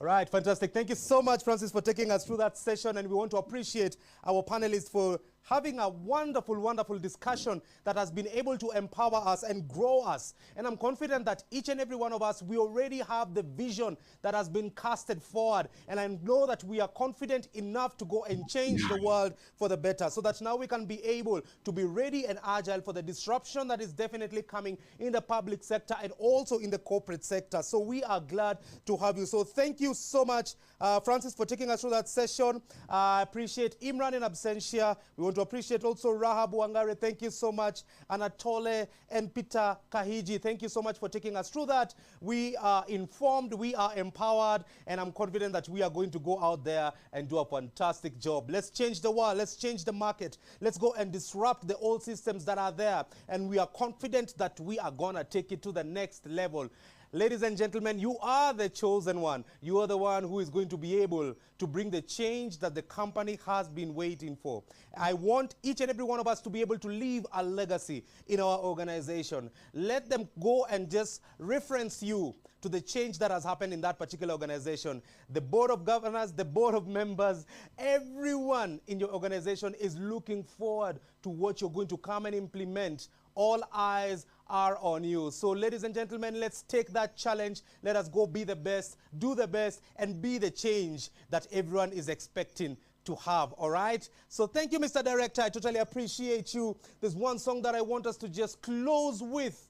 And Mr. Director, over to you as you play that song, so that now we can do a little bit of jig just to celebrate. Greatness. DJ Natil, Joe Boy One Day.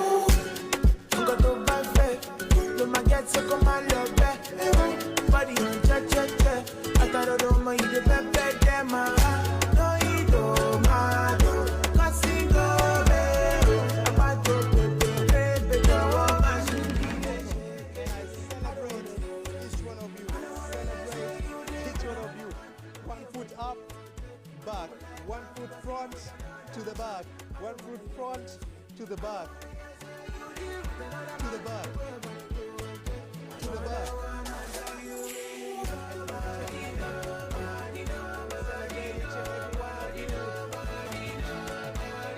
And we celebrate each and every one of you for the wonderful wisdom and everything that you have shared.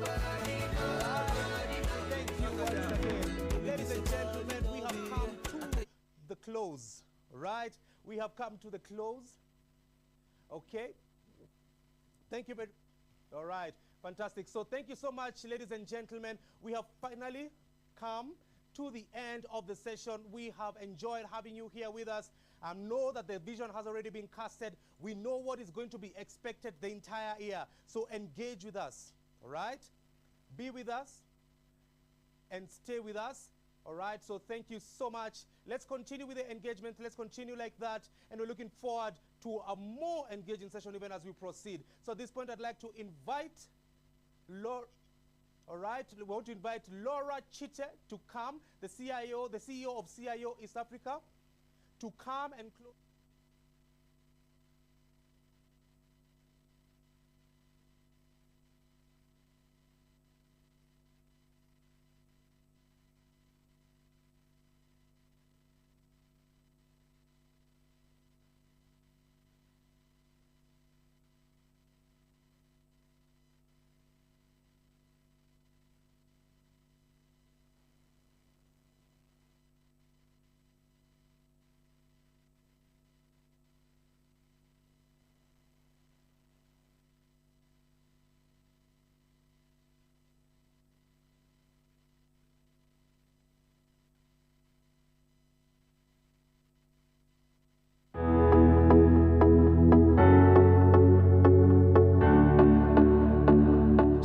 Just to get this right, you had said that those reports would be available online, right, Laura?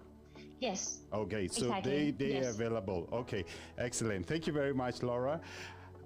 So Thank for you, everyone else has joined us, thank you very much. As we the head of Canadian Development Corporation, Janine Cocker, the country director for CARE, Dr. Maureen Miruka, the country director for Oxfam in Kenya, Dr. John Kitui, distinguished guests, ladies and gentlemen.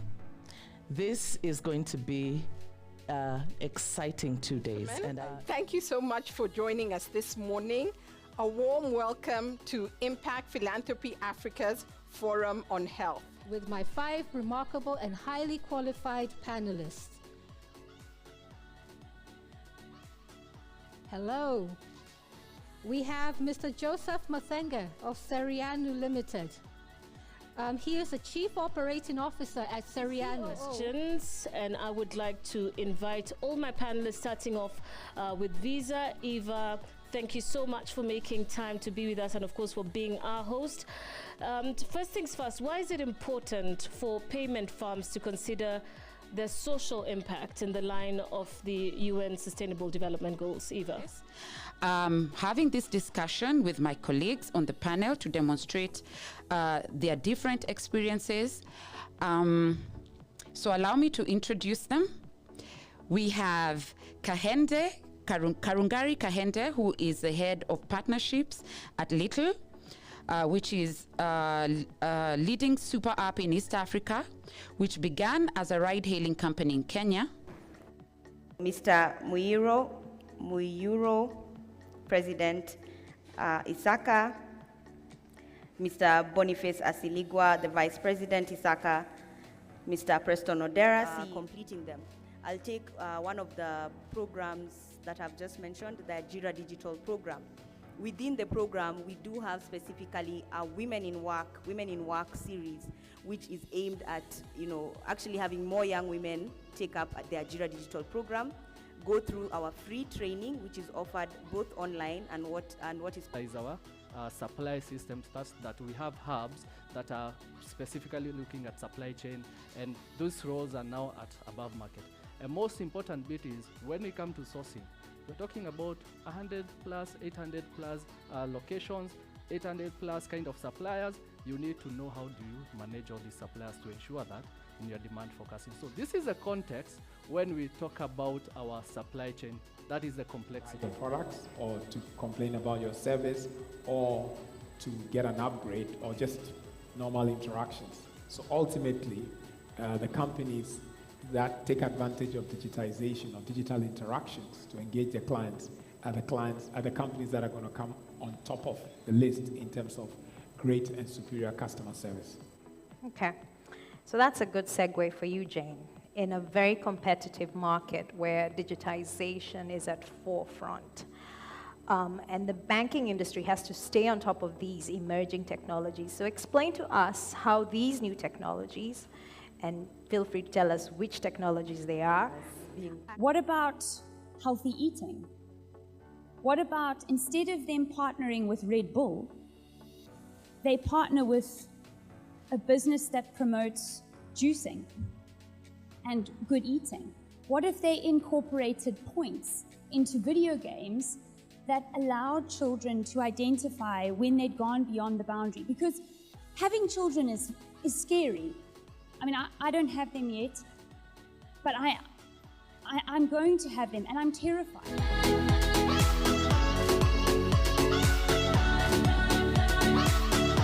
Good morning, Africa. Good morning today from South Africa to Nigeria. How are you doing? So welcome to this session. This is innovation and simplicity, giving your business a competitive edge. And we're talking about one of my best subjects, which is a containerization or container technology.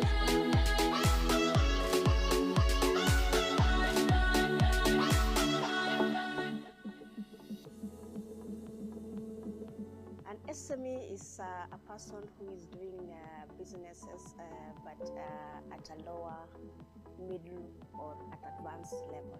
We have MSME. Yes. Then we have SME.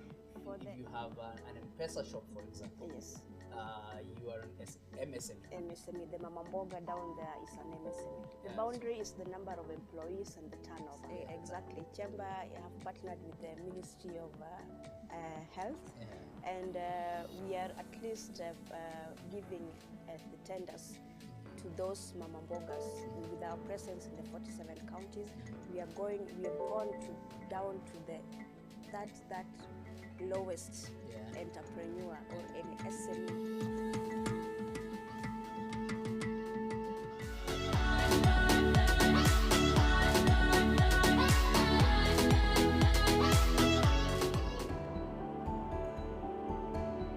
I have the reason why this and this is not working, and if I keep doing things differently, it will work. They call me the dreamer, and this is something that they started calling me from high school. But at that time, I was thinking in my mind, what is she thinking? Why would I need a job after 4 years? If you can't put your time and energy to get it to a point where people can see some results or traction, then you'll only have yourself to blame. Nobody owes you anything, or nobody owes anybody anything. It is you and you alone to make your idea a success. Today I've learned that a concept known as abundant mentality. You don't think that this one idea or this one solution is only yours. You have to hone the skills, and I think it's just over experience that you begin to hone those skills and realizing that it's not only one idea you'll ever have in your entire life, and every time there is a need, because that muscle is working, you will always be looking for a solution. You need to dream big dreams, I think that we have the capacity to do a lot more to change the course of the world, but we need to have a deep self-belief in ourselves. When someone tells me they're broke and they're not making money, and I'm like, what? Like, there's so many ways to make money in this world. Because of digitization, it's actually increased your avenues of actually making money. Our revenue actually doubled during COVID period. I can actually just take my phone and Google African pendants, and then you find our results. With entrepreneurship, there's no map. You just go in there, it's like a bush, you're just cutting, looking for a way. You just go in there with a machete trying to clear a way for you to get to where you want to get to. So don't be scared to jump in, and don't expect a roadmap. Create your own roadmap.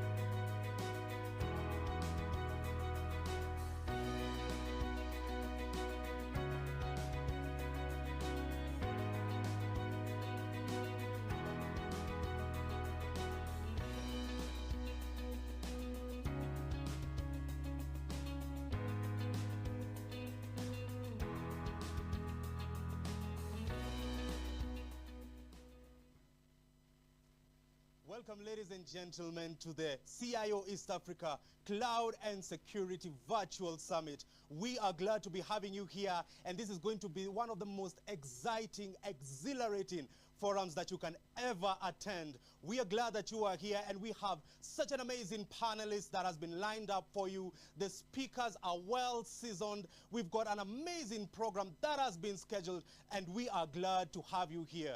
But even before we progress, we would like, first of all, to express our sincere condolences to the people of the Republic of Tanzania on the sudden demise of their president, His Excellency, Mr. Magufuli. All right, so our sincere condolences from CIO East Africa TV to the people of Tanzania and also their partners. We want to express our heartfelt condolences. So, ladies and gentlemen, what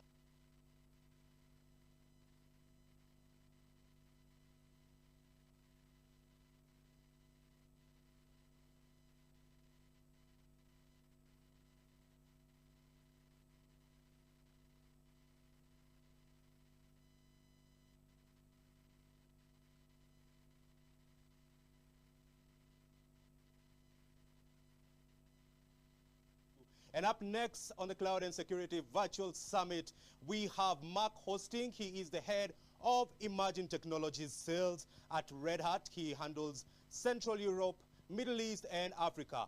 Hosking leads Red Hat's Emerging Technologies Specialist team across Central and Eastern Europe, the Middle East, and Africa. Based in Dubai, he helps customers and partners address their business challenges by leveraging the power of open source innovation and Red Hat's role as a catalyst in the open source software market. His passion is the development of high-performance teams that provides a relentless focus on delivering tangible business value to customers through transformational IT initiatives. Prior to joining Red Hat, he spent 15 years working in the data center and cloud markets with Juniper, Cisco, and Blade Logic. This individual, this man, this guest of ours is such a seasoned speaker, and we are glad the wealth of experience that is going to bring on the table. So, ladies and gentlemen, sit back, relax, and enjoy this particular session. Welcome, Mark Hosking, and we are glad to have you. Hi, good morning to you. My name is Mark Hosking from Red Hat. I lead our cloud native specialist team across the CEMEA region, and I'm going to be spending the next 15 minutes talking about a cloud paradox: be open to be more secure. I hope you enjoy the presentation, and I really look forward to your feedback afterwards, as well as any questions. So a question that I have for all of the CIOs out there in the audience today and senior IT leaders is, how are you delivering value to your organizations? Based on our experience, there tend to be 4 areas that we get engaged in to talk with customers about how we can help them reduce costs, support their revenue growth, respond to immediate customer or market needs, and secure their data, applications, and infrastructure. The truth of the matter is that any IT organization has to perform a very difficult balancing act. They need to be able to achieve all 4 of these things at the same time. You simply cannot afford for any one of these 4 to slip, because the business will really feel it if that happens. It's not an easy environment that IT is operating in today either, as they look to deliver applications and services that deliver value. So innovating to deliver value. So when you consider IT organizations are managing physical infrastructure, virtual infrastructure, private clouds, and increasingly looking to the public cloud as ways to support their applications and data and deliver them in the services that are needed to their customers as well as their internal stakeholders. But the fact of the matter is that these environments, because they've been built over time on different footprints, are effectively siloed. And the net result that IT leaders are having to deal with is that their IT platforms are becoming very complex, slow, costly to operate, and vulnerable to increasing numbers of security attacks. the bottom line in all of this is that IT leaders are struggling to innovate and deliver value to the business. Because without innovation, it's very, very tough to deliver new stuff that the business can build upon. This is some information from a recent survey done by IDC across the Meta region, where they interviewed over 800 customers. And the feedback's interesting because it says that the vast majority of customers are looking at hybrid and multi-cloud environments as the foundational technology model for the next normal. However, there are some cloud management challenges that need to be overcome. Where are the skills going to come from? Which is the best cloud option for different workloads? How do we address security, access control, and compliance across these environments? And of course, what does cloud performance and cost management look like over time? And so these challenges, these questions have to be answered and overcome. I think it'd be useful at this moment to go back in history to look at a lesson of how challenges were overcome in a particular industry. And that industry is the shipping industry. So before the 1950s, it used to take weeks to load cargo ships, and the cost of loading or hand loading on wooden pallets and wheelbarrows was around $5.86 a ton. There was a very smart gentleman called Malcolm McLean, known as the father of the shipping container, that invented the 40-foot steel shipping container, where he said, we can pack many different things, but into a standard container. And that should make it easier to load and unload and automate the way we handle these things. And he was absolutely right, because the impact of moving from this ad hoc and manual way of packaging and loading up cargo ships into the containers reduced the cost of loading to 16 cents a ton. That's a 98% cost reduction. Phenomenal decrease in cost. And the time to load then reduced from weeks down to days and hours. So that shipping container completely changed the world of international freight handling and shipping. And he knew that a ship earns money only when she's at sea. And so all of you in the audience today, why is that relevant? Well, when it comes to application development, an application earns money only when it's in production. So how quickly and efficiently are your organizations able to package and deploy the services that they need to support the business? So the second question I'd ask you is, how are you building and managing your applications today? Is it being done manually on an ad hoc basis with many different tools, many different people touching it, difficult to control? Or are you running on a platform that allows you to package into a container and then handle these containers in a very consistent and automated fashion and secure fashion across any platform you choose to use, whether it be a truck, a train, a ship, or a plane? And at Red Hat, we believe this concept is central to delivering on this vision of an open hybrid cloud. This is the platform for big ideas. And Red Hat OpenShift is our platform that we've brought to market to help customers to package up their applications so they can develop and package wherever they choose to, so they can select whether they want to do it on trucks, trains, planes, or ships. We're not really talking about developing on those. We're talking about building on physical, virtual, private clouds, public clouds, and the edge cloud, but doing it in a way that application developers have a consistent experience that allows them to modernize apps wherever they choose to do it, on any of those footprints. Be able to migrate their applications between platforms depending on what makes economic sense at any given time, and to do it securely.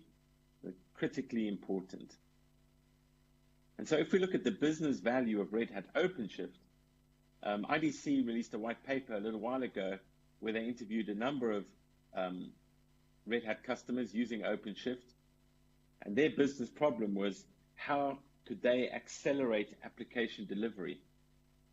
And OpenShift has helped them to achieve some impressive results. So in the white paper, which you can download for yourselves, it talks about how customers using OpenShift were able to accelerate their application development life cycles by 66%, use 35% less IT staff time, and 38% lower IT infrastructure and platform costs. So all in all, this adds up to a very impressive 531% average ROI over 5 years. So what we are talking about is technology that's been built on the open source development models, delivering faster with less effort and lower cost, or helping you to deliver faster with less effort and lower cost. Now, it's not just about being able to move quickly, it's about being able to move securely. And with Red Hat OpenShift, it's more than just a Kubernetes distribution, if you like. It does have Kubernetes, so the Linux container orchestration capabilities built into it, but it is also very, very secure. So it allows you to control application security. So what content goes into the containers, how is it packaged and delivered through the pipelines, how is the content registered, so container registry, and what are the deployment policies determining where you can actually deploy your containers. It helps you to defend the infrastructure as well, so keep everything safe around the container, and audit what's going on so you can see where everything is at any given time, as well as the ability to extend into the security ecosystem, the very broad security ecosystem that we are connected to. Now, these capabilities weren't all ideas that Red Hat came up with, and this is important to understand. Red Hat's product development model is basically broken down into the following 3 phases. So firstly, we participate in the world of upstream open source software development. Over 1 million open source projects today, over 16 million developers working in that space. We then integrate a selected number of these projects into upstream projects and foster open community platforms. So we invest and we encourage and we contribute into these upstream projects. And then we stabilize the projects that we want to take to market as enterprise products for our customers. And so you'll see how we move from communities to enterprise, open source communities to enterprise class products. So OpenShift on the right-hand side over here, as an enterprise class product. The upstream community project is OKD, that many customers around the world are using free of charge today to dip their toe and experience what this is all about. But as they move into production workloads and start scaling across their enterprise, they choose to come to Red Hat to leverage our extensive knowledge base, our world-renowned support capabilities, and the fact that they know that Red Hat is going to take care of them when it comes to patching and upgrading and managing all of the different moving parts that go into the OpenShift platform. So that's where OpenShift comes from, and it's very important to understand that the origins are from the world and leveraging the power of open source software development. Because that's more than just technology, that's about culture. So when people say they're an open source company, it's easy to say, it's more difficult to live. And at the heart of Red Hat, we are an open source culture, an open organization, where we collaborate both internally and externally to come up with the best ideas. We strongly believe in meritocracy, the best ideas should always win. Transparency, so giving people access and they contribute. Working together to create shared standards, and coming together is one very powerful example of how we are solving very big problems, bringing these ideas all together. And so Red Hat OpenShift enables organizations to embrace a broad set of open hybrid cloud services across the hyperscalers, leveraging your on-premise infrastructure. And as you look forward now to the edge and edge computing and edge cloud as it's known, take comfort from the fact that Red Hat OpenShift as a platform enables you to have identical APIs, deliver a consistent developer and operator experience, regardless of whether you're building the applications in your own data centers and then putting into the cloud, or building in the cloud and moving into your own data centers or across multiple other clouds, and knowing that this is all done on a very secure platform. So in closing, we know that you have a tough balancing act to achieve, delivering benefits across those 4 areas. But I'd like you to consider the following points. First of all, your applications need to be secure, scalable, and agile, all at the same time. That's not difficult to achieve, but we can help you do that. Secondly, there's no question that hybrid cloud and containers are changing the economics of IT.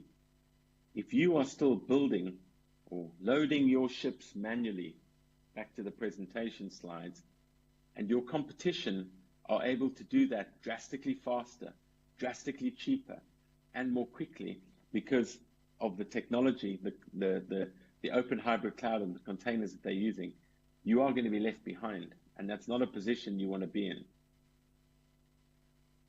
We know that there are many technologies out there that you can choose from. We strongly encourage you to look at open source, because we know, based on the track record of open source, if you look at the technology innovation happening in the world today, across multiple vertical markets, whether it's telco, healthcare, automotive, manufacturing, open source and open source innovation is clear and evident as a leader in bringing through the best ideas. And so we encourage you to embrace open. Enjoy the rest of the seminar, and I look forward to your questions and your feedback.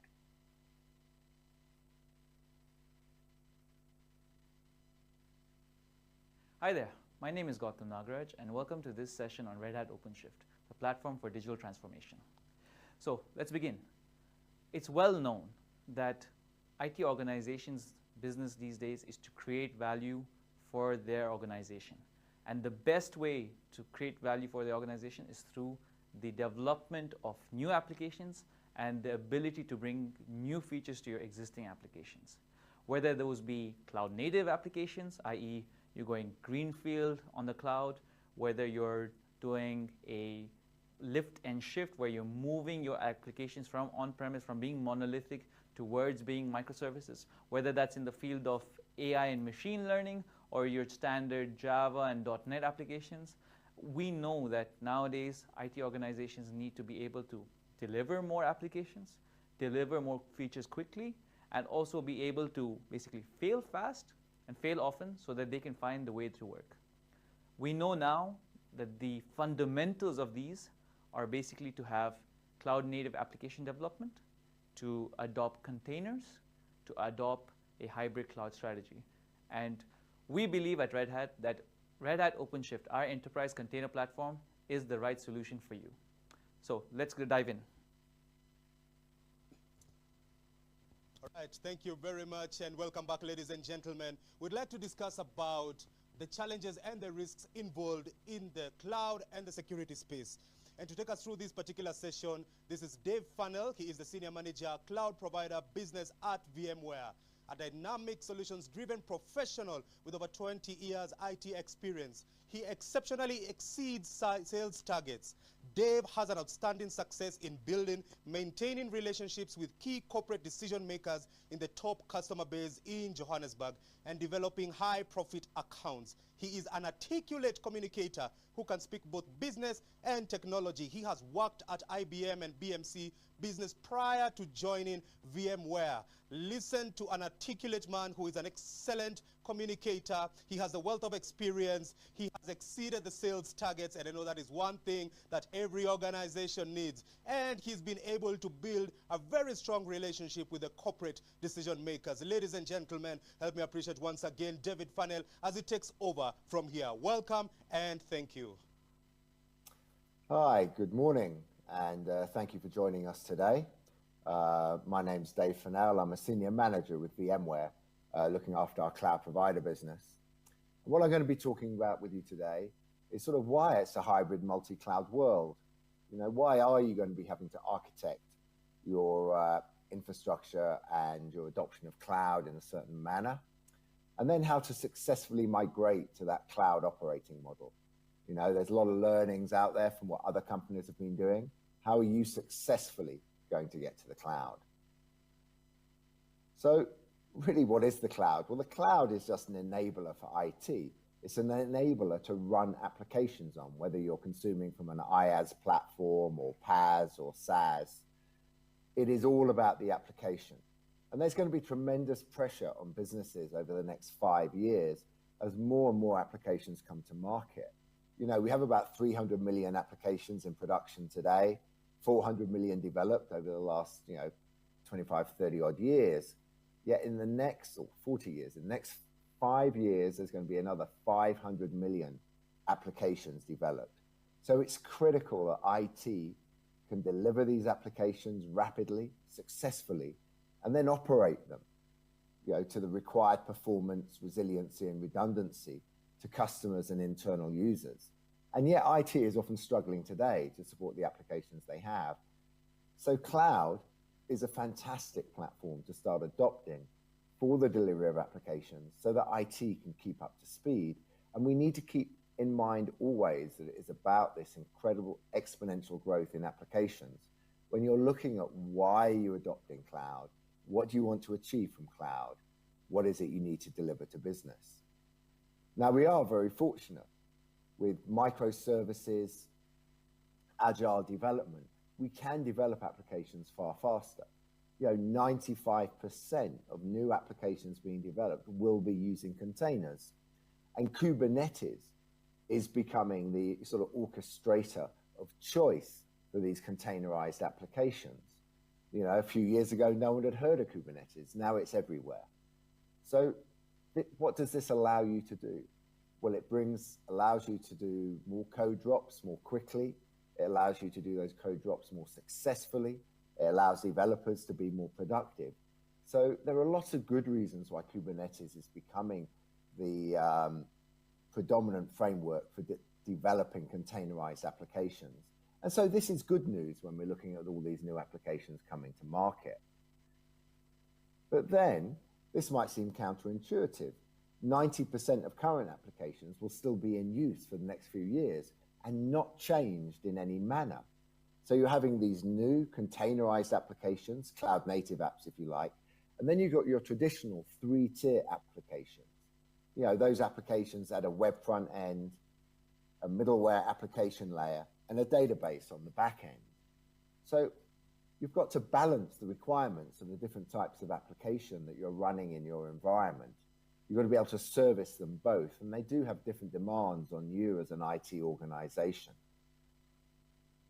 And yet, if we throw in a third figure, 80% of enterprise data centers are going to be shut down within 5 years. Now, I'd imagine most people watching this call still have their own enterprise data center, often in the basement of their building. Maybe they have moved a little bit to a colo facility. I was talking to a retail organization last week. They currently operate 8 data centers. They're going to consolidate those down to 2, and they're not going to own either of those data centers. They're going to put them into a colo facility. Now, this is the ideal opportunity to move those application workloads to the cloud. Why move physical infrastructure when you just move the workloads themselves? But it means you need to start thinking about your procurement decisions today, right? Because if you're buying storage and servers today, will they be fully depreciated by 2025? Will you be able to shut them down? So you actually need to start moving those workloads today, identifying what you can take to cloud, get it into cloud, so that you can start running down your resources in your own data center. And so obviously we are seeing this huge growth in cloud being adopted, whether it's public cloud or private cloud. And we're going to talk a little bit moving forward about the differences there and the benefits of each. You know, private cloud you can run on-prem or you can run in a hosted manner, fully serviced, self-service. Obviously, public cloud is SaaS or IaaS and PaaS, with SaaS being the largest segment at the moment. But we're going to continue to see exponential growth here. The cloud is going to become the dominant platform for operating IT resources. Why? Well, because it's consumptive, it's flexible. You can scale up on demand. You can scale down if you don't need. It allows you to focus on what you should be doing, which is providing those applications to business, not worrying about what storage you're going to buy or what servers you're going to buy. Who really cares about that? You don't want to be commissioning infrastructure. You just want to be consuming the resources provided up by that infrastructure to service your applications. The key, though, is picking the right cloud for those applications at the right time in those applications' lifecycle. Now, just moving to cloud can come with a lot of difficulties. You know, and we see a lot of instances where organizations do struggle with this. You know, if you're moving to a public cloud and you're already on a, say, VMware on-premise, you're going to have maybe interoperability between the stacks. You're maybe going to have to refactor that application to make it operate in the public cloud. There's different networking and security policies get applied, different tool sets being used. And can you even understand, you know, the dependencies of that application that you're moving? And all of this can lead to business disruption and long, laborious projects. And this is actually what we see happen very, very often. People decide that that's fantastic. I want to get to the public cloud. It's so simple, so easy for me to consume. And if you think about it, you can rock up with a public cloud provider, swipe your credit card, start up some resources, and away and you're operating and you're running. And so, yes, they are flexible and they are easy to consume from. But it's a different proposition when you're moving your on-premise workloads to the public cloud, because those migration costs become prohibitive. So what does look like it could be a cost-saving exercise and you'll have a lower cost of ownership in the public cloud actually turns out to have a very, very long return on investment. It is not a successful project. And very often we actually see these projects stalling. You know, people sort of say they're going to have a cloud-first approach, and then suddenly 2 years down the track, they're saying, whoa, the cloud doesn't work for me. Now, neither of those are necessarily right. It's because they thought going to the cloud was just going to a single destination. It isn't. The cloud is just part of your operating model. And as I mentioned earlier, you need to make sure your application is going to the right cloud platform. What you want to do is move to a cloud platform where you don't have these horrendous migration costs and timelines involved. So you can start garnering the benefits of the cloud virtually immediately. You know, someone else doing that heavy lifting for you, again, so you can focus on your applications. And you want to go to a cloud where you know you've got predictable costs. You don't want to have to worry about the fact that you've got no transparency into the costs and you get these cost escalations and you don't know really what's being spent. And again, we see this happening all the time, and that's pointed out on this graph. You know, those grayish pillars with the high migration costs, and then having to right-size the environment once you've reached the public cloud because your cost structures are just too high. What you want to do is be able to drive those bars down so that you're actually getting the benefits of the cloud, as I say, almost immediately. And there are a number of factors you need to be considering when you move to the cloud. It isn't just about cost. It is obviously about the security of your applications, your data, the governance. It's the reliability of the platform. It's the performance of the application itself. And these have been pretty consistent.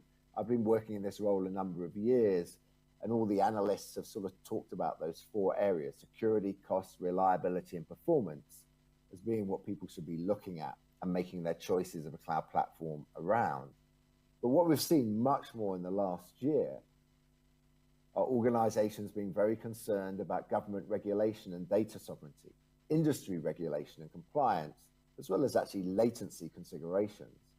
Now, whether this is due to COVID or it's due, I tend to think it's more due to more maturity, people actually understanding what it is they're dealing with here. But you have to take these factors into account as well. And so what this does mean is we often see that those workloads have moved to a public cloud, and then they have to be repatriated. This is from 451 Research. It was released 2 years ago. Talking about 35% of workloads that were lifted and shifted to the public cloud with no business benefit. And remember, 90% of existing applications are not being changed. 30% of those workloads were then repatriated, but predominantly to a private cloud, which makes a lot of sense because you want all the benefits of cloud, but you maybe need more control, you need more reliability, you need more higher performance. And so the private cloud fits those attributes, giving you all the benefits of the public cloud, but with those enterprise controls that you need in your business. And in fact, there was some research last year from IDC that said 85% of organizations had repatriated some of their workloads. So maybe people are getting a little bit better at deciding where they should position their workloads, but they're still making lots of mistakes and having to rectify those mistakes. So if you can think carefully up front, you can move your workloads to the right cloud destination, the right type of cloud from day one. And so this is from IDC, released actually just this year, although the research was conducted in December. And it shows we're going to have this hybrid cloud operating model with private cloud and public clouds. Now, this is actually from our region, Turkey, Middle East, and Africa. And even I was quite surprised at these figures and the high percentage of organizations that are going to run most of their applications in the private cloud. But I think that is often due to the fact that we don't have the public cloud hyperscalers in country in a number of, such as Kenya. And so you are more severely impacted by things like data sovereignty, compliance, and latency, those regulation issues, also performance. So the private cloud becomes even more popular as the destination. And very few organizations will predominantly go to the public cloud. And this is impacted even more depending on what industry you're in. This makes sense, doesn't it? If you're in healthcare or government or finance, you do have more compliance regulations to adhere to. You are going to be more concerned about data governance. So you are much more likely to have the majority of your applications in the private cloud than you are pushing them to the public cloud. So you'll probably maybe some workloads in the public cloud, but it's definitely going to be a private hybrid multi-cloud model. Other industries are maybe less impacted, and we can see that they can move more workloads to the public cloud. So that hybrid aspect will be even larger. Now, what are the benefits of a private cloud? We've been talking about some of the attributes of the public cloud and where maybe it doesn't deliver to the expectations organizations have. You get cost overruns, poor performance, not quite the security you're in. So what is it the private cloud brings you? Well, the first is seamless migration. The fact that you're running VMware in your private cloud, as well as probably having been running VMware previously, allows you to migrate to the private cloud incredibly quickly. We're talking about days and weeks, not months and years. Obviously, you get the full VMware software-defined data center, but delivered as a cloud service, so you don't have to build it yourself, you just consume it. But with all that richness of software-defined networking, software-defined storage, and obviously software-defined compute for the virtualization layer. More important, I think, it brings you consistency. It allows you to use the same management tool sets and the same skills you have in-house today for the consumption of that private cloud. It gives you predictable performance through applications. Your applications are optimized to run on top of VMware. So why change the platform where you'll have unpredictable performance? That portability of those applications.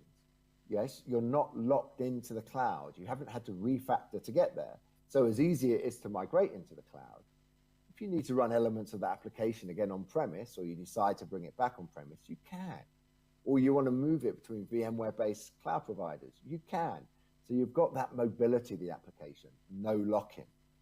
And With this full SDDC stack, you can run your modern applications. Those 95% of new applications that are going to be built on containers and predominantly leveraging Kubernetes, you can run in your VMware private cloud. And we have many examples of that now. So it's not just taking your existing applications and moving it to cloud. You can also develop your new cloud native apps, private cloud. And so what do we bring to you as the customer from VMware? Well, really, we bring you freedom and choice. Yes, you can still build that private cloud on-prem if you so wish, if you still want to run your data center and own and commission your infrastructure. We also provide private clouds built and operated by VMware. VMware Cloud on AWS, and coming this year, or available now, VMware Cloud on Dell. But then what's probably most appropriate for the Kenyan market is we partner with a lot of organizations. So we partner with all the hyperscalers. Yes, not just AWS, but IBM, Oracle, Google, AliCloud, and Microsoft Azure all run VMware private clouds because they understand we are the de facto standard for running those applications that you operate today. We are the fastest, easiest, most secure way of moving from on-premise into the cloud, because obviously all these stacks, all these different go-to-market models, if you like, or consumption models, are running the VMware Cloud Foundation. So you have that consistency, you have that portability, you have that ease of migration. Now, we then have thousands of localized partners. So you don't have to worry about that data governance. You don't have to worry about that compliance. So for instance, and I know they'll be on a session talking to you about their cloud tomorrow, in Kenya, we're working with Safaricom, who have totally modernized their cloud to deliver a true self-service private cloud, just the same as if you were building it on premise. You get your own virtual data center in their cloud, but they're doing all the heavy lifting for you. They're worrying about the infrastructure. They're worrying about patching the environment. They're the people bringing the skills to the party. And it is exactly the same VMware products, that VMware Cloud Foundation, as if you went to VMware Cloud on AWS, or Azure VMware solution in Azure, or into Oracle VMware Cloud or Google VMware Cloud, but delivered for you locally in Kenya by Safaricom. You know, and what do they take care of for you? Well, really, they're providing you that one-stop shop for all your private cloud requirements. So they have the investment in people. They have the data center facilities. They operate a first-class enterprise infrastructure. They have the experience built up over many years of delivering services, obviously internally predominantly to their own IT organization or their own business units, but also to their customers. They have economies of scale, so you can take advantage of that. And they obviously have the networking connectivity. So you can just consume that infrastructure, run your applications, and deliver to your business. And then, of course, they deliver additional services on top, things like backup and recovery, migration, assessment of your on-site environments, so you can move into the cloud easily, and then actually have that full data center service experience when you're in their cloud, you know, DR, whatever it is you need. So as we round up now, because I know I'm nearly out of time, I thought it'd be great to talk about a localized case study. And we've actually did this with Genghis Capital a little while ago, but it is just as relevant because the advantages they had by having transformed their IT, and I actually believe Jeremiah is going to be talking at this conference as well, is that they were insulated from the impact of COVID. They had already become a digital organization. Now, the initial migration just took one day into the cloud provider. And yes, they saved a lot of money and they didn't have to buy servers and someone else was operating their infrastructure now. So that made a lot of sense operationally, and that's a standard benefit of moving to the private cloud. But I think what is more impactful here is that the IT organization was now able to focus on that new application development and develop mobile apps in a containerized application stack, so cloud native applications in their VMware private cloud. That's allowed them to be more innovative, provide differentiation in their business. That's the key to moving to a cloud operating model. You want to be able to enhance your delivery of applications, enhance the service level IT is giving to business. Make IT a true partner of business. And if you adopt the cloud operating model successfully, you can do that. And that's why I think this really shows the power of the private cloud. And I think Jeremiah was a real thought leader in how he went ahead with taking Genghis Capital there. And they have derived all the benefits and the results they wanted from cloud. There's no issues around multi-year migration projects and all those problems that sometimes people have going to the public cloud. By going to the private cloud, they were able to be successful. So I'd like to thank you very, very much. Please reach out to me if you have any questions or via CIO. And I hope you enjoyed the session today. So thank you for your time. In today's rapidly changing business world, the cloud is your future. It's where you want to be. But the transition can be complicated, and you need someone to guide you. You need an ally in the cloud. And you'll find one when you work with a VMware cloud provider. With over 4,000 providers to choose from, it's easy to find the right ally to help you meet your business needs. You'll have no trouble connecting with one that provides the standards and compliance certifications required in your industry. Trusted partners located in more than 100 countries ensure data sovereignty, helping you meet security and privacy regulations. And validated cloud services based on VMware technology mean greater choice and more flexibility for your organization to scale as needed, while delivering the IT agility, efficiency, and cost savings of a hybrid cloud environment. No matter how complex the challenge or diverse your needs, VMware cloud providers will make the cloud work for you.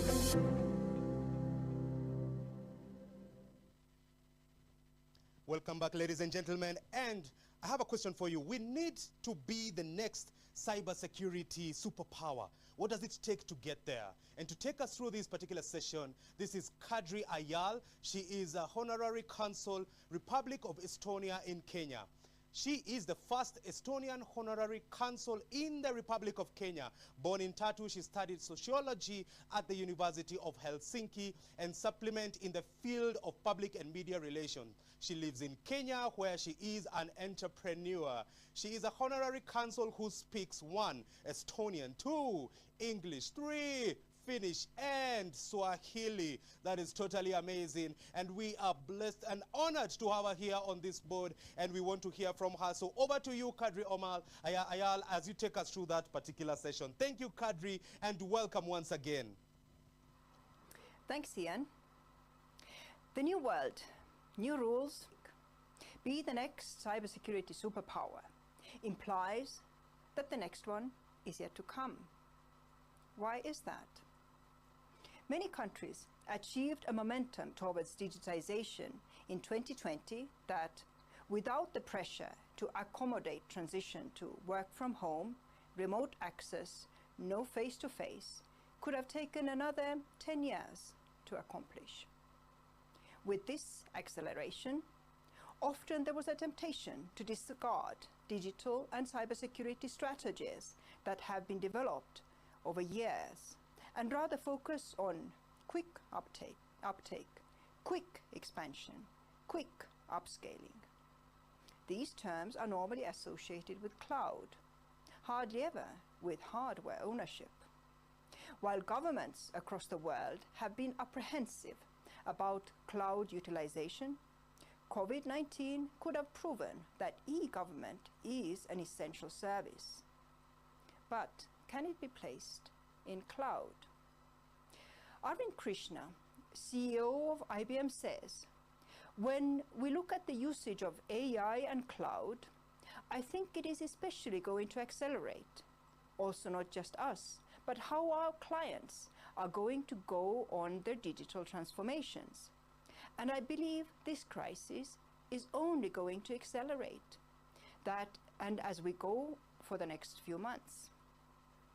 Let's come back to the rules. How many countries have had time during the crisis and acceleration of the last 12 months to review their laws when it comes to availing services through cloud?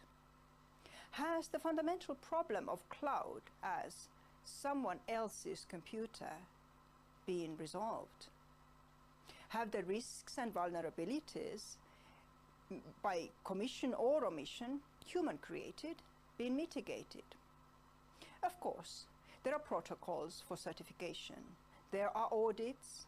But as Lukas Ilves, the head of strategy at Guardtime, Estonian blockchain provider, says, with such audits, you're looking for a needle in a haystack that is in someone else's barn, that you can only inspect on weekends, just to illustrate the gap between the owner and the process and what is actually happening to the bits and bytes in the cloud.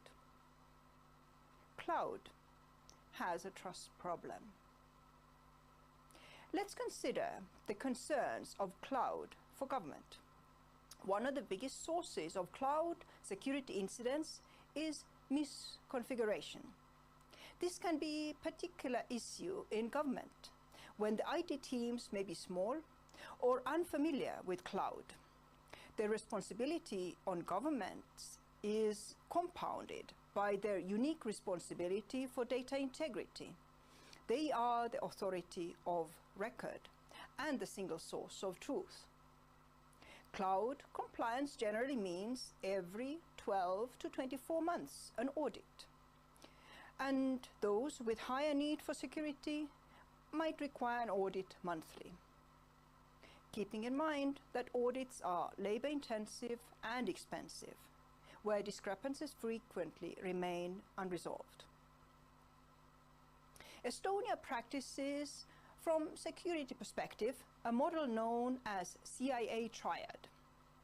Estonian information security relies on a combination of 3 pillars: data confidentiality, data availability, and data integrity. Estonian electronic ID allows citizens to access their data and restricts access to unauthorized people. Estonia offers several e-ID carriers that people can use and combine, issued both by the state and the public sector to guarantee confidentiality and privacy of data. The X-Road serves as the basis to secure data exchange, so different public and private databases have trustworthy data available at all times to work with. This way, data packets can be exchanged in a smooth and interoperable manner that allows institutions to provide efficient public services using and reusing the data. Finally, integrity is crucial to maintain the trustworthiness of the data that we see and avoid the illegal loss, duplication, or manipulation of datasets, software components, or log files. With KSI blockchain technology deployed in the Estonian government databases, history cannot be rewritten by anybody, and the authenticity of the data can be mathematically proven. This means that no one, no hackers, no system administrators, and not even the government itself can manipulate the data and get away with it. With these 3 pillars in place, there is a good chance that a country can push on towards offering secure digital services that attract the interest of the population.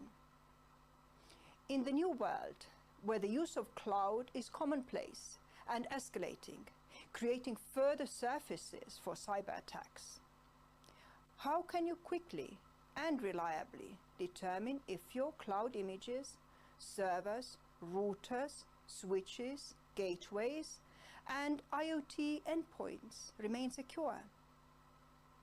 How will you go through thousands of lines of code looking for a backdoor, a misconfiguration, cybersecurity bug?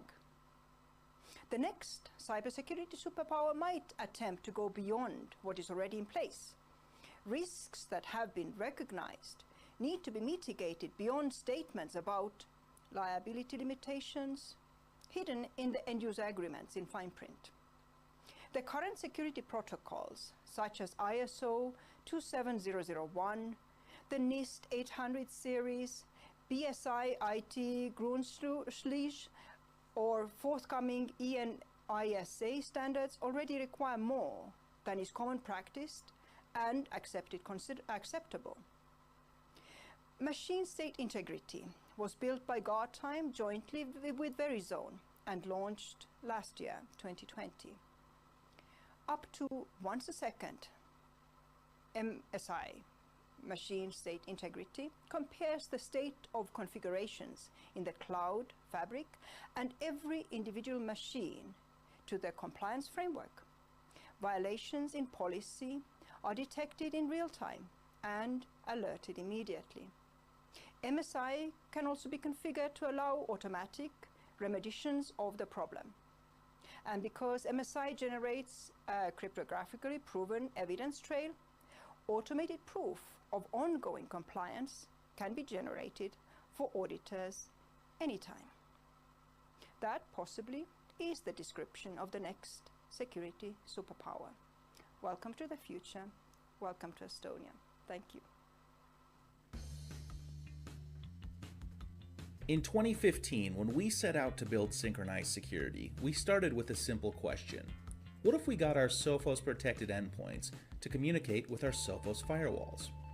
That opened up a lot of possibilities for what would become the world's first true cybersecurity system. And along the way, we kept asking questions like, what if, during an attack, the firewall could automatically isolate an endpoint from the internet and the rest of the network, even on the same switch?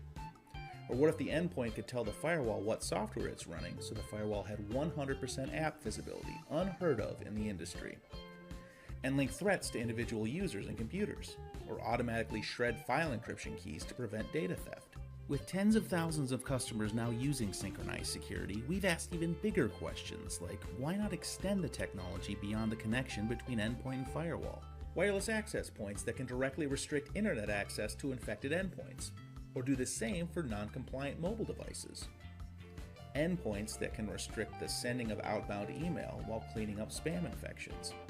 Email protection that can identify risky users to be enrolled in anti-phishing training.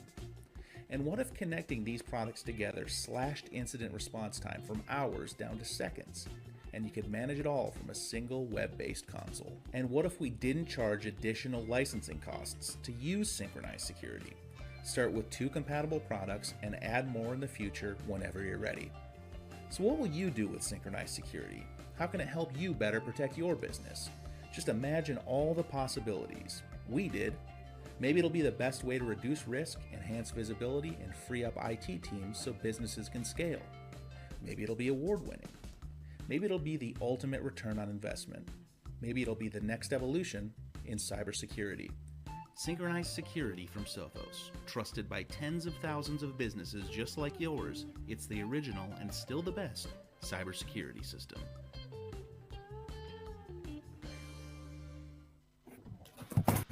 It is engaging, it is exciting, and it's informative. Ladies and gentlemen, it doesn't get any better than this at the Cloud and Security Summit here at CIO East Africa. Thank you so much, Kadri Ayal, on guiding us on how to be the next cyber security power. We'd like to also appreciate David Funnell from VMware, just taking us through the cloud security challenges and the supply chain risk. Also, Mark Hostin, he was guiding us also on how to be open and to be more secure. But over and above that, we want to appreciate Laura Chite just also giving us some amazing and warm opening remarks. And I like what she said about how we were able to reminisce and go back in time and think about the Flintstones cartoon that we were watching, and we'd also now watch the Jetsons and just think about how amazing that life would be. But now, ladies and gentlemen, we are currently there. We are in the cloud. We are here discussing the IoT and the AI on how we can be able to make our information secure. But over and above that, I remember as a young person when I was growing up, I'm still young by the way, I envisioned owning a piece of land that would have oil under that land, and just to see how I could be able to retire at the age of 30. So you can imagine how precious oil is. But now we want to get into a place where we're going to discuss data is the new oil. And so what? All right? It's an interesting topic that we'll be discussing.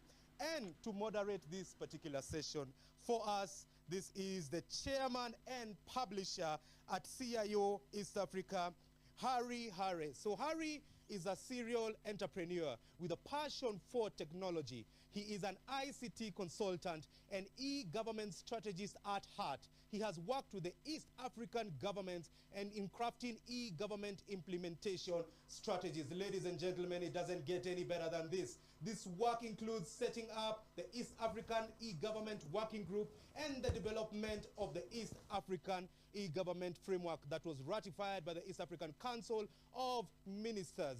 He has a deep knowledge and understanding of the East African ICT landscape, having followed it for the last 3 decades. Ladies and gentlemen, this is a man, if he was to run for office, he would definitely get my vote.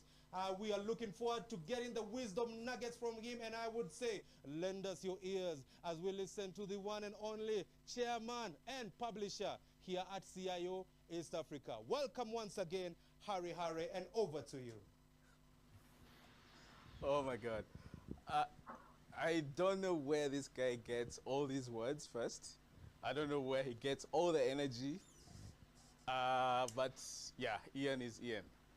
So thank you very much, Ian, for that intro. A bit too much of it, but thank you anyway. And good morning, everyone. It's another day, another summit that CIO East Africa is putting together. And first, I want to thank the previous speakers. I think they've done a good job to just, get us to speed. So thank you, Laura. Thank you, Mark. Thank you, Dave. Thank you, Kadri.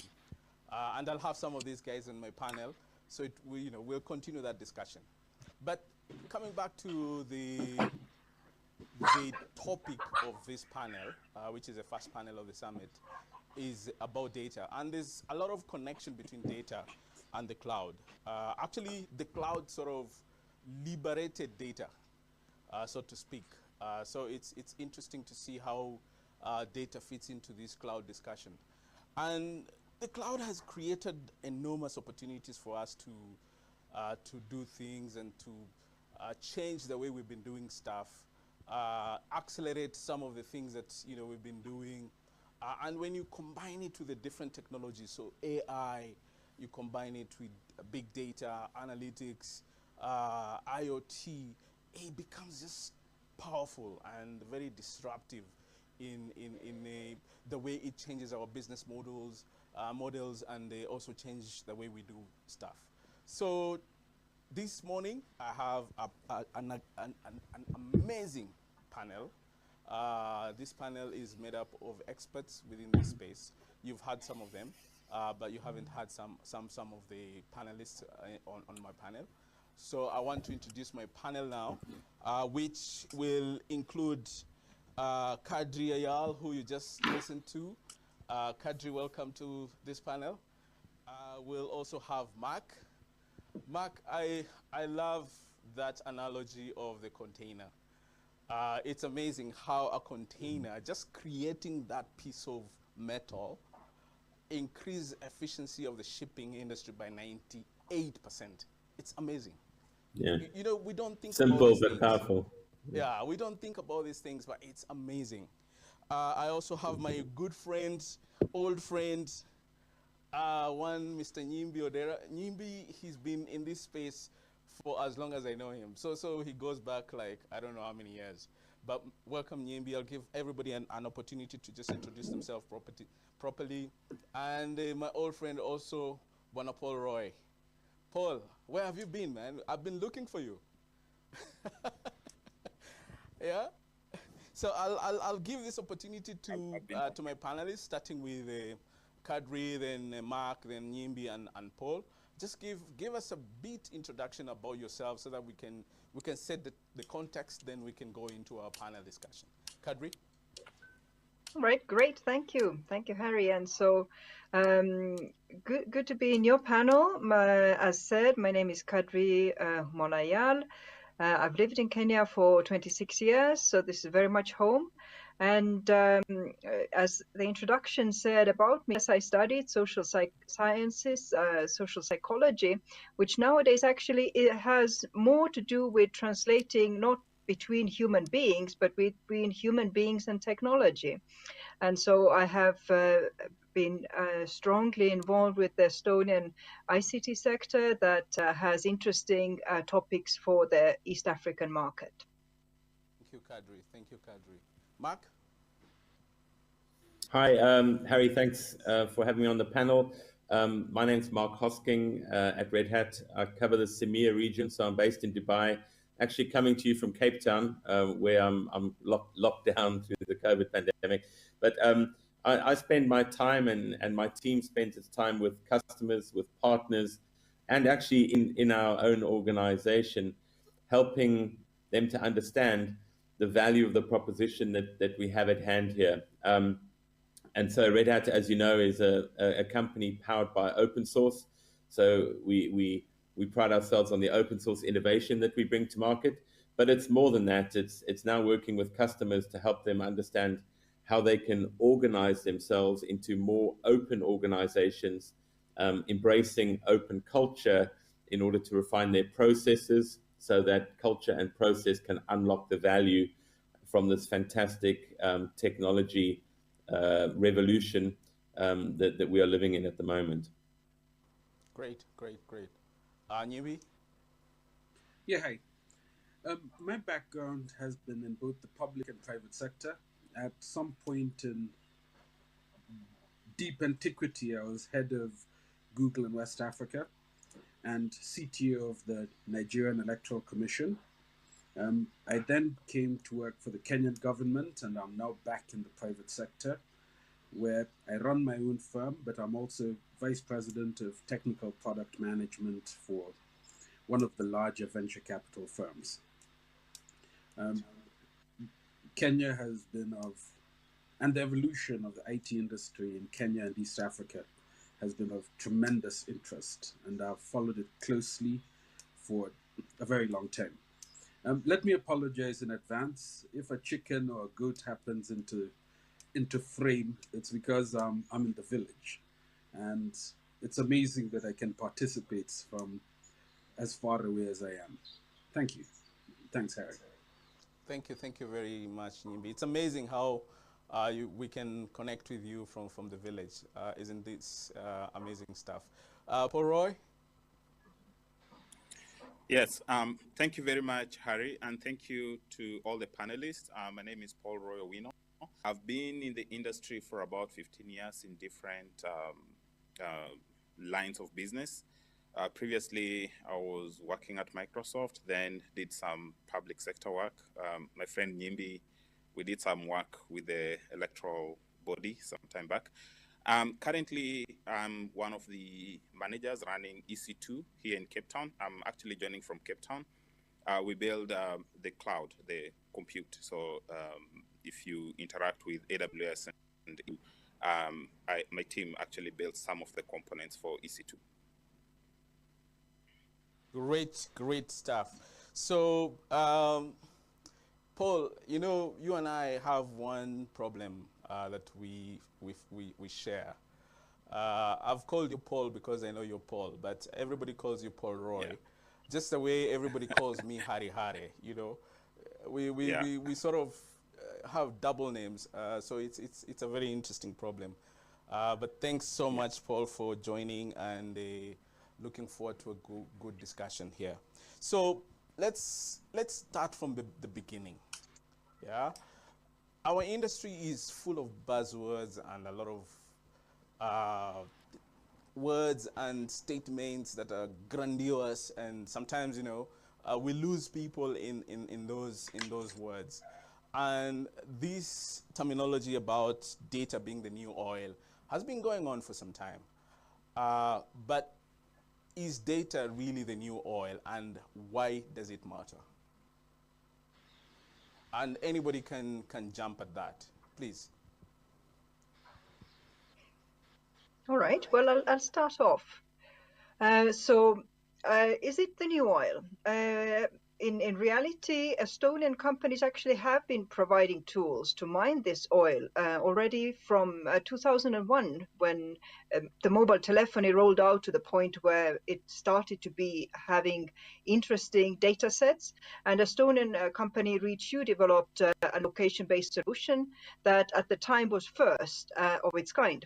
And currently their solution is actually earning $5 per subscriber revenue for their mobile network operator clients. So yes, if you're looking at is it new oil? Not necessarily. Is it valuable? Yes, it is. If you're looking at let's say similar revenues for Safaricom, their M-Pesa revenue that they reported in November 2020 was 35 billion. With skillful implementation of location-based analytics and location-based services, Safaricom could have a 17 billion revenue from its 35 million subscribers. Interesting stats there. Nyimbi, what's your take on that?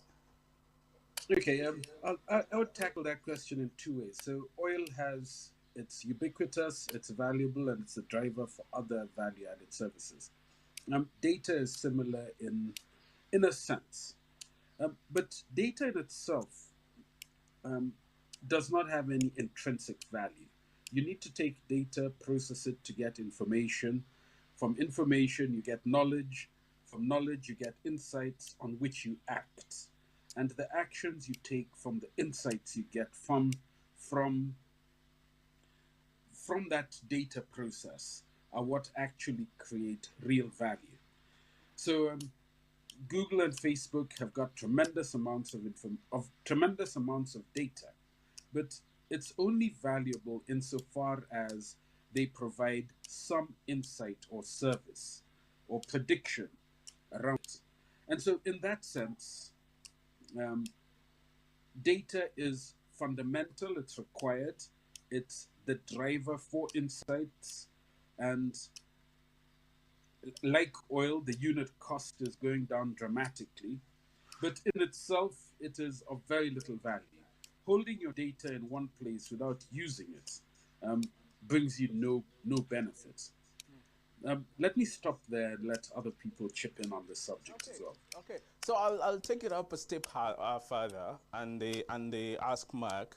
So if that's data and I like what Kadri said. You know, there's a mining process there. Yeah, there's a mining process. Then Nyimbi comes and says there's also a process. You need to do something before that data becomes valuable. So where are the opportunities? Where do you see the most opportunity around data? And you can also just give us a quick view on whether data is actually the new oil and why it matters. Yeah, so I agree with what the previous panelists have said, that there's absolutely value in data, whether it's the new oil. People can call it what they like, but to a business, if we think about what business needs in terms of creating value, there are kind of four areas that we would focus on. One is the ability to take cost out of a business. The second is helping the business to create new revenue streams. The third is helping the business to respond quickly to market opportunities. And the fourth is around security and compliance. And all four of those, I believe, can be supported by intelligent use of data, driving actionable insights from the data that you have.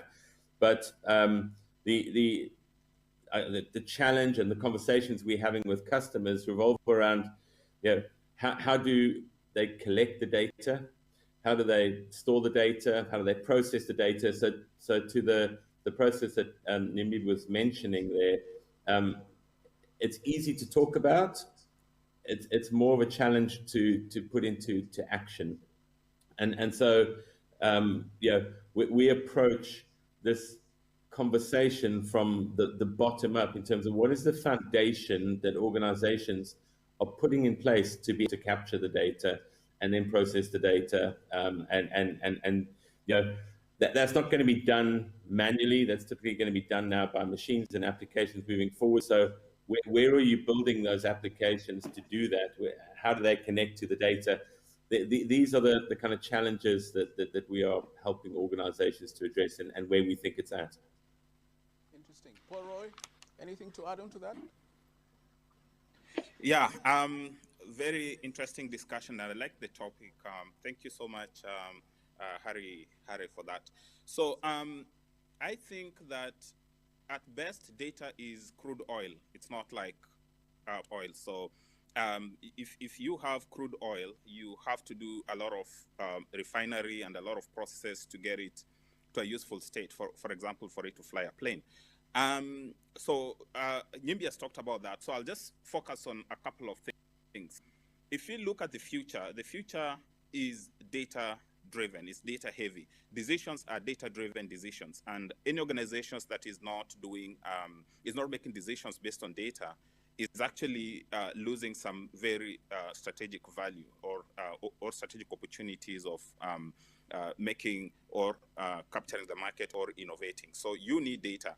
And there's this old Chinese saying that the best time to plant a tree, is 20 years, and the next best time is probably now.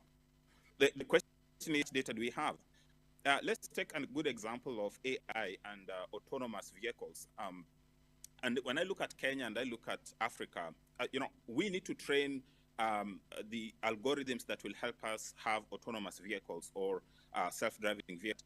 Who is collecting that data? We should be driving in billions of kilometers, just tagging the data and collecting all the road surfaces, because truth is that we'll not have the same road and driving style and signage like any other country. So we need to collect our own data. I'll go further to say, if I was the president of this country, I'll task every ministry to have some form and sort of data collection within the ministry, just making sure that data is recorded and collected, because the value of that data, is immeasurable. So it's not only the oil, but that is there in data, but it's just the end product of it can do. Just one last thing on that is, we have a lot of problems that have not been solved. Things in biology, for example. Think of just the corona and COVID, how much the biochemistry and the companies that are producing these drugs, and they have to run a lot of simulations, they have to collect a lot of data, and if we don't have that data, we're going to take a long time to come up with new drugs or new vaccine and so on. So we need to have collected this data already. If we've not done that, then let's start collecting that data right now. Excellent. So should you decide to run for office, you have one vote from me. Just because of the data, the data vision, and so then this brings me to the next issue about data, because I've been interacting with a lot of CIOs and heads of IT, and sometimes you start talking about data, and then when you start asking where is your data, then and what data do you have, then you start getting very stories which are not very confident, or there's some stammering around them. So I want to ask, is all data made equal? Let me chip Okay, in on I'll that. start off again. Oh. I once worked on a very interesting project to try to build African language translation software. And it was driven by a fundamental insight. If you go to, for instance, to Bing Translate, you'll notice that there are two versions of Serbian translation software. Bing supports two versions of Serbian. And at one point, it also supported two versions of Klingon. If you think about it, there are 6.4 million Serbs, or Serb-speaking people in the world, but there are 35 million Oromo-speaking people on Earth. So how is it that there's Serb machine translation, but there isn't Oromo translation? Now, this is driven by three principal factors. On the one hand, the total amount of digital data in Oromo is very small. And as a consequence, some of these modern value adds, like language translation, are unavailable in those languages. But this also means that there's a technical and cultural impact of a lack of data from certain regions and from certain areas. And this is going to impact the evolution of technology going forward. So in that sense, there's both a social and political dimension to data availability, collection, and utilization that we need to take careful cognizance of. And so I would argue, and this is entirely my personal opinion, that not all data is the same, but it is critically important that the data volumes coming off our continent be dramatically increased. And the total amount of written text or digital data from Africa is so small that even competing on the global scale is going to be difficult unless we rapidly digitize. Thanks, Harry. Okay, good. I think those are very, very interesting points there. And coming to you, Kadri, so Nyimbi says that we have little data. Is it that we have little data, or we don't have enough data, or is it that we don't know where our data is? So you can attempt to answer to that, and then we'll come back to Nyimbi on the same as well. Sure, and I think in essence Nyimbi is very right, because when we consider when data started to be created in written form, for many those who practice history would know that actually the creation of written data started medieval age. And so what Nyimbi is applying is that medieval age has not started yet in many parts of the continent where written data is limited. And so in essence, yes, that could be so, more so when you're considering digital skills as the current literacy and being able to create a digital footprint in creation of platforms, in creation of data, and in forms of capturing data, storing data, managing data, manipulating data, analyzing data, running the algorithms that actually make sense of data. Indeed, I think there is little literacy around that. And yet, I think there is a lot that is created, but not well looked after, not well stored, and not well utilized. Mark, I wanted to also chime in on that, but I also wanted to respond to, so there's been this hue and cry about privacy and the, people moving WhatsApp in droves. But at the same time, we are all giving out our data, our privacy data, without even thinking about it. So is privacy overrated? It's quite a subjective question. I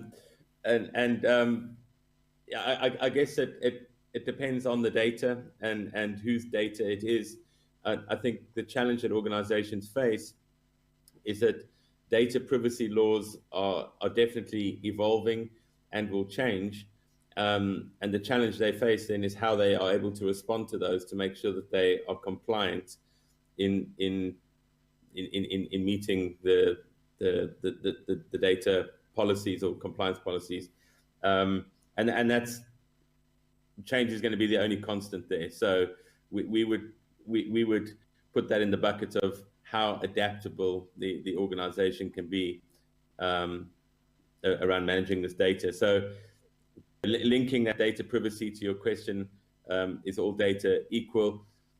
We look at the 3 V's around data. We look at the volume of the data, we look at the variety of the data, and we look at the velocity of the data.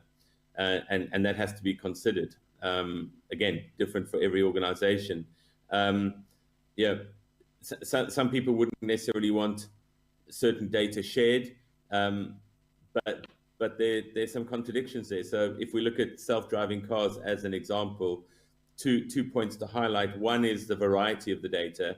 So there's certain data around the safety of the car, say, I don't know, are the brakes performing on this car? And if there's a problem, we need to know about it immediately to notify the driver to keep them safe. At the same time, data about where that car is going, the road that it's driving is being collected. That might be less interesting to the driver at that moment. And the data might have, the driver might have privacy concerns around their route data being stored.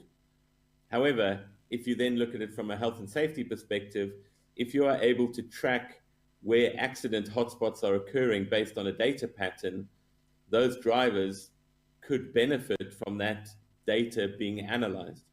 So it's a very, very complex subject, and comes back, we would suggest, to an organization's ability to respond quickly and to show how they are able to handle the data in a way that is compliant, at the same time drive meaningful value from that data. Yeah, so unfortunately my director tells me that we've run out of time, but I want us to still, please give me just 3 minutes with my panel to look at what are the two things from all of us here, what are the two things that organizations need to do to leverage on data? Just two things quickly, then we can do our parting shot.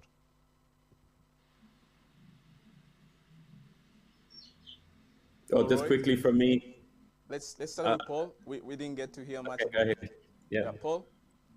Yeah, I think organizations should build a culture that respects data, that collects data and stores data in whatever form that it's gotten.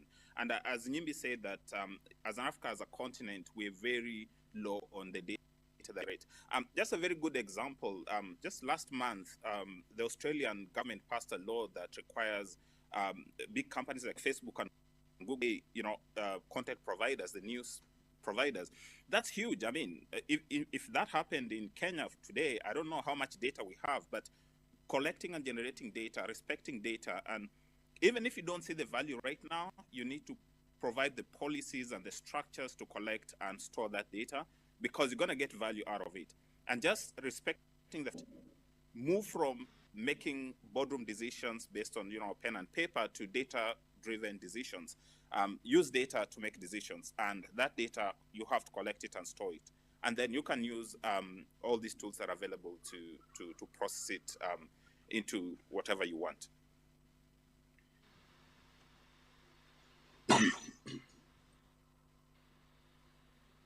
Yes, Nyimbi, your thoughts on this? Look, the legislative and regulatory response to data management is largely driven by Google and Facebook envy. I was once told a story about, imagine that somebody leaked the detailed plans for an F-16 on the web. How would that change the world? The answer is it wouldn't, because in order to build an F-16, you need a small industry that does specialist plastic, another one that makes titanium screws, another one that makes turbines. So that information, that data is valueless unless you've got the technomic infrastructure to actually manage it. And so people look around and say, Google is worth 180 billion in revenue every year. Kenya has got a GDP of 90 billion. That's half of what Google earns every year. So if we hold our data, maybe we can get some of the revenues of Google or Facebook. This chaotic, half-baked approach to data policy, regulation, and management needs to be better informed by how to derive value from data. So most of these restrictions, constraints, domiciliation, data management regimes are really just a knee-jerk reaction to seeing other people making money from data. We need to rethink our position. Okay, that's very powerful. And if you stand for office, you also have my vote. Kadri? Yeah, thank you. So I think critically when it comes to data, it's important for every person to be able to decide how their data can be used and to be able to verify that their data is only used in a manner that they stipulated so.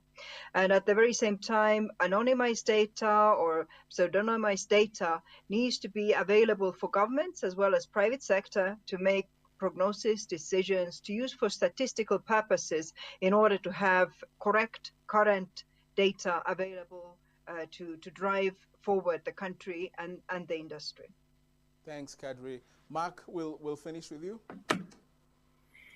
Okay, thanks. I really like Nyimbi's example of the F-16 and our answer that the best advice we could offer is to think about the platform that you are putting in place for your organization or enterprise that's going to allow you to collect data, to store it, to process it, to analyze it, to control it, audit, and everything else.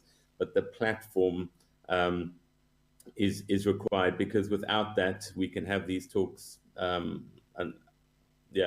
day, every day, but you're not going to be able to do anything with the data. Thank you very much. Please give a big round of applause to my panelists. I know we're virtual, but you can still clap. I think there's some tools down there where you can actually clap. This has been an amazing panel. Unfortunately, we didn't have enough time to cover all the things that we wanted to do, and we didn't get an opportunity to actually answer some of the questions that you guys have. But on the chat, I think it's on this side, on the chat somewhere there, please put in your questions there. Nyimbi, Mark, Kadri, and Paul Roy are all on the platform. So we'll try to answer as many questions as possible. And with that, I say thank you for being here, and enjoy the rest of the sessions. Thank you very much. Companies are moving more of their enterprise workloads to the cloud than ever before. But increased cloud adoption is creating new blind spots in IT security. A better approach to cloud security is needed, and fast. We believe every cloud administrator should feel confident in their security with a platform that's easy to deploy and manage. That's why we're introducing a new set of solutions for cloud security posture management with 2 security services, Oracle Security Zones and Oracle Cloud Guard. Oracle Security Zones are compartments that enforce existing security policies from the beginning.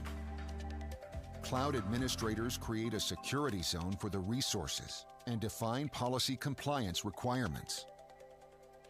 Oracle Security Zones will automatically correct and log any violations.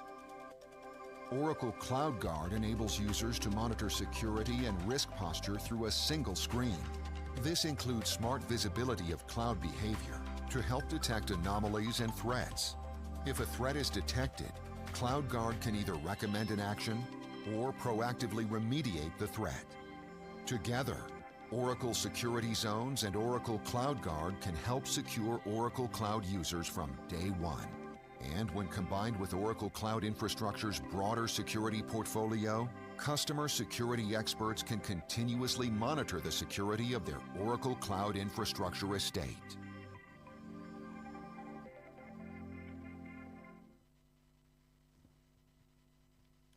Fantastic. Now we want to discuss driving innovation in the cloud. And to take us through this particular session, this is Shadrach Anyuo. He is a solutions architect lead East Africa, and we're glad to have him here. He has over 12 years hands-on expertise and engages clients in the areas of building a data management and governance framework, demystifying, embracing and crystallizing the concepts of big data in memory computing, cloud and Internet of Things, and enterprise architect. All right. The specialties includes evangelism for innovation and database management, and also in cloud computing, among others. We are glad to be having Shadrach here with us, and is able to guide us through on this particular interesting and engaging topic. Welcome once again, Shadrach, and over to you. Thank you. For the time today, my name is Shadrach Anyuo, and I'm a Senior Solutions Architect with AWS. In this session, we are going to explore how AWS can help you to become more innovative and agile in the dynamic business environment. As a business leader, you need to focus on strategic value drivers that are most important to your organization's success. With AWS, you can rapidly test and iterate new ideas, create new products and services, and reduce your time to market. AWS makes collecting, interpreting, and learning from your customer data easier so that you can make better, faster decisions on how to improve their experiences and create better business outcomes. When you move to AWS, you realize business benefits beyond infrastructure cost saving. Your IT and R&D staff become more productive. You gain new agility of your financial, human, and technical resources to meet the changing market conditions. You can harness your data and use a broad set of analytics from AWS to take cost out of serving your customers and grow your competitive advantage. We also understand that every industry has its unique source of risks that can affect your business operations. With AWS, you have the most comprehensive portfolio of analytics and machine learning solutions at scale to detect and respond to these risks. And as more of your operations rely on digital technology, your business value also depends on managing availability, security, and compliance risks. By moving to AWS Cloud, you can elevate your reliability and security without compromising agility. Today, thousands of enterprises of all sizes in every industry are using AWS to drive meaningful outcome for their businesses and their customers, be it in the financial services, healthcare, oil and gas, manufacturing, media, or even public sector, where about close to 6,500 government agencies worldwide, 9,000 academic institutions, and tens of thousands of NGOs are using AWS. You can transform your business faster with AWS, and by moving to AWS Cloud, you can migrate critical applications and free up your IT resources, ensure security and compliance, scale your business globally with resiliency and high availability, and even create an environment of innovation. Let me break this down by looking at these aspects individually. And the first one that we're going to look at is migration. There are many different drivers for customers like yourselves to initiate their journey to AWS, such as cost, target dates to exit and consolidate data centers, or even end of life of hardware and software. But the conversation is changing. Business leaders expect more than just cost saving and efficiency, even though customers are achieving 25 to 50% savings in AWS versus being on-premise. They want to be more faster as businesses and transform customer experiences. They want to deliver digital transformation and modernize their businesses. They want to reinvest cost savings to drive new innovation and business models. And from conversations we as AWS are having with our customers around the world, it's most important than ever that modernization and transformation be accompanied by cost optimization. And so to create the right mental model for the rest of this talk, I want to emphasize that we have studies from our cloud economics teams who consult and talk to customers, and the study shows that there's consistent reduction in cost by moving applications to AWS Cloud. And this cost reduction grows as customers mature and scale on AWS. Now, by unlocking lowering operating cost at scale with high level of automation usually results into lower operating cost all up. And this basically means less people in operations and more working on development and innovation as a proportion of IT staff. And we also have data that shows that when you consider multi-cloud, it becomes more expensive, and picking a single cloud can simplify and lower your operational costs further. Even though cost is important, cloud is not just addressing costs. It's all about business value and benefits. This is why cloud value is essentially worth if it is considered with a larger lens that includes staff productivity, business agility, and operational resilience, which has technical underpins and direct financial impact. AWS has the most experience helping all types of organizations migrate to the cloud. AWS and our partner ecosystem have developed have helped customers successfully migrate all types of workloads to AWS, including large-scale migrations of tens of thousands of servers. And based on our years of migration experience, we've developed the methodology, best practice tools, and services to help you simplify and accelerate your migrations to AWS Cloud. And with automation and data-driven guidance, AWS simplifies each step of migration process, reducing the effort and complexity involved in migration. This basically helps you as a customer to accelerate your migration by reducing the time to realize the value of your cloud migration. At AWS, security is our top priority. And being an AWS customer, you will gain control and confidence you need to securely run your application with the most flexible and secure cloud computing environment. You will also benefit from AWS data centers and a network that's architected to protect your information, identities, applications, and devices. With AWS, you can improve your ability to meet core security and compliance requirements, such as data locality, protection, and confidentiality with our comprehensive services and features. Today, AWS protects millions of active customers around the world. Our customers represent diverse industries with a wide range of use cases. The scale and global reach of these customers give us the broad visibility and deep perspective on cloud security, a knowledge which we rapidly reinvest back into our leading edge infrastructure and services. All customers benefit from AWS being the only commercial cloud that has had its service offering and associated supply chain vetted and accepted as secure enough for top secret workloads. AWS always automate manual security, will allow you to automate manual security tasks so that you can shift your focus to scaling and innovating for your business. Plus, you only pay for the services that you use.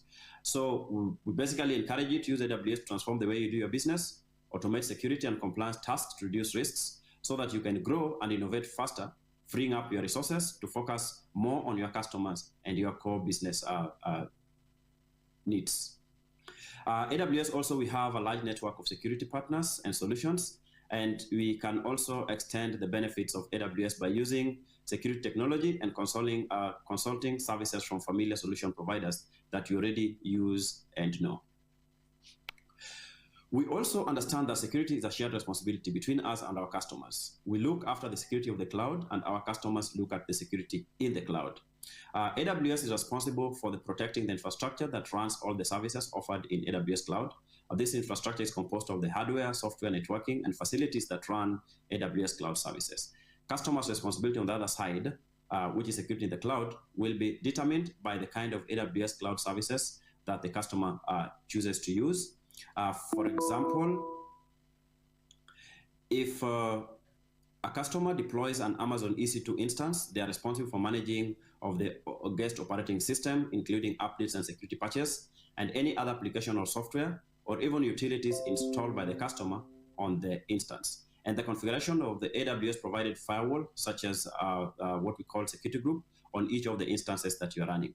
Security and resiliency of data go hand in hand, and AWS goes to great lengths to ensure resiliency. We also run a global footprint that allows you to go global at scale and in minutes. At AWS, we have the largest global infrastructure footprint with 24 regions, 77 availability zones, with one or more data centers, 216 points of presence, and around 205 edge locations. And this footprint is constantly increasing at a significant rate. We also design our global infrastructure to enable you as a customer to build highly available, scalable, and fault-tolerant applications. And unlike other cloud service providers, each AWS region has multiple availability zones, and each availability zone has multiple physical separated data centers. And each region also has 2 independent, fully redundant transit centers that allows traffic to cross the AWS network, enabling regions to connect to the global network. Furthermore, we don't use other backbone providers for AWS traffic once it hits our backbone. Now, I want to spend a couple of minutes on application modernization at AWS and how we can be able to help your organization to go from idea to implementation more quickly and at scale. when customers modernize, they enjoy the fullest benefits of the cloud. That is maximizing agility while minimizing operational load. Modern applications can be characterized along 5 vectors: their architectural patterns, software delivery practices, data strategy, and security posture. AWS customers who adopt modern application development practices on AWS get to market faster, increase their rate of innovation, and build more and reliable applications at reduced costs. We also provide best practices for modern application development that creates applications that are more secure, reliable, scalable, and quickly available for our customers. It's the ability to reduce the overall compute cost by 95%, such as FICO did, or Coca-Cola cutting processing time from a day and a half down to 10 seconds. It's the ability to deliver on critical initiatives such as FINRA stock trade validation system, or the ability for Washington Post to deliver releases at a rate of 50 plus deployments per hour. The other area of interest is basically data analytics. AWS Analytics helps organizations to quickly get from data to answers by providing mature and integrated analytics services ranging from cloud data warehouses to serverless data lakes. Getting answers quickly means spending less time building plumbing and configuring cloud analytics services to work together. AWS helps you to do exactly that by giving you, 1, an easy path to build a data lake and start running diverse analytic workloads. 2, to secure access to secure cloud storage, compute, and network infrastructure that meets the specific needs of analytic workloads, and a fully integrated analytics stack with a mature set of analytic tools covering all common use cases and leveraging open source and standard language engines, platforms, and lastly, the best performance, the most scalable, and at a lowest cost for analytics. Now with AWS, you can actually be able to use the automated services such as AWS Cloud, AWS Lake Formation, that allows customers to be able to build data lakes in days and not months in a cost-effective way. And when customers are ready for more advanced analytics approaches, we also provide a broad set of collections of machine learning and AI services that you can be able to use to provide even more insights without delays and costs from moving or transforming your data. Now, let me look at machine learning. It's also interesting to note that machine learning has been around for more than 50 years. Most of the common machine learning techniques that we use today were really invented decades ago. What has changed recently is that with cloud computing, AI and machine learning have become accessible to all businesses, not limited just to the usual major tech giants and hardcore academic researchers, but cloud has made it easier and has removed so many of the barriers that used to exist when people wanted to experiment and innovate with AI. And this has made it easier for most organizations to be able to access these AI and machine learning capabilities. Speed and agility is very important when you're looking at innovation. There are 4 aspects that go into how business organize for innovation. And by them, you take innovation, which usually is managed centrally by most companies, and move it outside to the edge. We found out that these aspects are all interconnected and they all work together to make something that is greater than the sum of individual parts. If you remove any of these components, then you won't be able to get the same results. We are talking about the architectures, which is basically the need to give builders an architecture platform which is robust enough with the right set of tools that they can use that frees them up from any kind of limitations or inhibitions. We also have organizations being able to organize yourself into small teams that are empowered to make their own decisions and to build about the culture of being customer obsessed and the mechanisms that you have within your organization, which is basically being able to be driven by customer-centric innovation, thinking and execution, and thereby working backwards to be able to start from where the customer is, from the challenges of the customer, moving towards to getting to the solution that the customer is looking for. The other aspect is basically skill sets. And what we hear from our customers is that the biggest inhibitor to cloud adoption is lack of skills. Enterprises can't hire and train fast, as quoted by Gartner. And we also hear that our customers really want to move fast to operate in the cloud, but they lack the in-house skills. So how then can we, AWS, be able to help you do that? So we have at AWS, we have a framework, what we call AWS Customer Enablement Framework, that can help your company to overcome the skill gaps that exist today and help you migrate and build faster in the cloud. We have support, which is a team of experts that can give you expert guidance and assistance. We have AWS Professional Services, which is an advisory, can help you with migration and modernization of your solutions. We have AWS Managed Services that can help you to operate in cloud while you focus on your differentiation, modernization, and automation. We have AWS IQ, which is a marketplace of deep AWS talent available for help.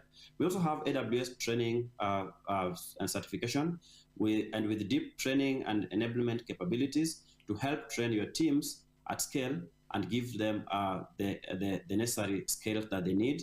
And then we also have an ecosystem of partner network with the deep skills working with all the AWS component to help you become successful. So therefore, in summary, with AWS Cloud, you basically get the most functionalities, and AWS has more services and more features within those services than any other cloud provider by large amount. You also get access to the largest community of customers and partners that you can be able to work with and share ideas with. And AWS has the largest and most dynamic ecosystem with millions of active customers and tens of thousands of partners globally. You will also be able to get access to AWS Marketplace, which is basically a digital catalog of software from independent software vendors that runs on AWS. And today we offer close to 35 categories and more than 4,500 software listings from more than 1,400 ISVs, and nearly 2 times more software listings than any other cloud service provider in the industry today. We also get access to faster pace of innovation. We are innovating at scale that is unmatched, and therefore you have accessibility to new features that comes up. We also gives you the most secure cloud. AWS provides more complete support for enterprise security requirements than any other cloud provider. Our core infrastructure is built to satisfy security requirements for military, global banks, and other high-sensitive organizations. We also have the most proven operational expertise. AWS has unmatched experience, maturity, reliability, security, and performance, years of listening to and learning from our customers, and our commitment to constant iteration help us to be able to deliver superior operational performance that you can depend for your most important work. The last part is recognized technology leadership. AWS is recognized technology leader and pioneer in the research and development of new technologies in cloud.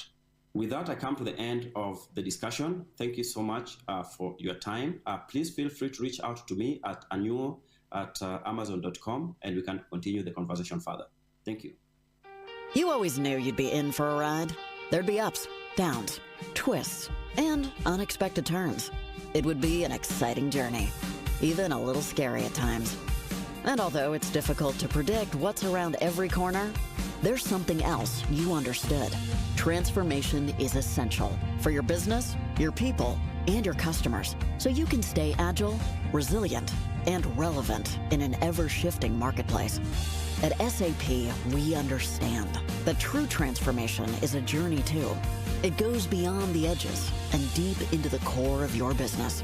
But it's a journey you don't have to take alone. No matter where you're starting from and where you want to go, we're by your side to simplify planning and execution and integrate data, intelligent tech, with cutting-edge ERP that will accelerate outcomes on your terms and on your timelines. The road ahead is clear. The next turn truly transformative. It's your time to rise with SAP.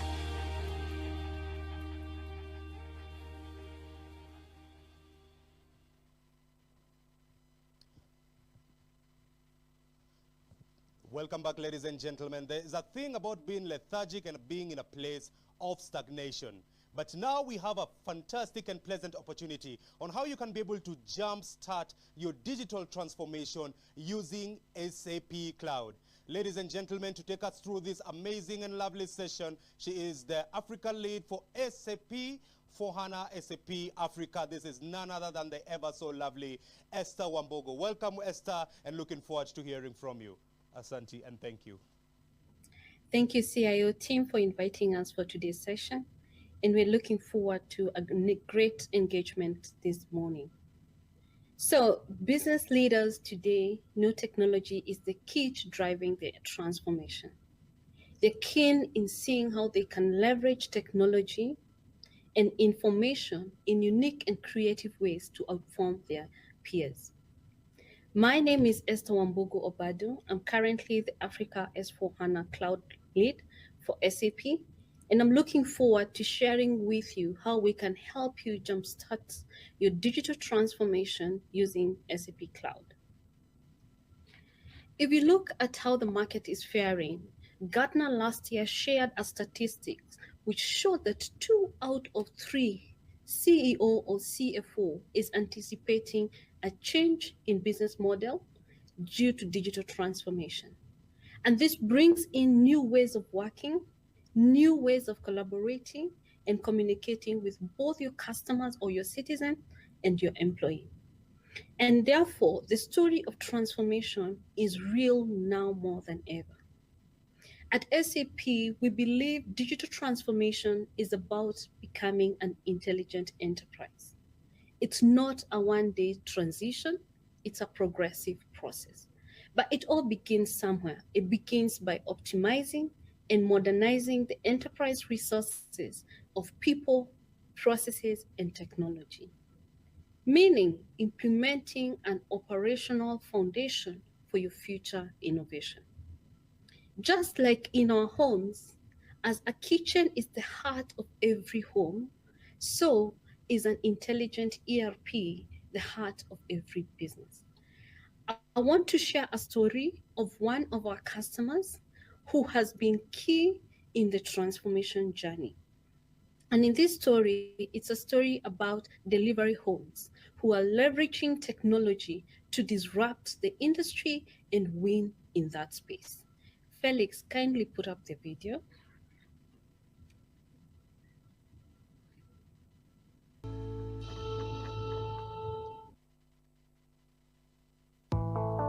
How do you scale for growth and stay agile at the same time?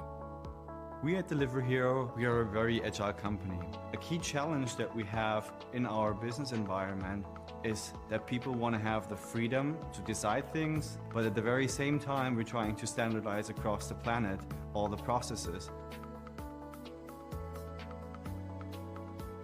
I really love about my job that every day there is a new challenge.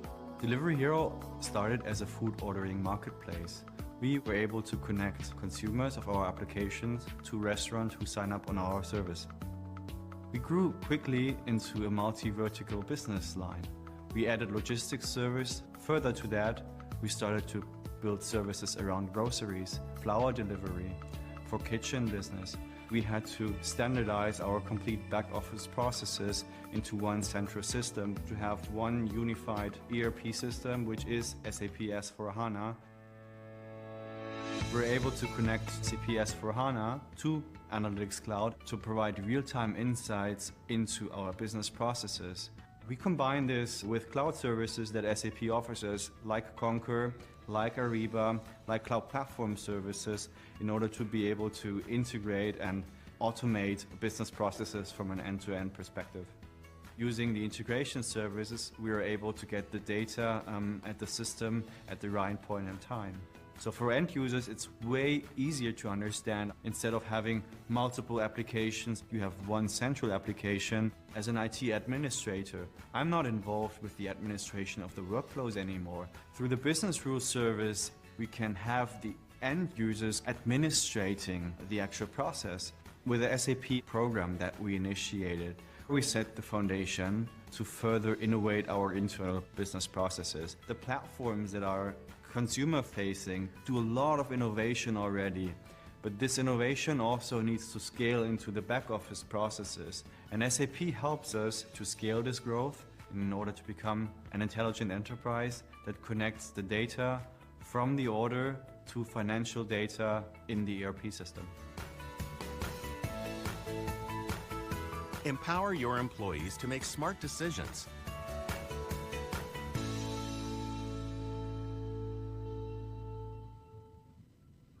Thank you, Felix. As you can see, Delivery Hero are using SAP Intelligent ERP to build the largest order network by engaging and collaborating with their suppliers, but as well as delivering an experience to their customers. This is an example of how digital transformation can turn to a complete business transformation. And therefore, at SAP, we believe transformation is a lot more than just a lift and shift of your hardware to the cloud. It's about transforming your whole business, starting with your business processes, your people, and ultimately delivering an extremely good experience to your customers or to your citizens. And that is why today I'm going to be talking to you about SAP RISE, which is a full cloud transformation as a service, which is helping organizations such as you to transform your whole business and become an intelligent enterprise. And you're able to do this within your own terms and within your own timelines. What do I mean by this? If I told you a small, medium enterprise customer who is looking to start off the journey of modernizing your core back office or maybe your core main processes, the business transformation as a service is for you. It gives you a proper starting point. If I told you a large enterprise already on the journey of transforming, I believe and I trustly believe that at the core of it, you will need a business transformation as a service. So how do we go about it? We believe transformation is all about trying to stay lean and be less complex. And the starting point here is by first understanding where you are. So in this case, the first thing we believe in is by one, helping you do a proper business process redesign. What do I mean by this? It's all about having a proper understanding of your current micro business processes and having a clear view of the business processes that you would want to improve on as an organization. We believe this by ensuring that we execute some proper business process intelligence reports. And in these reports, we run these reports within your organization. They are able to advise on your current utilization of your current business processes. And then we use that report and benchmark it against our industry benchmark KPIs, which we've built over time. And we're able to tell how do you play in alignment to your peers. We then prepare a very comprehensive report that helps you understand the current usage of your current business processes. Where do you benchmark with your peers in the same industry? What are your key areas of potential improvement in terms of process improvement and automation do we foresee with the move to an intelligent ERP? After understanding the processes that will benefit, you as an organization are going to benefit from this transformation, the next step is all about empowerment and analysis of your technical landscape. And that's why we look at it in two ways. One, we give you automated tools that will review your technical readiness to migrate to the intelligent ERP. Meaning, we analyze your current technical landscape, database size and data objects, custom code and any development, as well as any integration point that we may need to cater for. And with this, therefore, we're able to properly guide you on a clear migration plan and path towards your intelligent ERP. The second part to this is we give you access to our training platform. That is our learning hub. And in there, you get access to SAP training and learning guides for both your technical and your business users, hence enabling you to have real-time enablement for both your business and your enterprise. Depending on the role you are, we are able to guide you on the learnings and the trainings that you need to access and to start doing as you start on the journey of transformation. So here then, we have helped you understand the business processes that we believe you're going to see a very key improvement as you move into, as you partake on the transformation. We have given you the tools and the services to take you to the intelligent enterprise. Then the next focus then is helping you build this intelligent enterprise. And the first thing and the core of it is the infrastructure and operations. In this case, we offer you cloud infrastructure as a service, as well as the operations around that, meaning you as a customer or as an organization, you have total choice to decide where you want your intelligent ERP to be deployed, decide whether you want the ERP to be deployed either on public or on private cloud. We give you choice to further choose which hyperscaler you'd want to engage with and as to deploy the solution on. And to give you comfort, we already have existing back-to-back agreement with all the major hyperscalers, that is Microsoft Azure, AWS, Google Cloud, and also you have choice to deploy in our own data center. We further give you choice even to choose the geographical location or region you'd want to deploy the solution. We are very accommodative. We even go further and analyze your data residency terms, your cloud strategy, and ensure we try as much as possible to fit in within that. In terms of security, our web, we have already put in a public address in terms of the security terms and compliances that we have put in place, and feel free to look out that within our website. So now we've given you the infrastructure as a service. The next thing then is helping you continue to innovate. We further offer you a business technology platform that will allow you to access our SAP Cloud Platform, which is a comprehensive platform as a service that will allow you to build, develop, and integrate any new applications. We appreciate that sometimes the SAP ERP may not be comprehensive and you may need to do a bit of modifications and development. The Cloud Platform as a service gives you a whole development layer to allow you to build new applications and to extend the SAP ERP.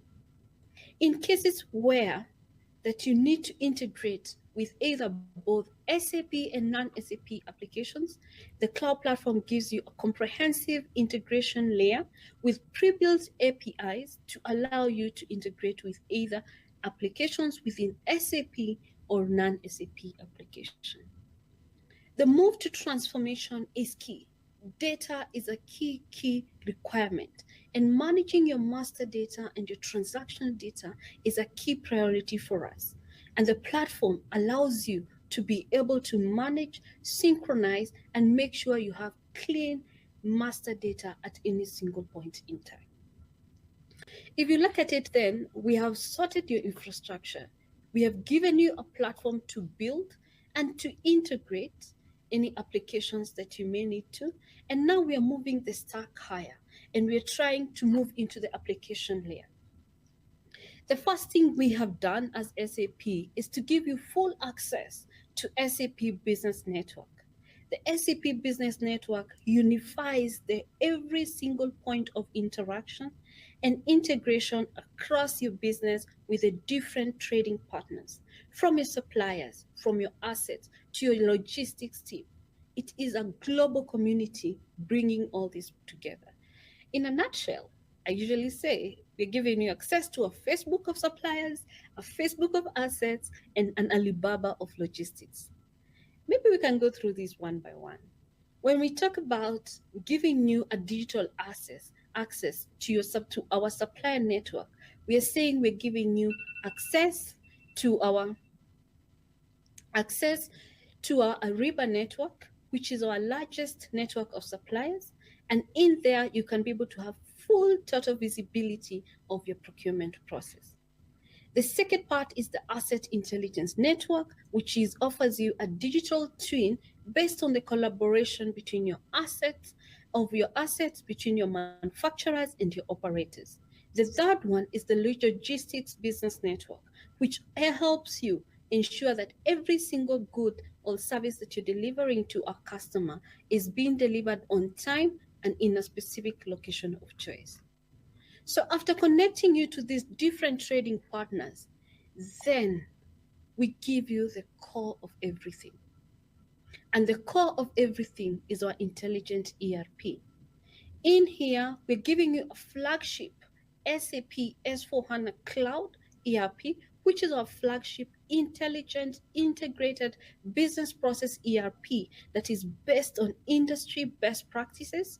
And in it, we're talking of it being intelligent because intelligence engines such as intelligent robotic processing, automation, and machine learning have been embedded within each and every business process.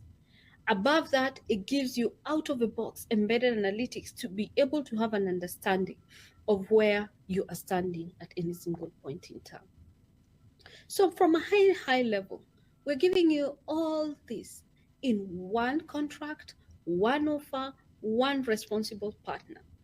One partner who is SAP.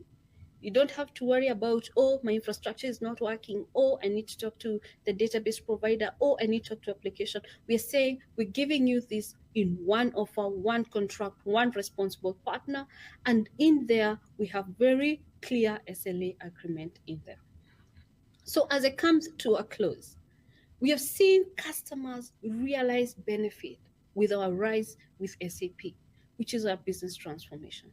We are guaranteeing that we're going to lower your TCO. From experience, we are seeing customers even lowering their TCO by close to about 20%. We can guarantee faster deployment. Some customers are actually deploying the solution within 28 days, but this is going to be based on the complexity and the business processes you're bringing on board. We are also seeing process automation of close to about 80 to 90%. We are actually saying in some processes, we can automate those processes close to about 99%. So therefore, engage with us. We believe we have what it takes to transform your business, not just digitally, but to transform the whole business. The contacts are there, and we're looking forward to chat with you. Thank you for your time, and I'm happy to engage in case there are any questions. Thank you. You always knew you'd be in for a ride. There'd be ups, downs, twists, and unexpected turns. It would be an exciting journey, even a little scary at times. And although it's difficult to predict what's around every corner, there's something else you understood. Transformation is essential for your business, your people, and your customers, so you can stay agile, resilient, and relevant in an ever-shifting marketplace. At SAP, we understand that true transformation is a journey too. It goes beyond the edges and deep into the core of your business.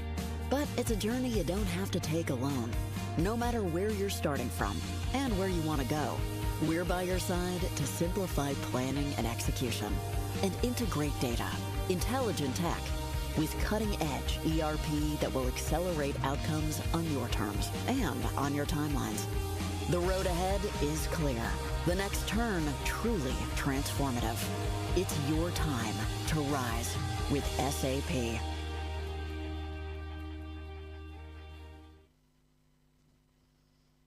All right, ladies and gentlemen, we want to discuss about re-engineering the cloud infrastructure for digital transformation. And to take us through this is none other than Keith Andere. He is the Director Programs, Africa Youth Commission. And one thing you should know about this amazing gentleman is that Keith has the diverse ability to coordinate projects between highly diverse stakeholders, that is within the business, technical and strategic fields, and also develops innovative and creative solutions to problems and challenges. We actually call him our go-to tech guy. This is Mr. Fix-It himself. Ladies and gentlemen, we have an amazing and fantastic panel that has been lined up for you. It doesn't get any better than this. So sit back, relax, and enjoy this particular session. Over you, Keith Andere, and welcome once again, ladies and gentlemen. Thank you very much, viewers, and welcome again to the East Africa Cloud and Security Summit. We are going to discuss on the second panel. I have amazing panelists for you, and we're going to have a very wonderful time discussing on cloud infrastructure and how it's influencing digital transformation.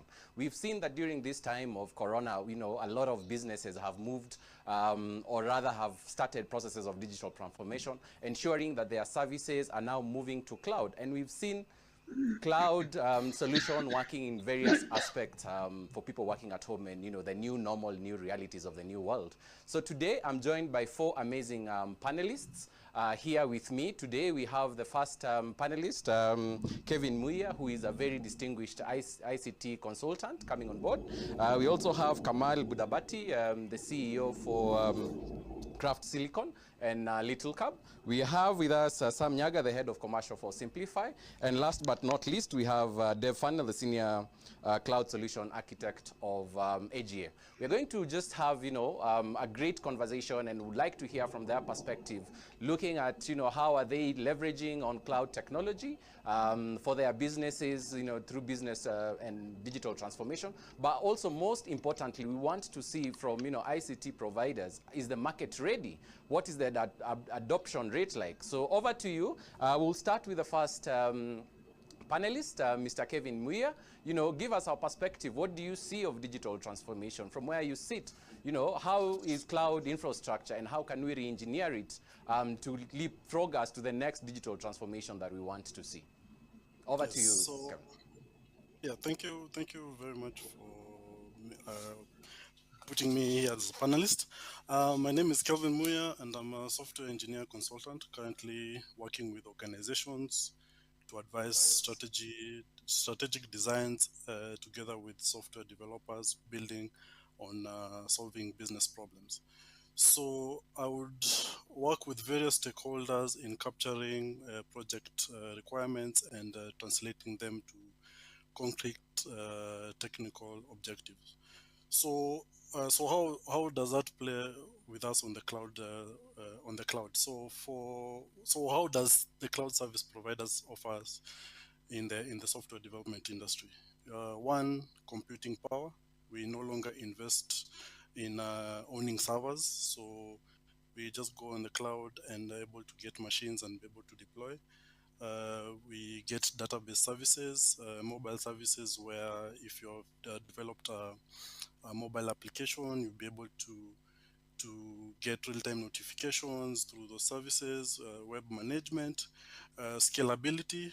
Traditionally, when developers were needed to give specs on the machines that are required to host applications, and so now that one we don't have to do that anymore. We get a machine and we're able to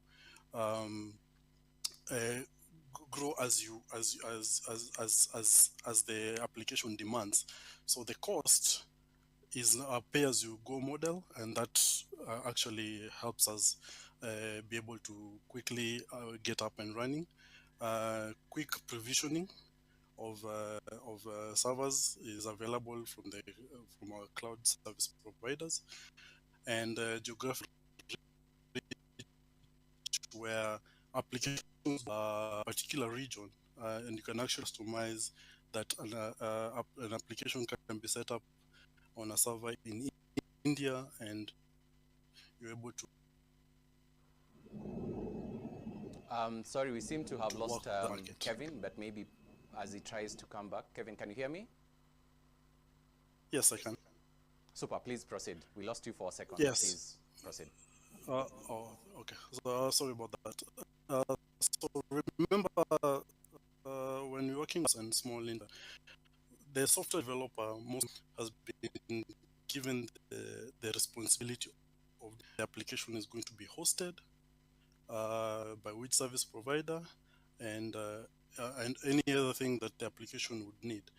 So the challenge we're having in that side of it is that most developers are not knowledgeable in this area. I would say that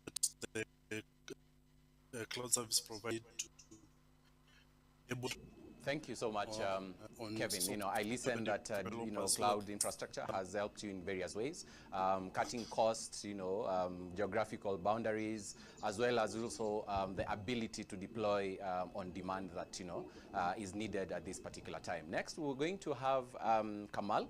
And Kamal, I would like, you know, to hear from you. How have you leveraged digital transformation? Okay, I'm being notified that Kamal is not here. So we'll jump to Sam Nyaga, the head of commercial at Simplify, and would like to hear his perspective from the Simplify perspective, from the demand side. You know, how is the environment looking like? Thank you, Keith. So just a slight introduction about myself. I perceive myself as a tech leader. This is because a company's sustainable growth towards using technology is my true passion. Getting a life-changing product into the hands of millions of people is my calling, and also empowering a team to do the above has provided me enormous gratification. And at Simplify IT, we've had the unique privilege to indulge in all the above. Now, the question that you've brought into, I would like to be more of a devil's advocate, both in terms of engaging customers in consultative conversations into migration. Just to complement what Keith had mentioned earlier, there's reduction of total cost of ownership, there's fast go-to-market, there's also ability to modernize technology. This is due to the fact that most customers are looking to be more perverse in modernization, and also to be able to be under the new policies of the Data Regulation Acts, where they are capable of managing their data with compliance with regulation policies. However, there's a slight hindrance when we talked about the high appreciation of migration. This is ROI on legacy equipment. Most organizations are looking into the fact that, yes, we've purchased huge capital of, we've spent a lot of capital on old legacy equipment. How do we realize ROI before we move into the cloud? The security concerns on data protection policies, there's still a conversation that they need to know, what are we doing? What do we need to sign off on? Are we doing the right thing? What are the SLAs involved? Are IT jobs going to be redundant as well by moving to the cloud?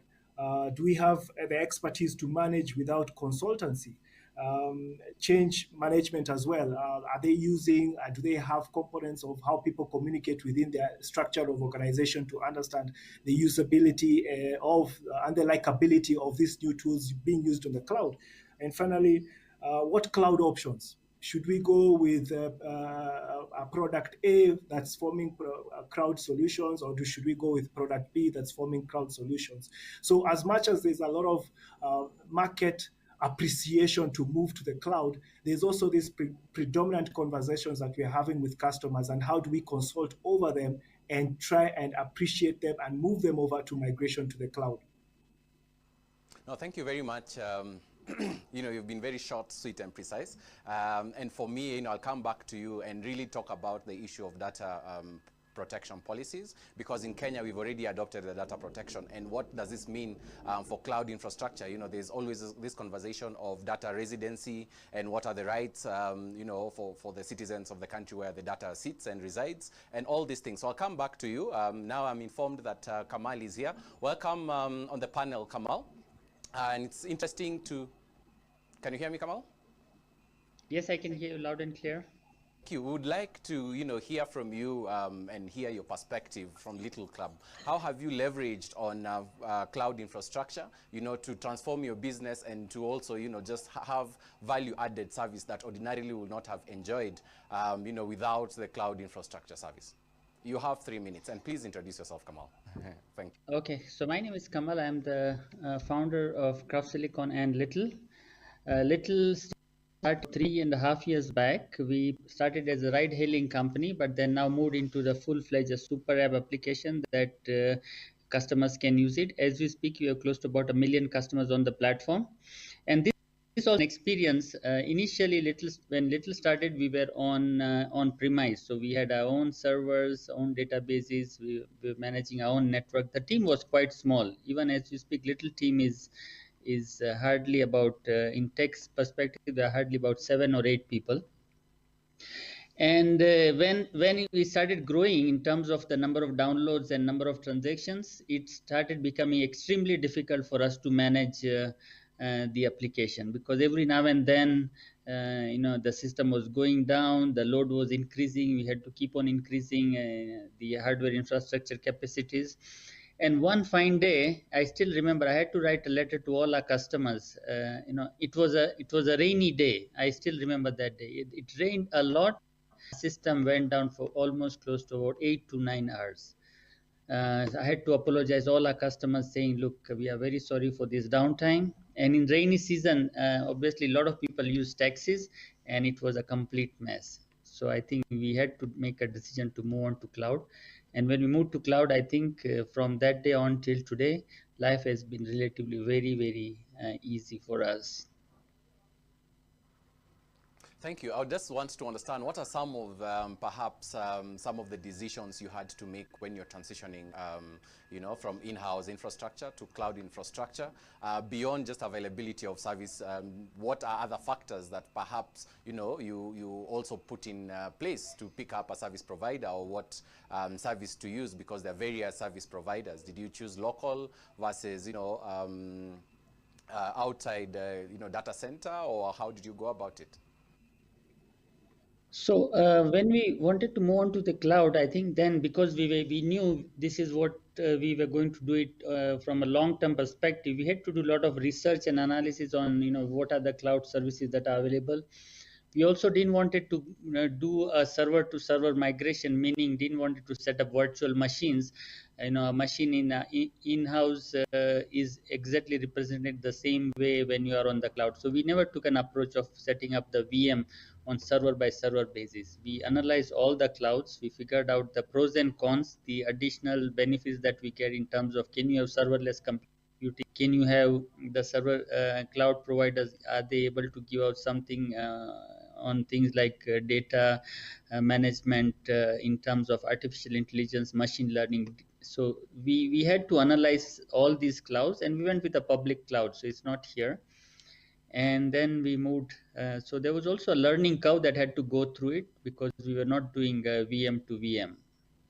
But it was an interesting journey for us. No, thank you so much, Kamal. We'll come back to you with further questions. And, audience, we are looking forward to some of your questions, some of your engagement, some of your concerns, so that we can continue to engage on this together. Lastly, we have, last but not least, the very able cloud architect, Dave Funnell from VMware. Dave. Let me correct you there a bit. I'm not Dave Funnell. Let me correct you there for a bit. I'm not Dave Funnell. I'm Nawaz. Also with VMware, leading the East Africa territory here in VMware. And please, you have the time. Yeah. All right. Okay. Cool. So I probably have a very different view around cloud from everybody else that's been talking about. It's more futuristic, I would say, rather than the present. I really, it was interesting hearing Kamal speak about moving to serverless computing in the cloud, etc., and sort of that re-architecture of that entire VM to, say, functions as a service or containers in the cloud, etc. That's quite interesting. However, in the future, as we move away, or rather, we're going to be moving away from data centers to centers of data, so multiple centers of data, right? With the advent of 5G, for example, you're going to start looking at the need for ultra reliable, low latency communication.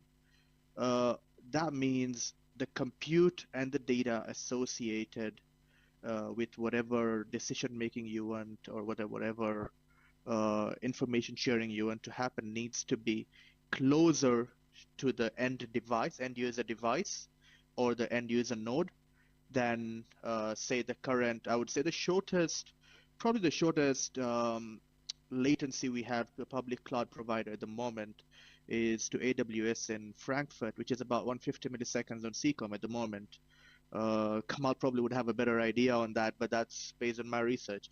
Now, as you move towards a future where you're looking at autonomous cars, drones, etc., drone deliveries, and all that kind of stuff, you're looking at bringing that compute and data closer to the user and the end device. So that probably means spinning up mini clouds on a need-to basis closer to that user. So imagine a concept where you can spin up a cloud environment for a day, for example. If in future we are running this same summit in a physical manner post-COVID, right? And you need a ton of compute capacity to process your video, your audio. Imagine a concept where your telco provider can spin up a mini cloud at the nearest base station to you to enable you to process that data and information faster, right? So that's what we call mobile edge computing, and I feel that that is where the whole concept of cloud computing is going. It's moving away probably from this big data centers with exabytes of data and tons of compute capacity to sort of more and more sort of little mini data centers that can be spun up and wound down as and when needed. Obviously, that does not negate the need for these big data centers on the back end, but in terms of, I would say probably in a telco, in telco terminology, you're looking at a near edge, a far edge, and the core, right? So the core is probably where a lot of data storage is going to happen in future, but the computing and instant computing, etc., it's probably all going to be closer to the user at the near edge, or aggregated at the far, aggregated at the near edge and the far edge as well. The use cases for that are phenomenal. I mean, if you think about telemedicine, if you think about flying, or rather autonomous cars, it's quite phenomenal what we can do with that, and that's again another step in the evolution of cloud computing. So functions or everything that we do might need to be re-engineered in that manner as well in the future. Thank you so much, Nawaz. If I would not take anything from you, I'd take centers of data that we are moving from data centers to now, centers of data where it's closer to the nodes or the end users. And now I would like to tie this back and also come let back me Keith, let me add something there. I would like first to just ask, based on what Nawaz has said in terms of the power of computing, increasing power of computing and bringing it back to the people. What are some of the challenges we are facing, with the cloud infrastructure, or rather some of other infrastructures that support the cloud or support the digital transformation? What are some of the challenges that are faced for people moving from, into cloud infrastructure? Oh, sorry, I didn't get the question, please. Okay, kept breaking, yeah. Thanks.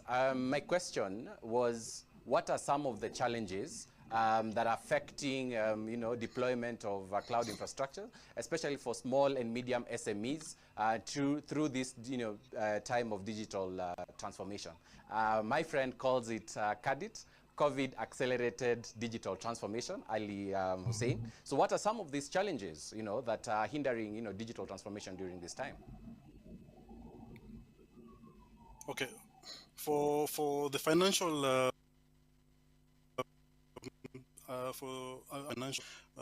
from a regulative perspective, where you're unable to send the data to the cloud because of is especially for financial institutions where they are not sure how the regulation is going to protect them on that end. and so there's a regulation issue on that front. Also, there's also an issue of trust over by these institution leaders who are unsure about the cloud infrastructure and security, and it's all dependent on the IT experts who are to advise them on it. So those are basically the challenges of the unknown, of when we send this information to the cloud, this data to the cloud, is it protected, and how the regulations are they going against the regulation for us putting data on the cloud? So some of the challenges will be, and also for small medium enterprises where the developers are the ones who are making the decisions to actually host their applications on the cloud. There's an issue to do with expertise in terms of knowledge of how to move these applications to the cloud, and that poses a challenge unless they are certified, like let's say with AWS, and they've gone through the entire program. They would not be able to give actual advice on how their data sits on the cloud. Thank you so much, Kelvin. I want to jump onto Mr. Nyaga, and my question to you, Mr. Nyaga, is how can Kenyan enterprises, Kenyan organizations also take advantage of the data protection policy that we have to also, leverage on their data security as they move towards cloud infrastructure or digital transformation? Do you think there are any opportunities? Keith, would you mind just repeating, within the 2 seconds we make all of your questions? Apologies for that. Sorry about that, Mr. Nyaga. I was asking, do you think there are any opportunities within the data protection law that Kenya has recently enacted that Kenyan organizations and Kenyan startups can actually leverage and protect themselves as they move towards cloud infrastructure? Yes, they have. In terms of protecting data sovereignty within a country's core, I totally believe the fact that as organizations, the key advantage is for us to be able to have our data and be capable of harnessing our data to create divisive decisions on data. Just as I had a previous panelist when they were discussing about, is data the new oil? Now, this gives us a key conversation of how do we use our data to make decisions as organizations, as leveraging on key decision stakeholders in terms of creation of production of solutions, and also for services for our internal consumption. Now, as a Kenyan government, we are yet to get there in terms of giving appropriate direction with usage of the policy itself and the law. However, as we've discussed earlier on from my panelist, Mr. Nawaz, is the direction is headed there. The conversations are headed there. I think as a country and as consumers, we will have to enact laws that can create possibilities on better usage of our data. A powerful way of submitting. We need to create laws that actually make it possible for us to make intelligent decisions. We are now running short of time. I would like to take closing remarks from all of you. Now I'd like to invite Mr. Nawaz from VMware to give his closing remark in 1 minute, please. Thanks, Keith. So yeah, I'll probably just touch a bit more on the centers of data. And one thing that, as we move towards that, one thing that's important to remember is, while we move towards this future, it's uber important to have the security built in rather than bolted on onto everything that we do now from here on. So, we refer to it as intrinsic security rather than an afterthought in everything that is done. Secondly, one of the biggest problems that technology and data center computing faced over the last couple of decades was silos inside the data center. You have individual applications, individual compute frameworks running in silos. And I believe that's probably something that needs is long overdue a change, and we have a fantastic opportunity as we move forward with cloud computing to do that. This sort of enabling a central management and control plane for the cloud, or rather for a multi-cloud environment. I mean, think about it. You could have workloads running in AWS, in Azure, in Safaricom Cloud, or at locally in Safaricom Cloud at Node Africa, Angani, for example, or your own private cloud, and having the central management and control plane, regardless of whether the workloads are in VMs, containers, functions as a service, etc. That will really make an impact as organizations move towards consolidating and reducing capex and opex in cloud computing. Thank you so much. Thank you so much, Nawaz. Mr. Kamal, what are your tweetable closing remarks, sir?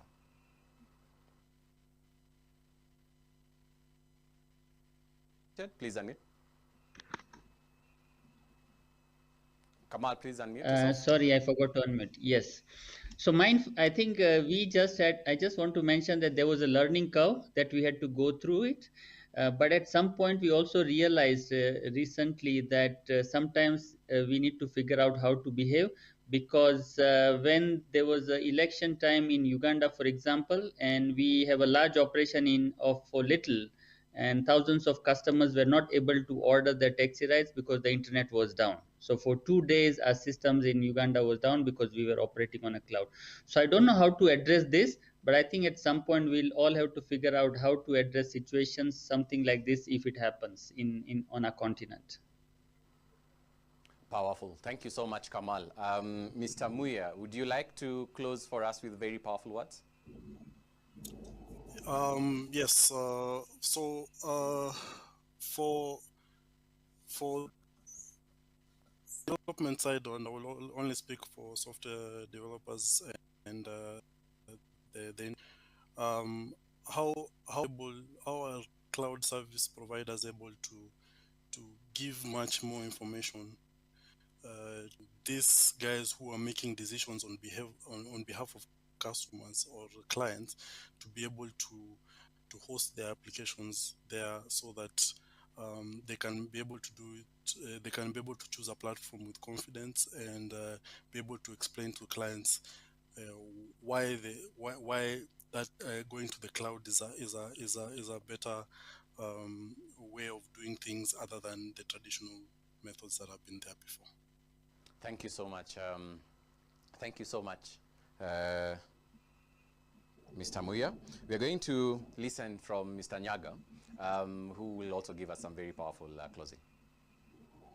Thank you, Keith. I think from where I stand, in my opinion, for cloud to become the future, specialization has to happen. What is this? I mean, basically, the conversations we always hear is about infrastructure. But we need to move from the space of just providing infrastructure to application provision. Now, when we start providing application, we provide value, and value on usage and consumption, so that people stop working backwards and looking at what is the infrastructure to deliver the applications that I'm using. Thereby, people will start wondering, okay, so how much more do we need to provide infrastructure, and which of the infrastructure providers should we adopt for faster reach and appreciation of application globally, and more so our continent. And to our amazing viewers and audience, it has been wonderful to catch up with you. It has been great to really have you, and thank you for staying on for this wonderful session. As the East Africa Cloud and Security Summit continues, I really want to thank my able panelists. For me, I think a few take-homes for me are, our investment into cloud security and building our local capacity to also adopt and make informed decisions on which cloud solutions to also take. And two, it's also very possible. Cloud is the future, and that's where we are going with the COVID times and the new normal, the new frontiers. If you are not online, you do not exist. Thank you so much, and see you soon. You know that securing your web applications is critical. But you need a solution that lets you deploy securely without slowing you down or adding complexity to your deployment workflow. Introducing FortiWeb Cloud WAF as a service. This SaaS cloud-based web application firewall protects web applications from zero-day threats and application layer attacks. Its hassle-free cloud service eliminates the need to deploy and manage your own WAF VMs or containers, easing resource constraints with a simple subscription-based model. Pay only based on what you use. FortiWeb SaaS is a cloud-native solution deployed in the same AWS region as your own application. With its built-in setup wizard, you're up and running in just minutes. FortiWeb SaaS is a completely cloud-based solution activated via the AWS Marketplace, meaning there is no costly hardware or software to maintain. Capacity planning is all managed by Fortinet. If you deploy your application in the same AWS region, you enjoy additional benefits. As a cloud-native service deployed in the same region as your AWS deployed application, you benefit from low latency, a consistent compliance environment, and in-region data transfer rates. Discover how easy it is to protect your applications with a free trial for FortiWeb Cloud WAF as a service. Go to fortiweb-cloud.com and click on the 14-day free trial button to get started today.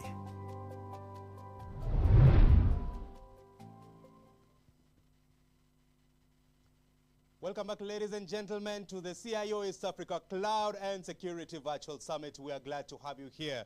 And we want to go into a very interesting conversation on securing the cloud transformation.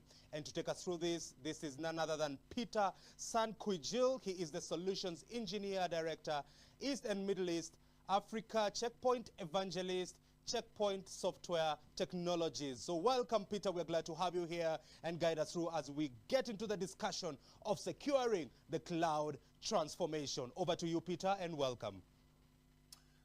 Hey everybody, my name is Peter Sankwijil and I'm working for Checkpoint, and our mission in life is to make sure that organizations can truly go and operate their business even when they go into the cloud. And today I'll be speaking to you about securing the cloud transformation. It is quite interesting when we speak about cloud. Most people have a connection and they will think about clouds where they see the public cloud, which is Microsoft Azure, or it's Amazon's AWS, or it's Google Cloud's platform. But in reality, we see a lot of cloud application being implemented also in private clouds. You may not have made the connection, but Cisco ACI and VMware NSX are just as much cloudy as other environments are. And when you look at that, it's important to think about how do we look at policy and how do we look at implementations.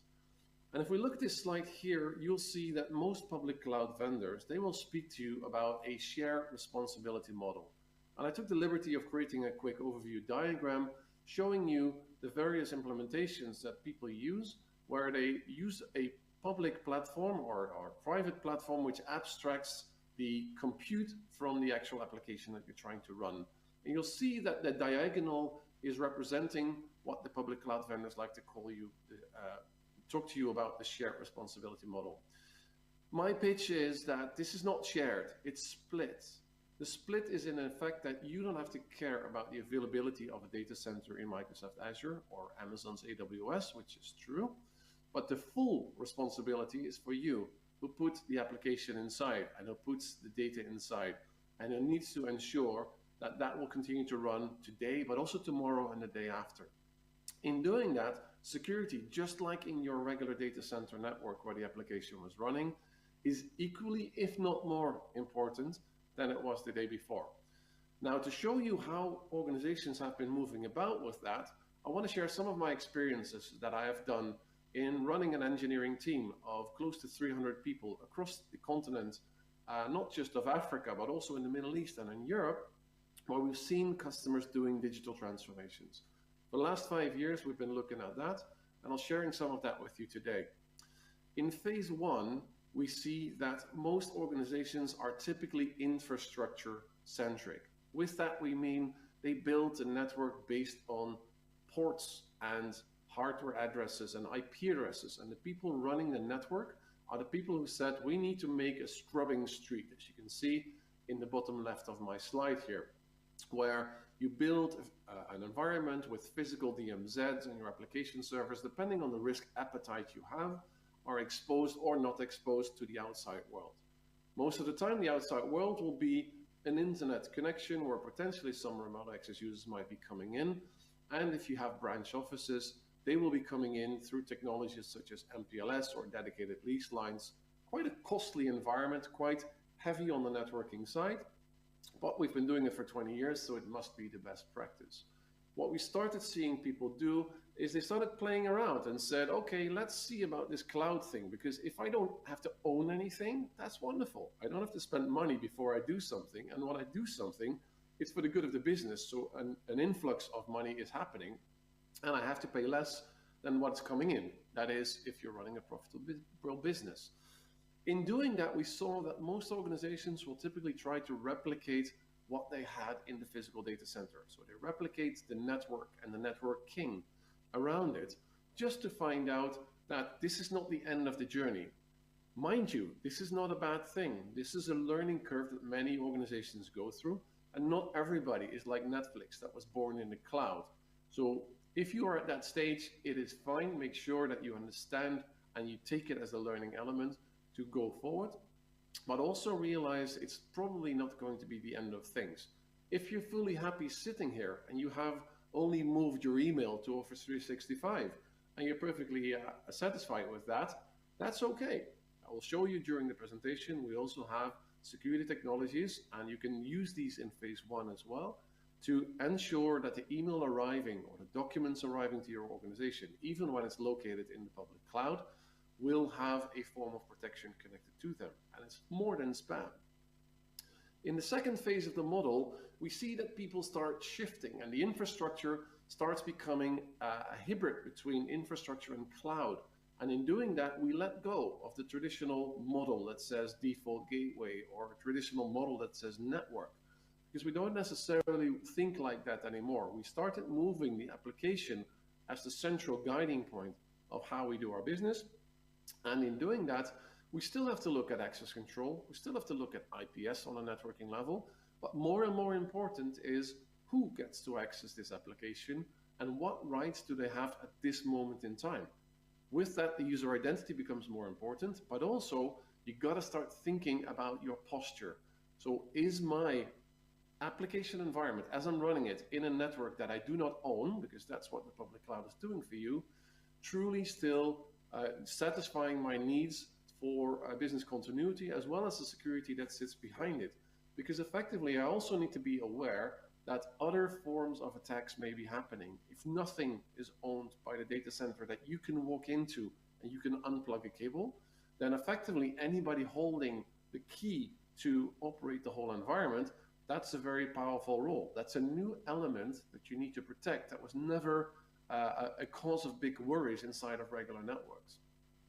What we see on the branch offices is that people slowly start moving away from us. They're expensive. They start leveraging the internet, because the internet today has proven to be at least as stable as an MPLS environment at a fraction of the cost. So with that, branch offices start opening up and they start connecting to the internet to make a VPN tunnel to call back home if they still need to. Quite often, if the move has gone into the public cloud, the VPN tunnel satisfies getting access into that public cloud environment as well. And no longer is your physical premises the center of the world, but slowly we see that things start moving around. Remote users start entering. They don't call home into the data center necessarily, but they can roam around wherever they are.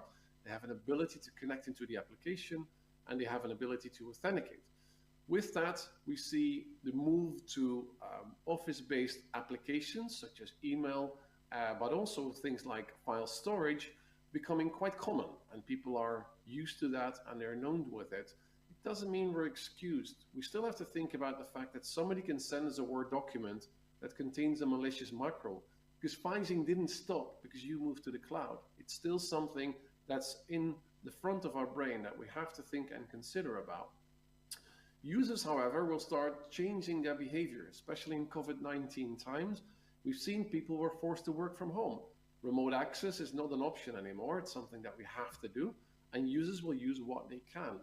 as an organization, we need to figure out how do we deal with that. So more and more we see that the distribution and the dissolvement of the perimeter is happening, and almost it's like the environment inverts itself, where in the past everything was centered around the data center.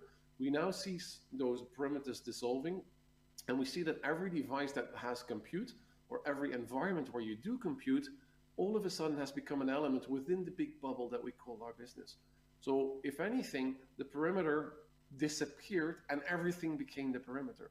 With that, we need to start thinking about concepts such as zero trust networking and figure out we don't trust anything or anybody unless they have proven to be trustworthy.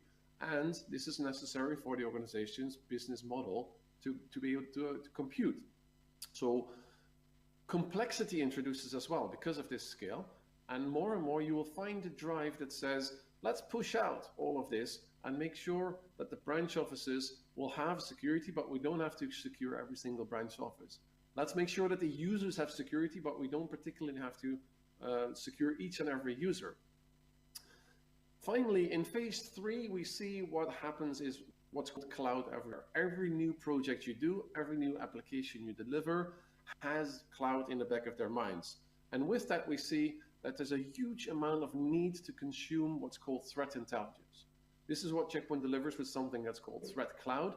It involves and encompasses everything we know based and backed up by machine learning, but not only that, also the sensors that we have throughout the world, figuring out how our behaviors and how our changes and what do we know of ways our people are attacking. In this phase, web application firewalling is very common. It's something that you simply do because you have to. Whatever you deploy has cloud-based compute in the back of the mind. And in some cases, that means you're still doing stuff inside of your data center because it's simply so sensitive. But in many situations, cloud is something that's driving you. That means you are continuously deploying new applications and new application versions. If this, at this point, you have to start thinking about security, you are far late. You got to think about how do I insert security into the chain of continuous deployment. That means at the architecture level, when you start designing environments, when you start designing applications, this is where security needs to fit in. You need to have tooling and technology that allows you to look at logging across all those environments. You also need to have an ability that says, how's my posture? Am I doing okay according to my own internal guidelines and regulations? So a lot of things that's happening. You can see the pictures are pretty, but also complex at the same time. So there's a lot of additional add-on knowledge that can be provided. Make sure you find your security provider that can do that for you. When we do this across the enterprise. So one of them is corporate access. That's what we classically think about. But think about the other environments. Think about internet access. Think about public infrastructure as a service. But also think about your, if you're in the industry, a SCADA environment, you probably have things for IoT, sensors, cameras, things that are now consuming cloud-based compute where in the past they never did. Think about your security operations center. You will need to sit in the driver's seat that looks across all of these environments and start correlating what's happening within the environment. This is a key thing. If you don't have the ability to correlate across all of those sources of information, you're not in the ideal spot, and it will require a lot of work to find out what's going on. So in doing this, we see a lot of pillars that are moving. Some are traditional data centers, some are centrally managed branch offices, and they go into hybrid and public clouds. They go into remote offices connecting through the cloud to consume services that are centrally managed by you. You go from monolithic applications to applications that are now designed by open source projects partially. People don't write applications anymore. They connect multiple projects together. And in doing that, the big question you should ask yourself is, who looked at the quality and the security levels of those code that now comprise of being my application? Is that not a new challenge that I never had to think about before? And the answer is yes. It is something that you definitely have to look at. When you used to have on-premises applications, they are now in SaaS. If you select your SaaS vendor, figure out what can I do? What controls do I have? Where does my data reside? How much tooling do I have? How do I authenticate? And can I apply additional technology on top? All of this will be delivered over an API, so GUIs become less important. Think about the skills in your organization. Do I have the skills to drive that? And do I have the tooling around it to orchestrate that what needs to actually happen by the push of a button? Much of the work is done before anything sees light of day. And much of your quality in your staff will reside around these qualities: the ability to understand that it's not local, the ability to understand that it's a compute function that's abstracted, the ability to automate and operate it across an API, and finally sit in a driver's seat that says, what's my security stance, and do I feel I'm doing okay? In Checkpoint, we divided that into a number of areas, and I just wanted to give this with you to give you an understanding that it's not just picking up your existing network and putting it in a public cloud. We speak about cloud network threat prevention. We speak about the posture. So is my database indeed encrypted, as everybody agreed, but then we don't know if they really did, do we? New areas such as web applications and the need to protect that API. If everything's operated over an API, don't you think we should look at how well that API is crafted and what potential risk it could introduce? And does an API truly need to have access to the whole environment, or can we apply role-based management? All of these are new questions of things that you can control and monitor and take into account. Finally, you will see that applications stop to exist and they become computes. They go into what's called containers in serverless environments. We don't really have machines or virtual machines anymore. And finally, you'll find yourself in an ability to have cloud intelligence, and you can hunt for threats in your environment.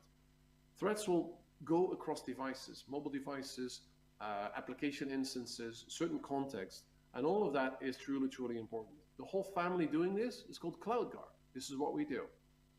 So finally, in summary, I wanted to give you that what happened at the end of 2020 reminds us security is not that easy. The biggest companies in the world got attacked by a small attack called Sunburst, which was the effect of the SolarWinds happening. We've seen many, many more chain-based attacks happening after that. The threat landscape changes over time. I indicated I've been in Checkpoint for 21 years. I've never had a dull day. So in doing that, we see that organizations are digitally transforming right now. This is happening. It's probably happening in your organization, but you haven't maybe realized or projected around it. What we try to do for you, together with you, to give you tooling and security and insights that allow you to do that digital transformation in a secure fashion, guaranteeing business continuity for you. Thank you very much for listening to me today, and reach out if you're looking out for more information and potential help with your digital transformation.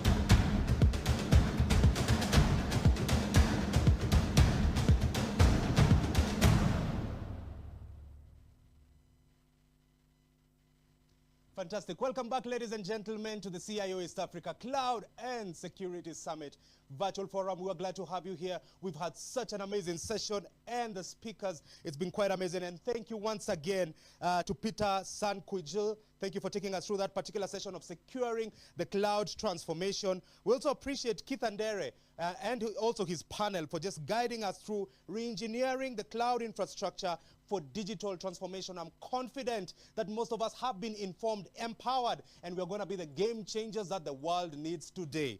All right, so thank you once again. We also want to appreciate